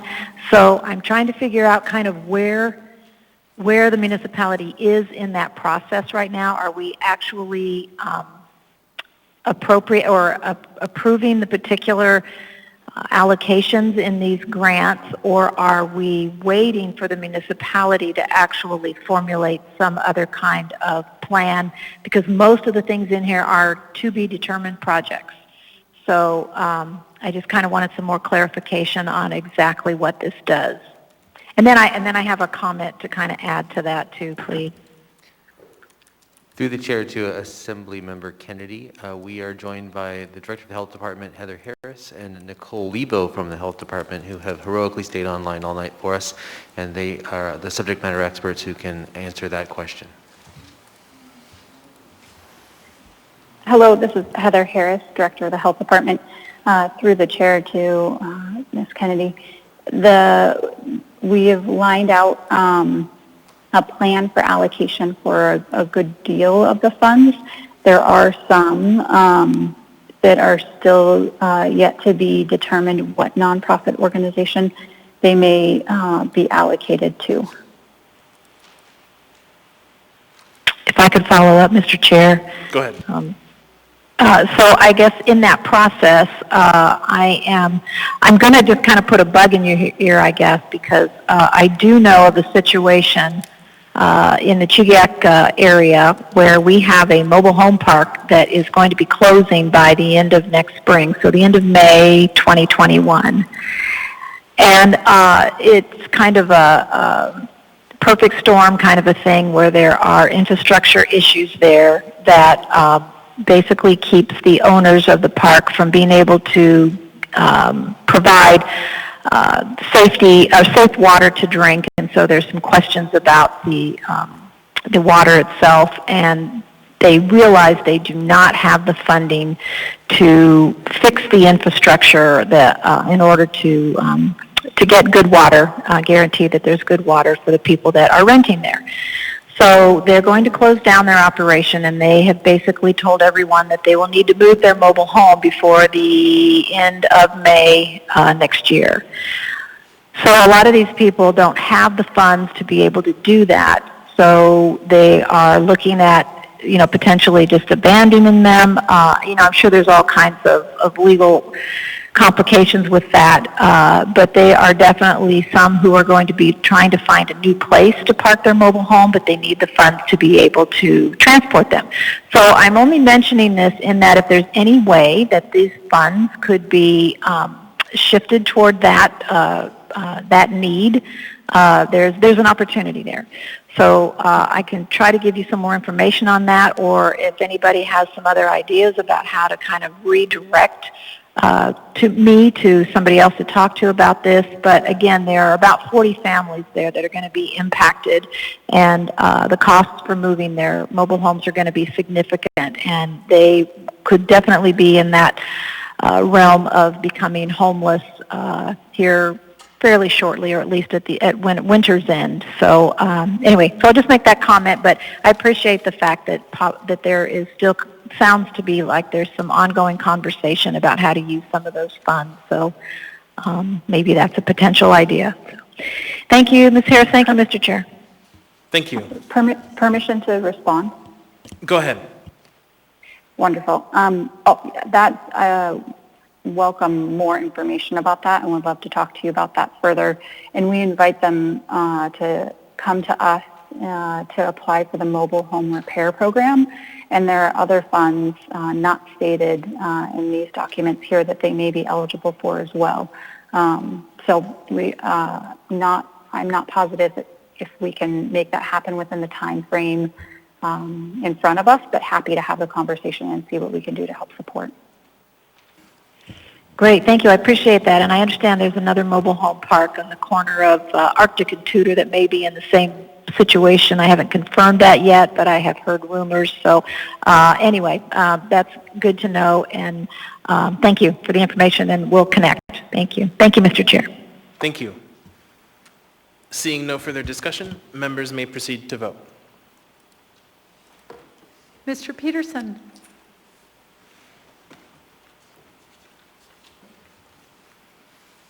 Yes.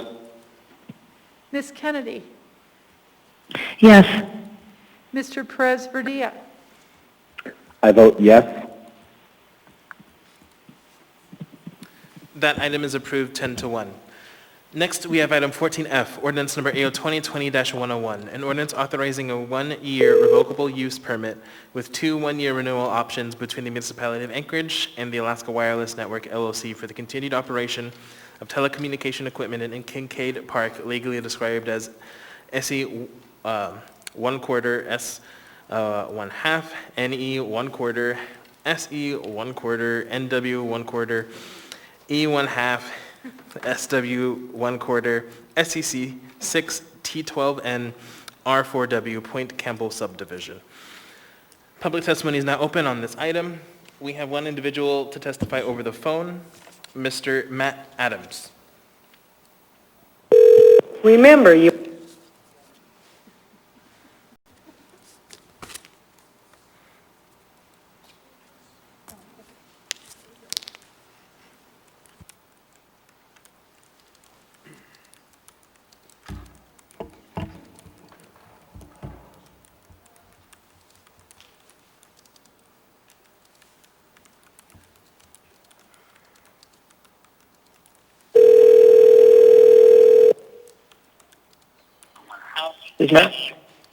Hi, Mr. Adams, this is Felix Rivera. You're here with the Anchorage Assembly.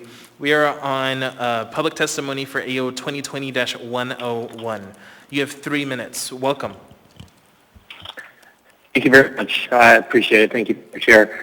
I appreciate the help and the cooperation of the municipality getting this tower up and running, especially the incredible work of the Parks and Rec Department and the Real Estate Department. This tower in Kincaid Park has been functioning for 3 years now, and we've received very positive feedback on the connectivity to cell phone users in the park. And I apologize, I'm going to step back. My name's Matt Adams, and I'm here representing the Alaska Wireless Network, which is why I say we. That's what I'm referring to. So we have received very positive feedback from cell phone users in the park. As you all know, the park serves a very wide range of people recreating, from hikers and bikers to skiers to folks visiting for soccer games and tournaments. And with this tower, people now have cell phone connectivity. We've also received very positive feedback from first responders and other emergency personnel who can now connect with people inside the park and adequately respond to emergencies as they arise. This cell tower addresses a major safety concern with the last in cell coverage that previously existed before the tower was constructed. I acknowledge the fact that there have been some concerns raised about the tower's aesthetic appearance. We have worked with the Parks and Rec Department to figure out how to address these concerns, and we are committed to making this tower as useful as possible, both functionally and aesthetically. On a personal note, I was in the park last Saturday for my son's high school state cross-country meet, and it was wonderful to be able to communicate with friends and family and live stream that race to folks who weren't able to attend, and this was made possible at a cell tower. So again, we sincerely appreciate the cooperation of the municipality in helping provide cell coverage at Kincaid Park. Thank you very much for your time. I appreciate it. Thank you for your testimony. Welcome. Good morning. It's easier to say, and it comes with bacon and coffee. My name is Dustin Darden. These people behind me do not listen to what you have to say. They've already made up their minds. I appreciate you folks coming out here today. Sir, if you could keep your testimony to the topic, and then we really would appreciate it if you would be facing us during testimony. Is that in the municipal charter to be facing you, sir? Your time has continued, so if you could go ahead and give your public testimony on the topic. So you don't we have a problem before with me us. facing the people who actually care about me? Okay, so the towers, the gentleman on the phone was just talking around a circle, right? Big money. He's making it rain dollar bills all over the place, and they're rolling out 5G. 5G is a weaponized military procedure, right? It's a weapon. And what's going on is what you don't know is that in Wuhan, China, that was the heavy rollout for 5G. That was the heavy rollout for green energy. And they were pumping that stuff out, and people were getting sick. And then they're welding the doors shut, radiating them. And the 5G is a direct link to this testimony because you're talking about putting up towers. And you better believe that this big tech is going to be putting some 5G in your house. And we got to put GCI on blast because GCI, when your modem goes bad, they're putting one of those radiators inside of your house. And it ain't for you. It's for everybody that wants the 5G and everybody they want to fry. So I say amend this thing, squash it, but if you do put it in, you better put a map on every place you're putting that stuff, and you better have a testimony on every single tower you put up, because you're radiating people's, as Maria Athens would call it. There you go. I'll let you fill that in right there. So, what are you going to do? You going to let them fry us, green tech us, Wuhan, China us? I don't think so. Because there's a gun behind every tree. And that flag right there from 1776, it's rising up in the people. And the more y'all push, the more y'all disappear. One just got kicked off the stage. But 5G and this big tech and your direct energy weapons.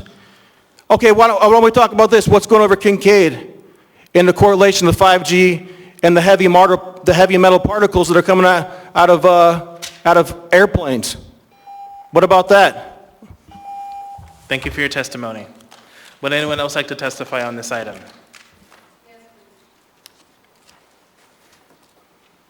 Welcome. Thank you. Again, so in regards to this, and I actually didn't even plan on speaking out about this, but this is actually a big issue that I think is facing our community. I particularly live in Jewel Lake, and they just put up actually a few in my community, and one of the biggest issues with this is I actually had one of my neighbors who I almost never talk to come to me and tell me, this guy knocked on my door out of nowhere, and it was like they're putting up one of those 5G things. He's done a lot of research. He even bought like one of those little things to see how much radiation and stuff comes out of it. They haven't turned it on yet, but even Mia Costello got involved in this because I asked her to. It can be a very big issue when it comes to radiation. There's not enough information yet to know what this actually pumps out. Essentially, allegedly, it's very dangerous for pregnant women, for elderly people, and for children. And my question when I asked the guy who worked in the municipality about it, when I called him and asked him, the phone number that was on the light post that they were going to be changing the thing out, I was like, would you want one in your neighborhood? And you know what he told me? Hell no. That's what somebody from the municipality told me. So that's quite terrifying that it's in my neighborhood where my area, like all the little kids play at the end of the street. So there's a bunch of kids there. We do have pregnant women, and a lot of my neighbors are elderly. This is a terrifying thing, especially considering the fact that the 5G doesn't work for long distances for what they're trying to do so far, so you're going to have it on every other light pole. So you have one big conductor or whatever it's supposed to be. I don't know, I'm not an electrical engineer or anything of the sort. That essentially you have like one big hub, and then after that, it goes out to the other light posts that have them on top of there. So now we're just going to keep pumping. I mean, because what? Because you need to have faster internet because these things don't do it fast enough yet? I mean, everybody, again, is, you know, looking at stuff that, we look at this stuff all the time. And God only knows how dangerous it is for you. Putting it to your head, you know, while you're talking to somebody, or you have your earbud. I mean, who knows? There isn't enough information yet on what the repercussions will be for it that we should be implementing it constantly. And I don't care that cars can drive themselves. Not many of us have Teslas. So I'm not really that concerned that, I don't know, I can sleep and my car can take me home or something. So I think that it's really important that we take into consideration, like, are we really looking at the scientific evidence? Is there any scientific evidence out there yet? And there isn't. It's like any kind of drug that's prescribed.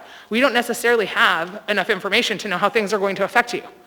You know, Prozac was like, oh, it's supposed to make you happy. Oh, don't stop taking it, you'll kill yourself. Okay, wait, what now? So I think that it's highly important that we start doing a little bit more research on these things and figure out, is it going to be detrimental to ourselves, to our children, to our community, to our elders? You know, we need to make sure that we're taking care of the populace before we just start, boo, great, thanks T-Mobile or AT&T in this case, or whomever. You know, it's a scary thing to think that that needs to be that necessary. And the fact that this is in my neighborhood makes it even more scary for me. Because if I end up with cancer, and it can be traced back to this, I'm not going to, you think I'm grumpy now. Thank you. Thank you for your testimony. Welcome. Hi, Rosa Mealy, and piggybacking off of what she was saying, there are very high-end communities in California, Pasadena, Southern California, and Beverly Hills refuse to put in all of these systems into their hoity-toity areas because they have connects to the people that actually work in these communication systems, and when they ask, same as here, when somebody asks them would they put it in their own area, no, go ahead and put it in the poor area, go ahead and put it in everybody else's area, but not ours, because they're not willing to risk their own health and their own lives. So if people in these areas aren't even willing to expose themselves to effects that we don't even know down the line, why wouldn't you wait until you have more scientific data, not the agenda you want to push and not the money coming into your pocket or who's lobbying for these telecommunications to come in, but actually genuinely care about the people? Because though we may not see the effects right now in our current generation, people are pregnant, they're going to have kids, and it could be a whole Hiroshima effect where those people weren't affected immediately, but the people that, you know, that they birth later on down the line were losing hair, were still contaminated. So why would we purposely risk over money? Because at the end of the day, what it comes down to is the muni making money off of this. You're not going to have constituents to rule over tyrannically if you don't have anybody to rule over. Why not worry about their health so you can have people that can still pay into your taxes? Thank you for your testimony. Welcome. My name is Roy Witchers, and this 5G stuff. First off, there is not enough information on what this does. And Mr. Constant, please pay attention. You've been looking at your computer most of this night. Sir, Thank I you. actually Quiet, wrote your name quiet, down. I'm talking. Sir, I would like to know how to spell your last name. That's what I was doing, was writing your name down. Wichers. Thank you, sir. That's what I was doing, was writing your name down. Anyway, I'm not a big Green Deal guy or anything to do with that. But this 5G destroys bees. Sorry, could you get closer to the microphone? Thanks. I think I'm loud enough. If I yell into this, you're going to have the whole place blown up. You don't know the environmental impacts of this 5G. You don't know the environmental impacts on the humans, on the insects. We need insects just to pollinate the food so Mr. Constant can eat something besides soda and whatnot. Yeah, you laugh. All right, please You continue. won't be laughing if Sir, things go down. Please continue your testimony. Okay. Address it to us as the body. Okay. I'm trying to get a point across here. because nobody seems to want to listen, except for her. Anyway, this has not been studied well enough, and you're going ahead with money, you're spending money left and right. And this economy is crashing. We haven't even felt the impacts yet. We probably won't for another 6 months to a year, maybe. But it's going to last more than the Great Depression did, and worse, because of what you guys did and our mayor that ran out of here as a coward. You people are playing with fire in our lives, and that's wrong, because you were put in power by us to represent our interests, not the interests of big money or big tech or big government. Our interests first. This is the United States, not a communist nation yet. And it won't be as long as the rest of us have something to do about it. I guarantee you, it will come down to that. I know I got 15 seconds, but I think you get my idea. This has got to be held off until we see what really is going on with this stuff. Our food demands it. Thank you for your testimony. Would anyone else like to testify on this item? Anyone at all? Seeing and hearing no one, public testimony is closed. What is the will of the body? Move to approve. Second. Moved and seconded. Mr. Constant. Thank you. I spend a lot of time in Kincaid Park. A lot of time, every week, hours and hours. I ride my bike there. And it's very interesting. You could be up in the Chugach Range and have cellular service, but you can be a quarter mile away from the tower in Kincaid and be in a dead zone. And I was there this week when somebody went off of a bike jump wrong, and a firehouse had to come in with their special equipment and drive down to rescue this person who couldn't call out. There was a person broken on a rock, bleeding, and he could not call out. So I don't know, these towers that emit fluoride into the air, but I do know that people are getting hurt right now, and cellular service and the ability to call someone when you need help is essential in that terrain. That terrain is hilly, and it's filled with wildlife, and it's a wealthy neighborhood, and it is a beautiful place, and I believe that we should have reasonable cellular service there so people can find their way out if they get hurt. Thank you. Thank you. Mr. Weddleton? Question, see if anyone on the administration knows the answer to this. So we hear people living in great fear of 5G here, and it's several people, and we hear it from others. What is our ability to stop 5G rolling out in Anchorage? Through the chair to Assemblymember Weddleton, minimal to none. And if you give me a moment, I could probably fish out an email which could give you a better chapter and verse. But at the federal level, the Federal Communications System, or the FCC, the Federal Commission, has preempted local action, and except in a very minor set of circumstances. Okay, so we could totally agree 5G is bad, it doesn't really matter. We, as this City Council, have no control over that. We're not allowed to stop it? Through the chair, that is my understanding, and I should also mention, I do not know if this item actually has a 5G connection. This is the cell tower in Kincaid Park that looks like a tree that has now been there for a number of years. I don't believe it is 5G now. I don't know if there are plans to make it 5G. All right, thank you. Thank you. Ms. Allard. Thank you. I wanted to say something to the community and also to what Mr. Constant has said. So my daughters are on the Alyeska ski team, and they do quite a bit of dryland training out in Kincaid Park. And there has been times where I desperately needed to call out, and I couldn't. And because I couldn't, I had to leave my daughters and go into a location where I could. We don't have payphones anymore. And so for me, that's a valuable thing to be able to call the police or paramedics or my family member if I needed to. And the other thing is, I had a little bit of concern about towers, but what I did was I did a little research, and they have little to no effect.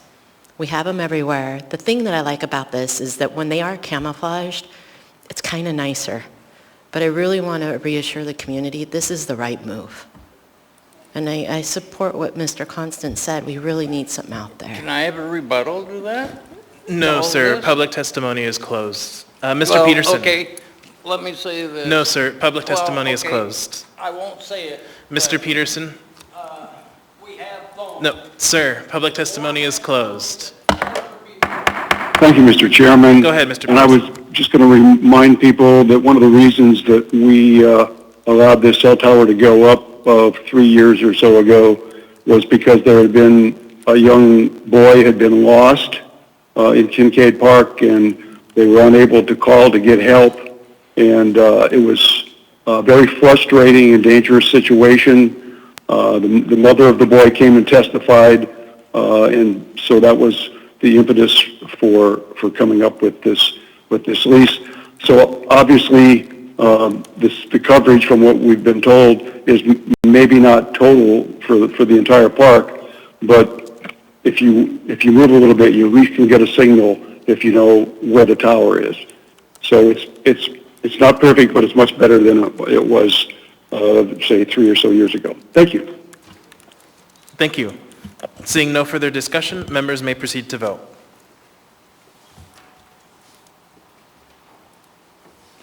Mr. Peterson?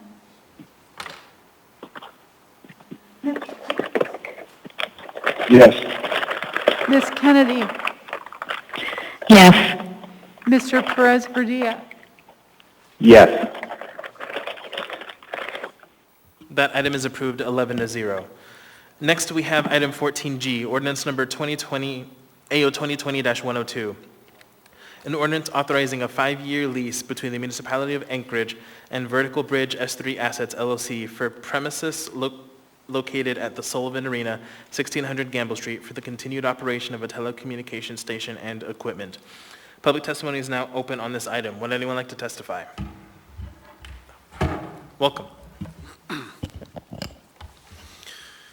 Dustin Darden, D-U-S-T-I-N, D-A-R-D-E-N. I suggest people go to Infowars.com and see what's going on with this insanity. Okay, the cellular communications, the 5G, Wuhan, China, Australia, what do they have in common? You didn't see anybody doing their virtue signal satanic face coverings until you first saw it in Australia. And this all ties together, so calm your little self down there, buddy. So, starts there. Now they got contracted Chinese police. Look it up. It's in the white papers. In Australia. Ladies outside, got kids, got babies. They don't want to wear the masks, so they make a sign and hold it up. The militarized communist Chinese throw them on the ground, put a neck in their back, throw them in jail. Sir, if you could keep your testimony germane to the topic we have It's before us. germane. So I am stating it is not, so please keep it germane to the topic we have before us. Could you define germane? Your time is continuing. I forgot.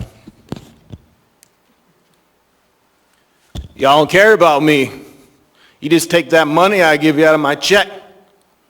But what's germane is the towers they want to put up. They put them up first in Wuhan, China.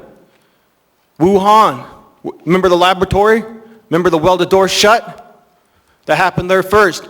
And the effects of heavy radiation on the body are exactly the same effects as to what they call COVID-19 or the Kung Pao chicken virus or the Bill and Melinda Gates propagated bioweapon virus. Yeah, it was a thing they made. Fauci got the patent in 2003. It's all connected. It was legal in America till 2018. And then he went to China with it in the Wuhan laboratory.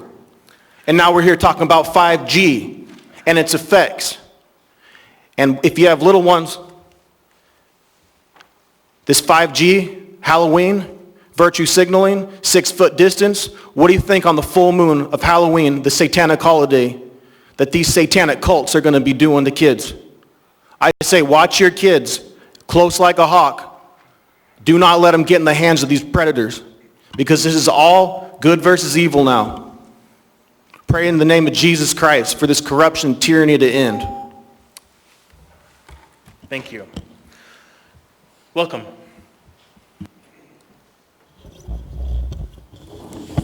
Thank you, Mr. Chair. There you go. I think that's the way it's supposed to go.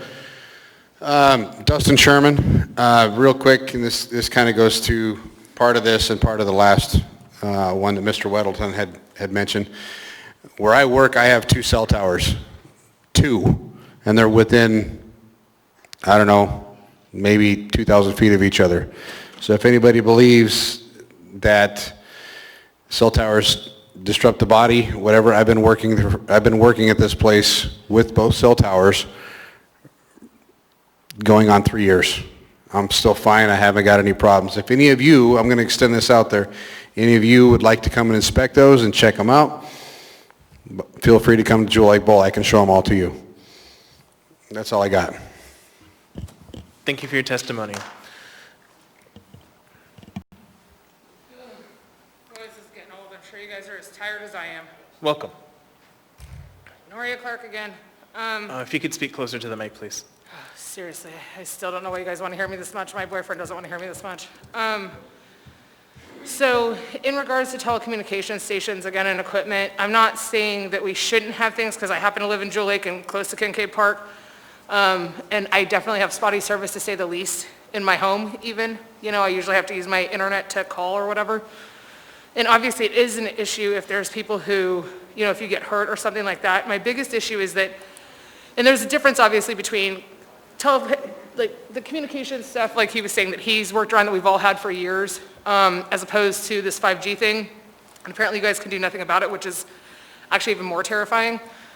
But I think that one of the biggest issues is, you know, even if it was to be a 5G tower put up, are they going to turn it on? Second, even, because ours isn't on yet, thankfully. But even if it was to be on, if you don't have a 5G phone, does it still work off of the other, you know, like data, whatever, telecommunication things?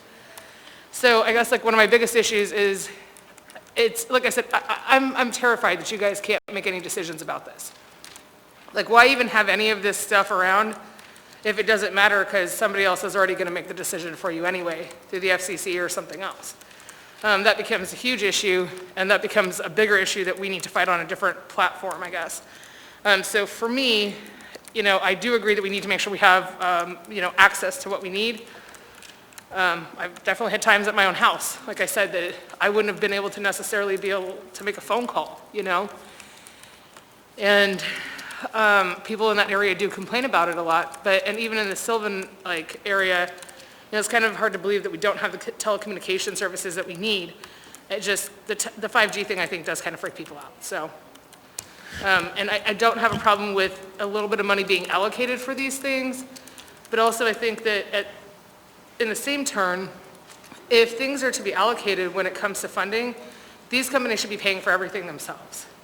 You know, if AT&T owns it, like they own the one that's on my street, then they need to pay for it. It should not come out of any of our budget. They need to pay for everything. If they want their services to be used, then they need to pay, because they have enough money. And apparently we don't right now. So, just a thought. Thank you. Can you state your name one more time for the record, please? Noria Clark. Thank you. Thank you for your testimony. Would anyone else like to testify on this item? Anyone at all?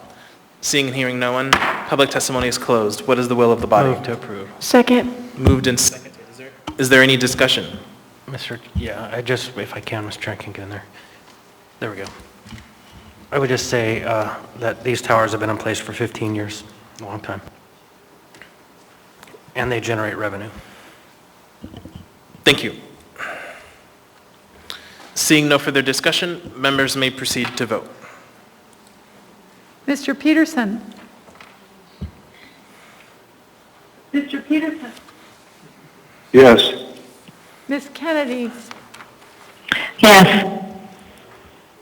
Mr. Perez Verdia? Yes. That item is approved 11-0. Before we continue to the next item, so it was stated at a public work session that it is the intent of the administration, and I believe the body is in agreement that we will not be taking action on this item tonight, as there's more work to be done with the industry on this particular item. So with that, I would entertain a motion to change the order of the day to take up items 14I and 15A. Just to speak a little bit more to it, the administration believes that we will be ready to take action on it on October 27th. So that's when we would have the public hearing on this item. Mr. Chair, can I make that motion, but also take up 15A first, so that we get that completed tonight? Second. Sure, we can do it that way. So moved and seconded. So for the body and the members. So the motion is 15A, 14I, and then likely we'd use the remainder of any time left for final audience participation. So with that, is there any objection? I'll just take it by unanimous. Okay, then let's go ahead and do 15A, a resolution number AR 2020-364, a resolution of the Anchorage Municipal Assembly setting public hearings for the first-time renewals of and approving the renewals of municipal marijuana licenses for manufacturing establishment Anchorage Bowl number M12318, retail establishment Anchorage Bowl number M12316, stating the Assembly's waive of protest the renewal of State of Alaska. Reading. Thank you. Public testimony is now open on this item. Would anyone like to testify?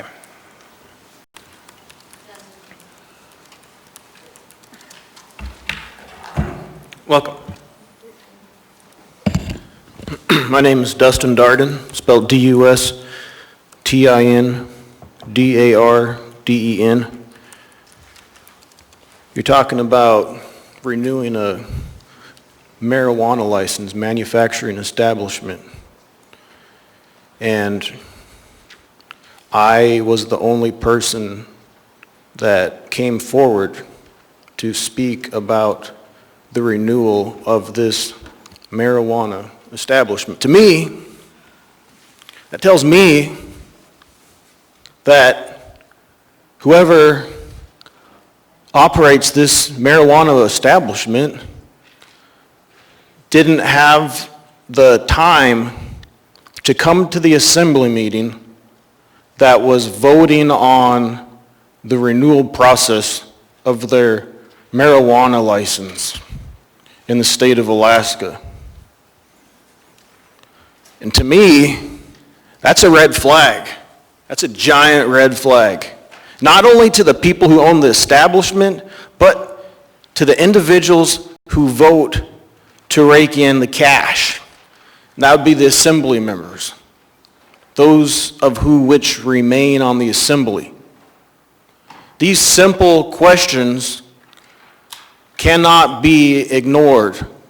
Why are the owners of this marijuana establishment not here to present the reason as to why their license should be renewed?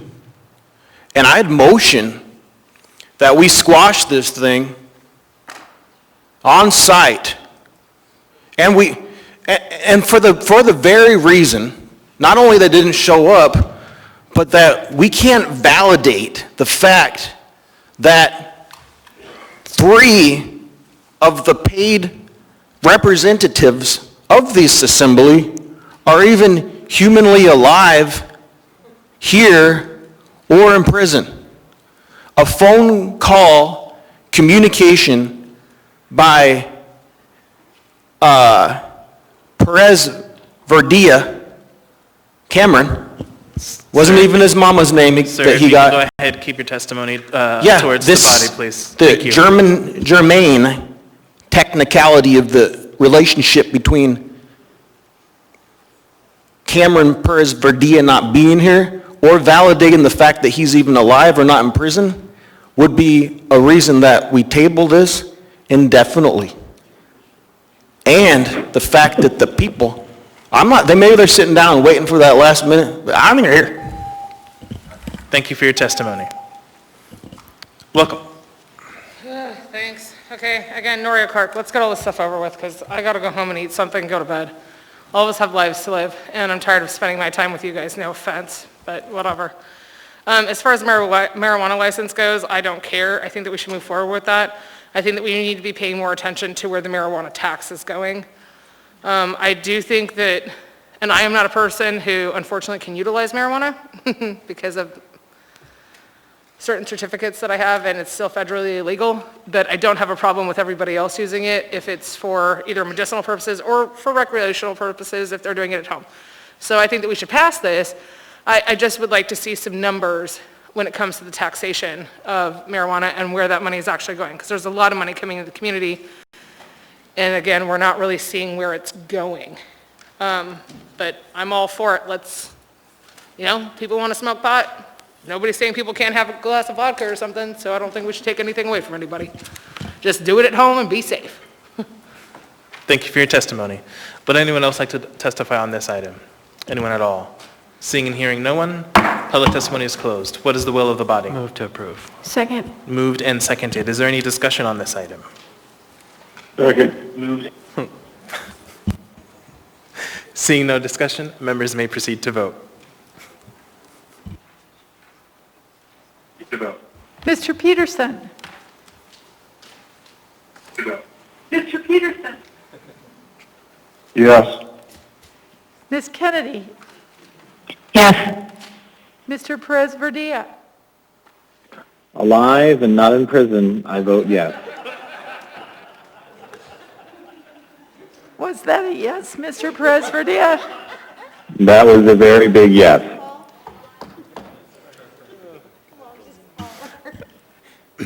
That item is approved 11-0. Next, we have item 14I. First public hearing, ordinance number AO 2020-104, an ordinance of the Anchorage Assembly amending Anchorage Municipal Code section 28.20.010 to establish the date of a runoff election is within 3 weeks of the date of certification of the election results that require a runoff. Public testimony is now open on this item. Mr. Chair, point of order. Can I be excused? Yes, you may be excused per prior conflicts. Welcome. Dustin Darden, D-U-S-T-I-N, D-A-R-D-E-N. Good morning. It's easier to say, and it comes with bacon and coffee. Now we're talking about elections. So, in this, Poppy, what we could do, is what I propose we do, is we throw in an amendment to this to, under the same reason, the same rationale as to why we wouldn't vote on a subject matter without being in person. Same subject matter, directly related to this, you got 3 assembly members not even here. Okay, so we vote by a mailbox with a whole bunch of people who don't want to vote, getting stuff in the mail, okay? And that's an election amendment that I'd like to add to 14I, that we throw in that because it's going to have to be included in this ordinance because it's going to be across the board spectrum the same way that you would put across the board spectrum for me to put it into terms that you can understand inside of your deoxygenized brains by the masks you have on your face diapers, as somebody called them before. You need to have somebody there for something to happen. That's how they do it in the Juneau. That's the state capitol in Juneau. If you don't show up, you don't play, okay? And the reason that's there is because there's no way to validate a human being is alive, not in prison or impersonating someone else if they don't show up. I mean, that's like 90% of life is showing up. And this right here is talking about election, and we're talking about ballots. It's all coming together, folks. The power grid is connected to the telephone. The telephone is connected to these people who may or may not be here. And these ballots are being mailed to people who may or may not be there So we need to add into this amendment to this 14I that would, if you must pass this, we got to throw in a person must be present to vote. An identifier, not a microchip, not a death serum, and that I got it connect hydrogel inside of the vaccination can't keep animals alive. Don't get that shot. It's all connected because it's good versus evil now. We're watching the evil fall. They're falling. They had an opportunity to repent, and you still have an opportunity to repent. Thank you for your testimony. And just in case the public was unaware, so this is the first public hearing. There will be a second public hearing on this item, I believe, on October 27th. Would anyone else like to testify on this item? Anyone at all? All right, so that ends the first public hearing, and then there'll be a second public hearing at a future meeting. So with that, we'll go ahead and move on to final audience participation. Unless there's objection, we'll just end our time with that. Do we need to do 14H? Yeah, it's just going to carry over. Yeah, so the vice chair asked me if 14H will just carry over to October 27th, and that's when, and that is correct. So that's when we will have the public hearing on that item. Okay, so I'm going to go ahead and work off of the final audience participation list that I have here. We asked folks to sign up. So I'm going to go ahead and work off this list until we are out of time. I don't know. It's up to the body if the body wants to extend. Yeah, so the meeting ends unless there's a motion to extend at 11 o'clock. So just as an FYI to the public. Okay, so first we have Mr. Robert Lee. Is Mr. Robert Lee in attendance? Okay, so then next we have Miss Michelle LeBlanc. Is Miss Michelle LeBlanc in attendance? Okay, then next we have Miss Emily Rewin.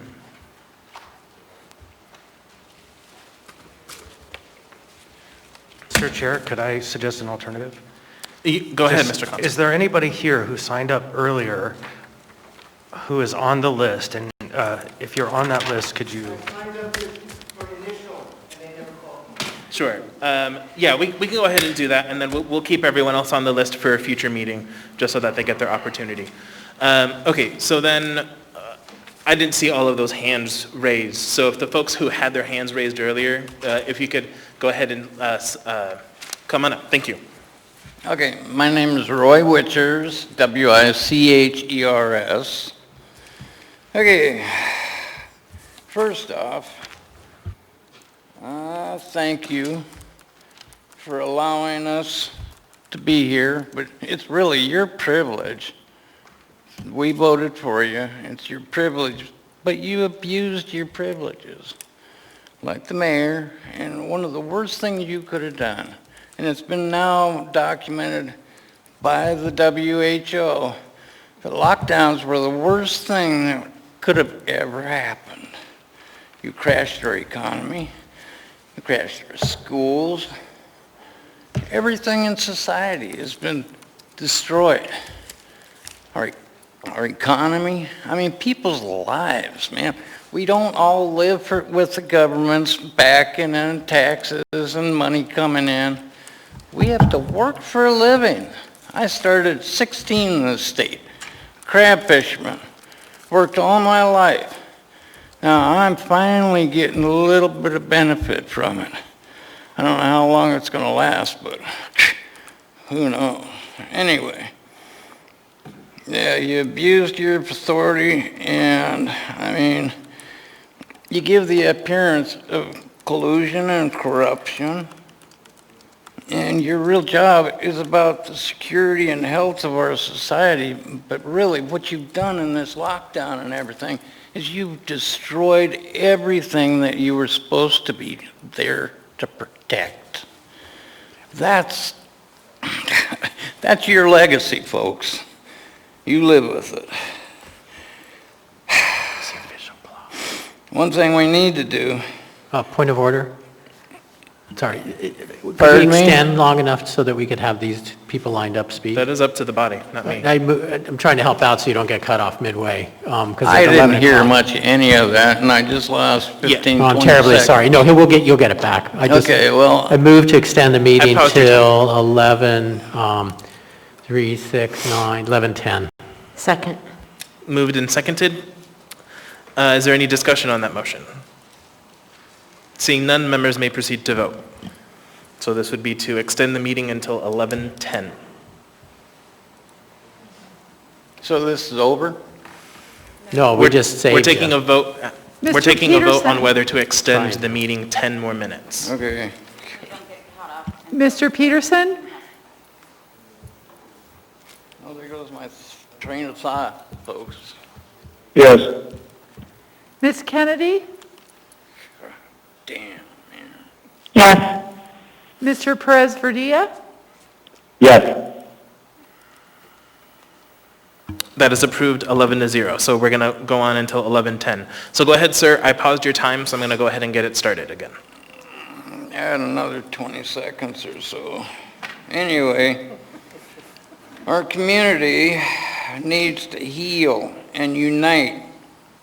Our city needs to get our businesses back, our schools back, and our faith back in government. And the people need to have that security. I mean, you guys are supposed to give that security to us. I don't see it. And from what I hear out here, nobody else does either, or not very many.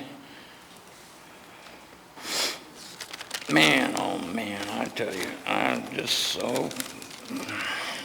God.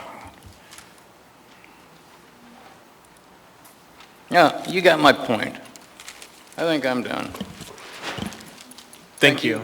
Thank you for participating. Yeah. Welcome.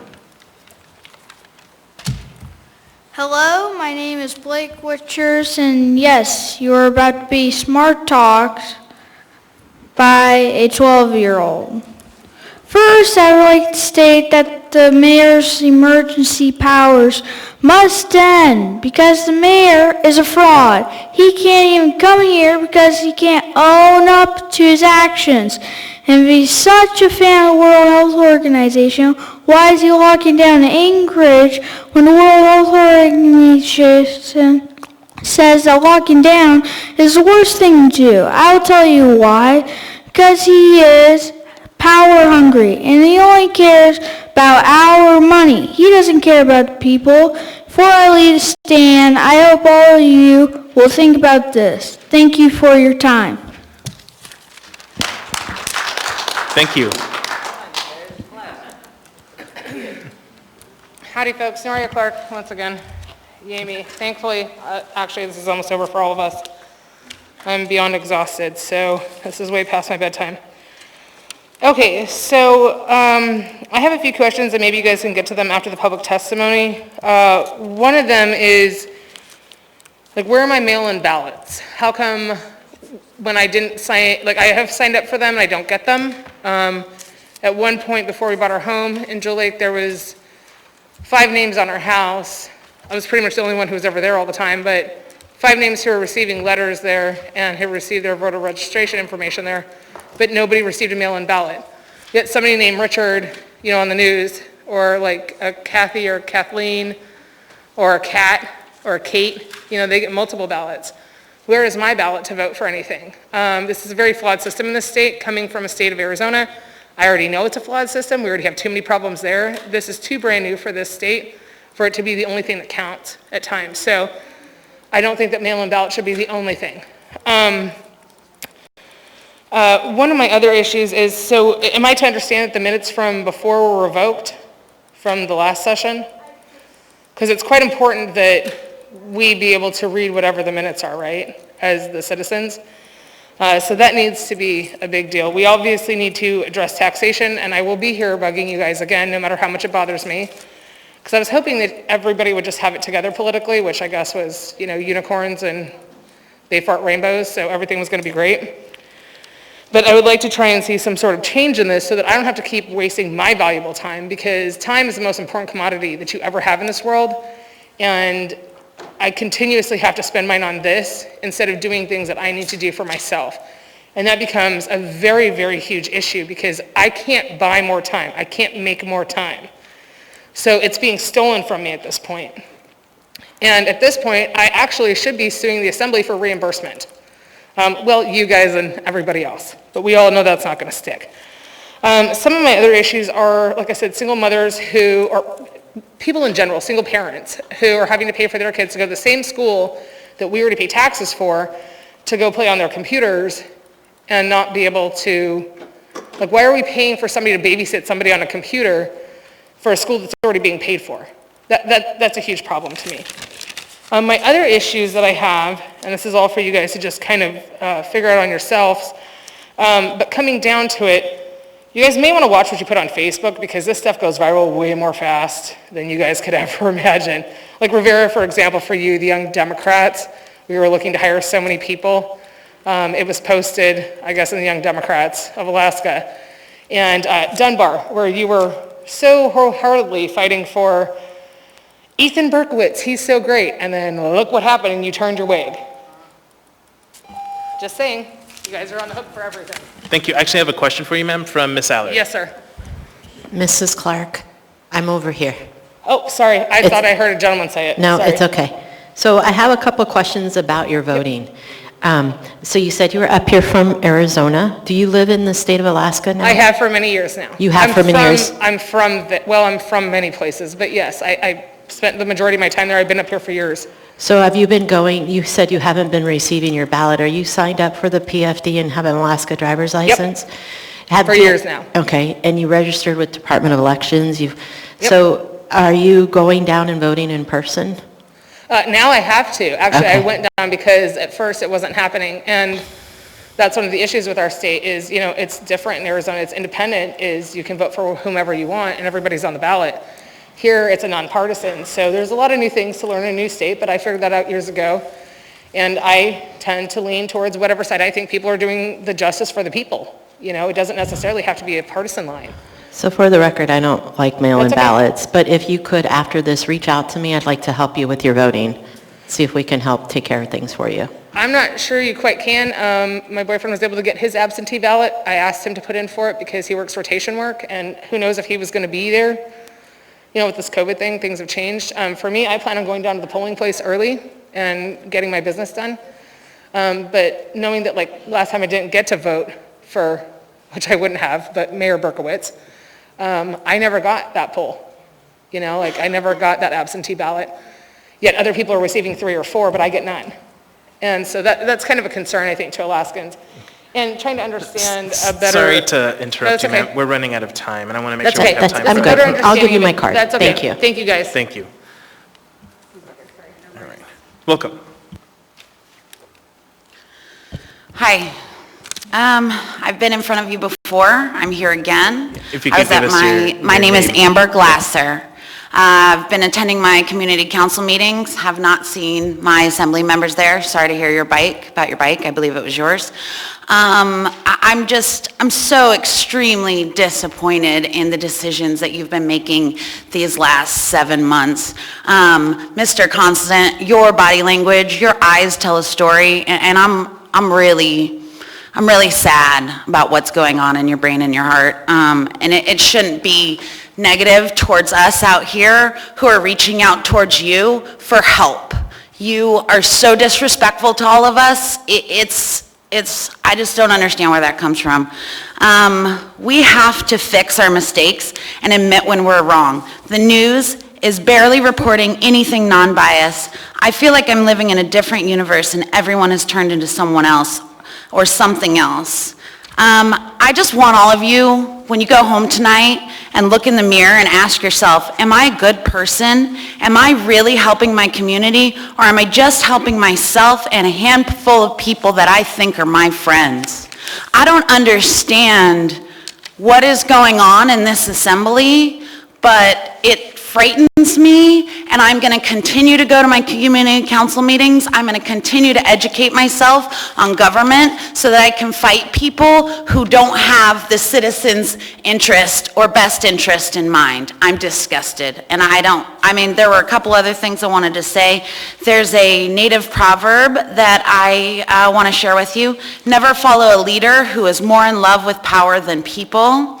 There's another lady, Ali Zak, that I wanted to just tell you what she thinks, and it says, because I expect transparency and honesty from government, I'm a conspiracy theorist. Because I challenge information, I'm told, and I research other opinions, I'm called a troll. Because I've researched science behind masks and know they have no merit in saving lives, I'm selfish. I seek out more information than what I'm told. Now I'm a troublemaker. Because I ask people to research and not just listen to what they are told, I'm spreading misinformation? I don't think so. Because I see death rates rising in response to decisions to fight COVID, I'm a right-winger? No. I'm none of these things, and all of these people who want to testify are none of those things. And I really, really want you to research and get information from other sources because you are not getting the right information for the decisions you're making. Thank you.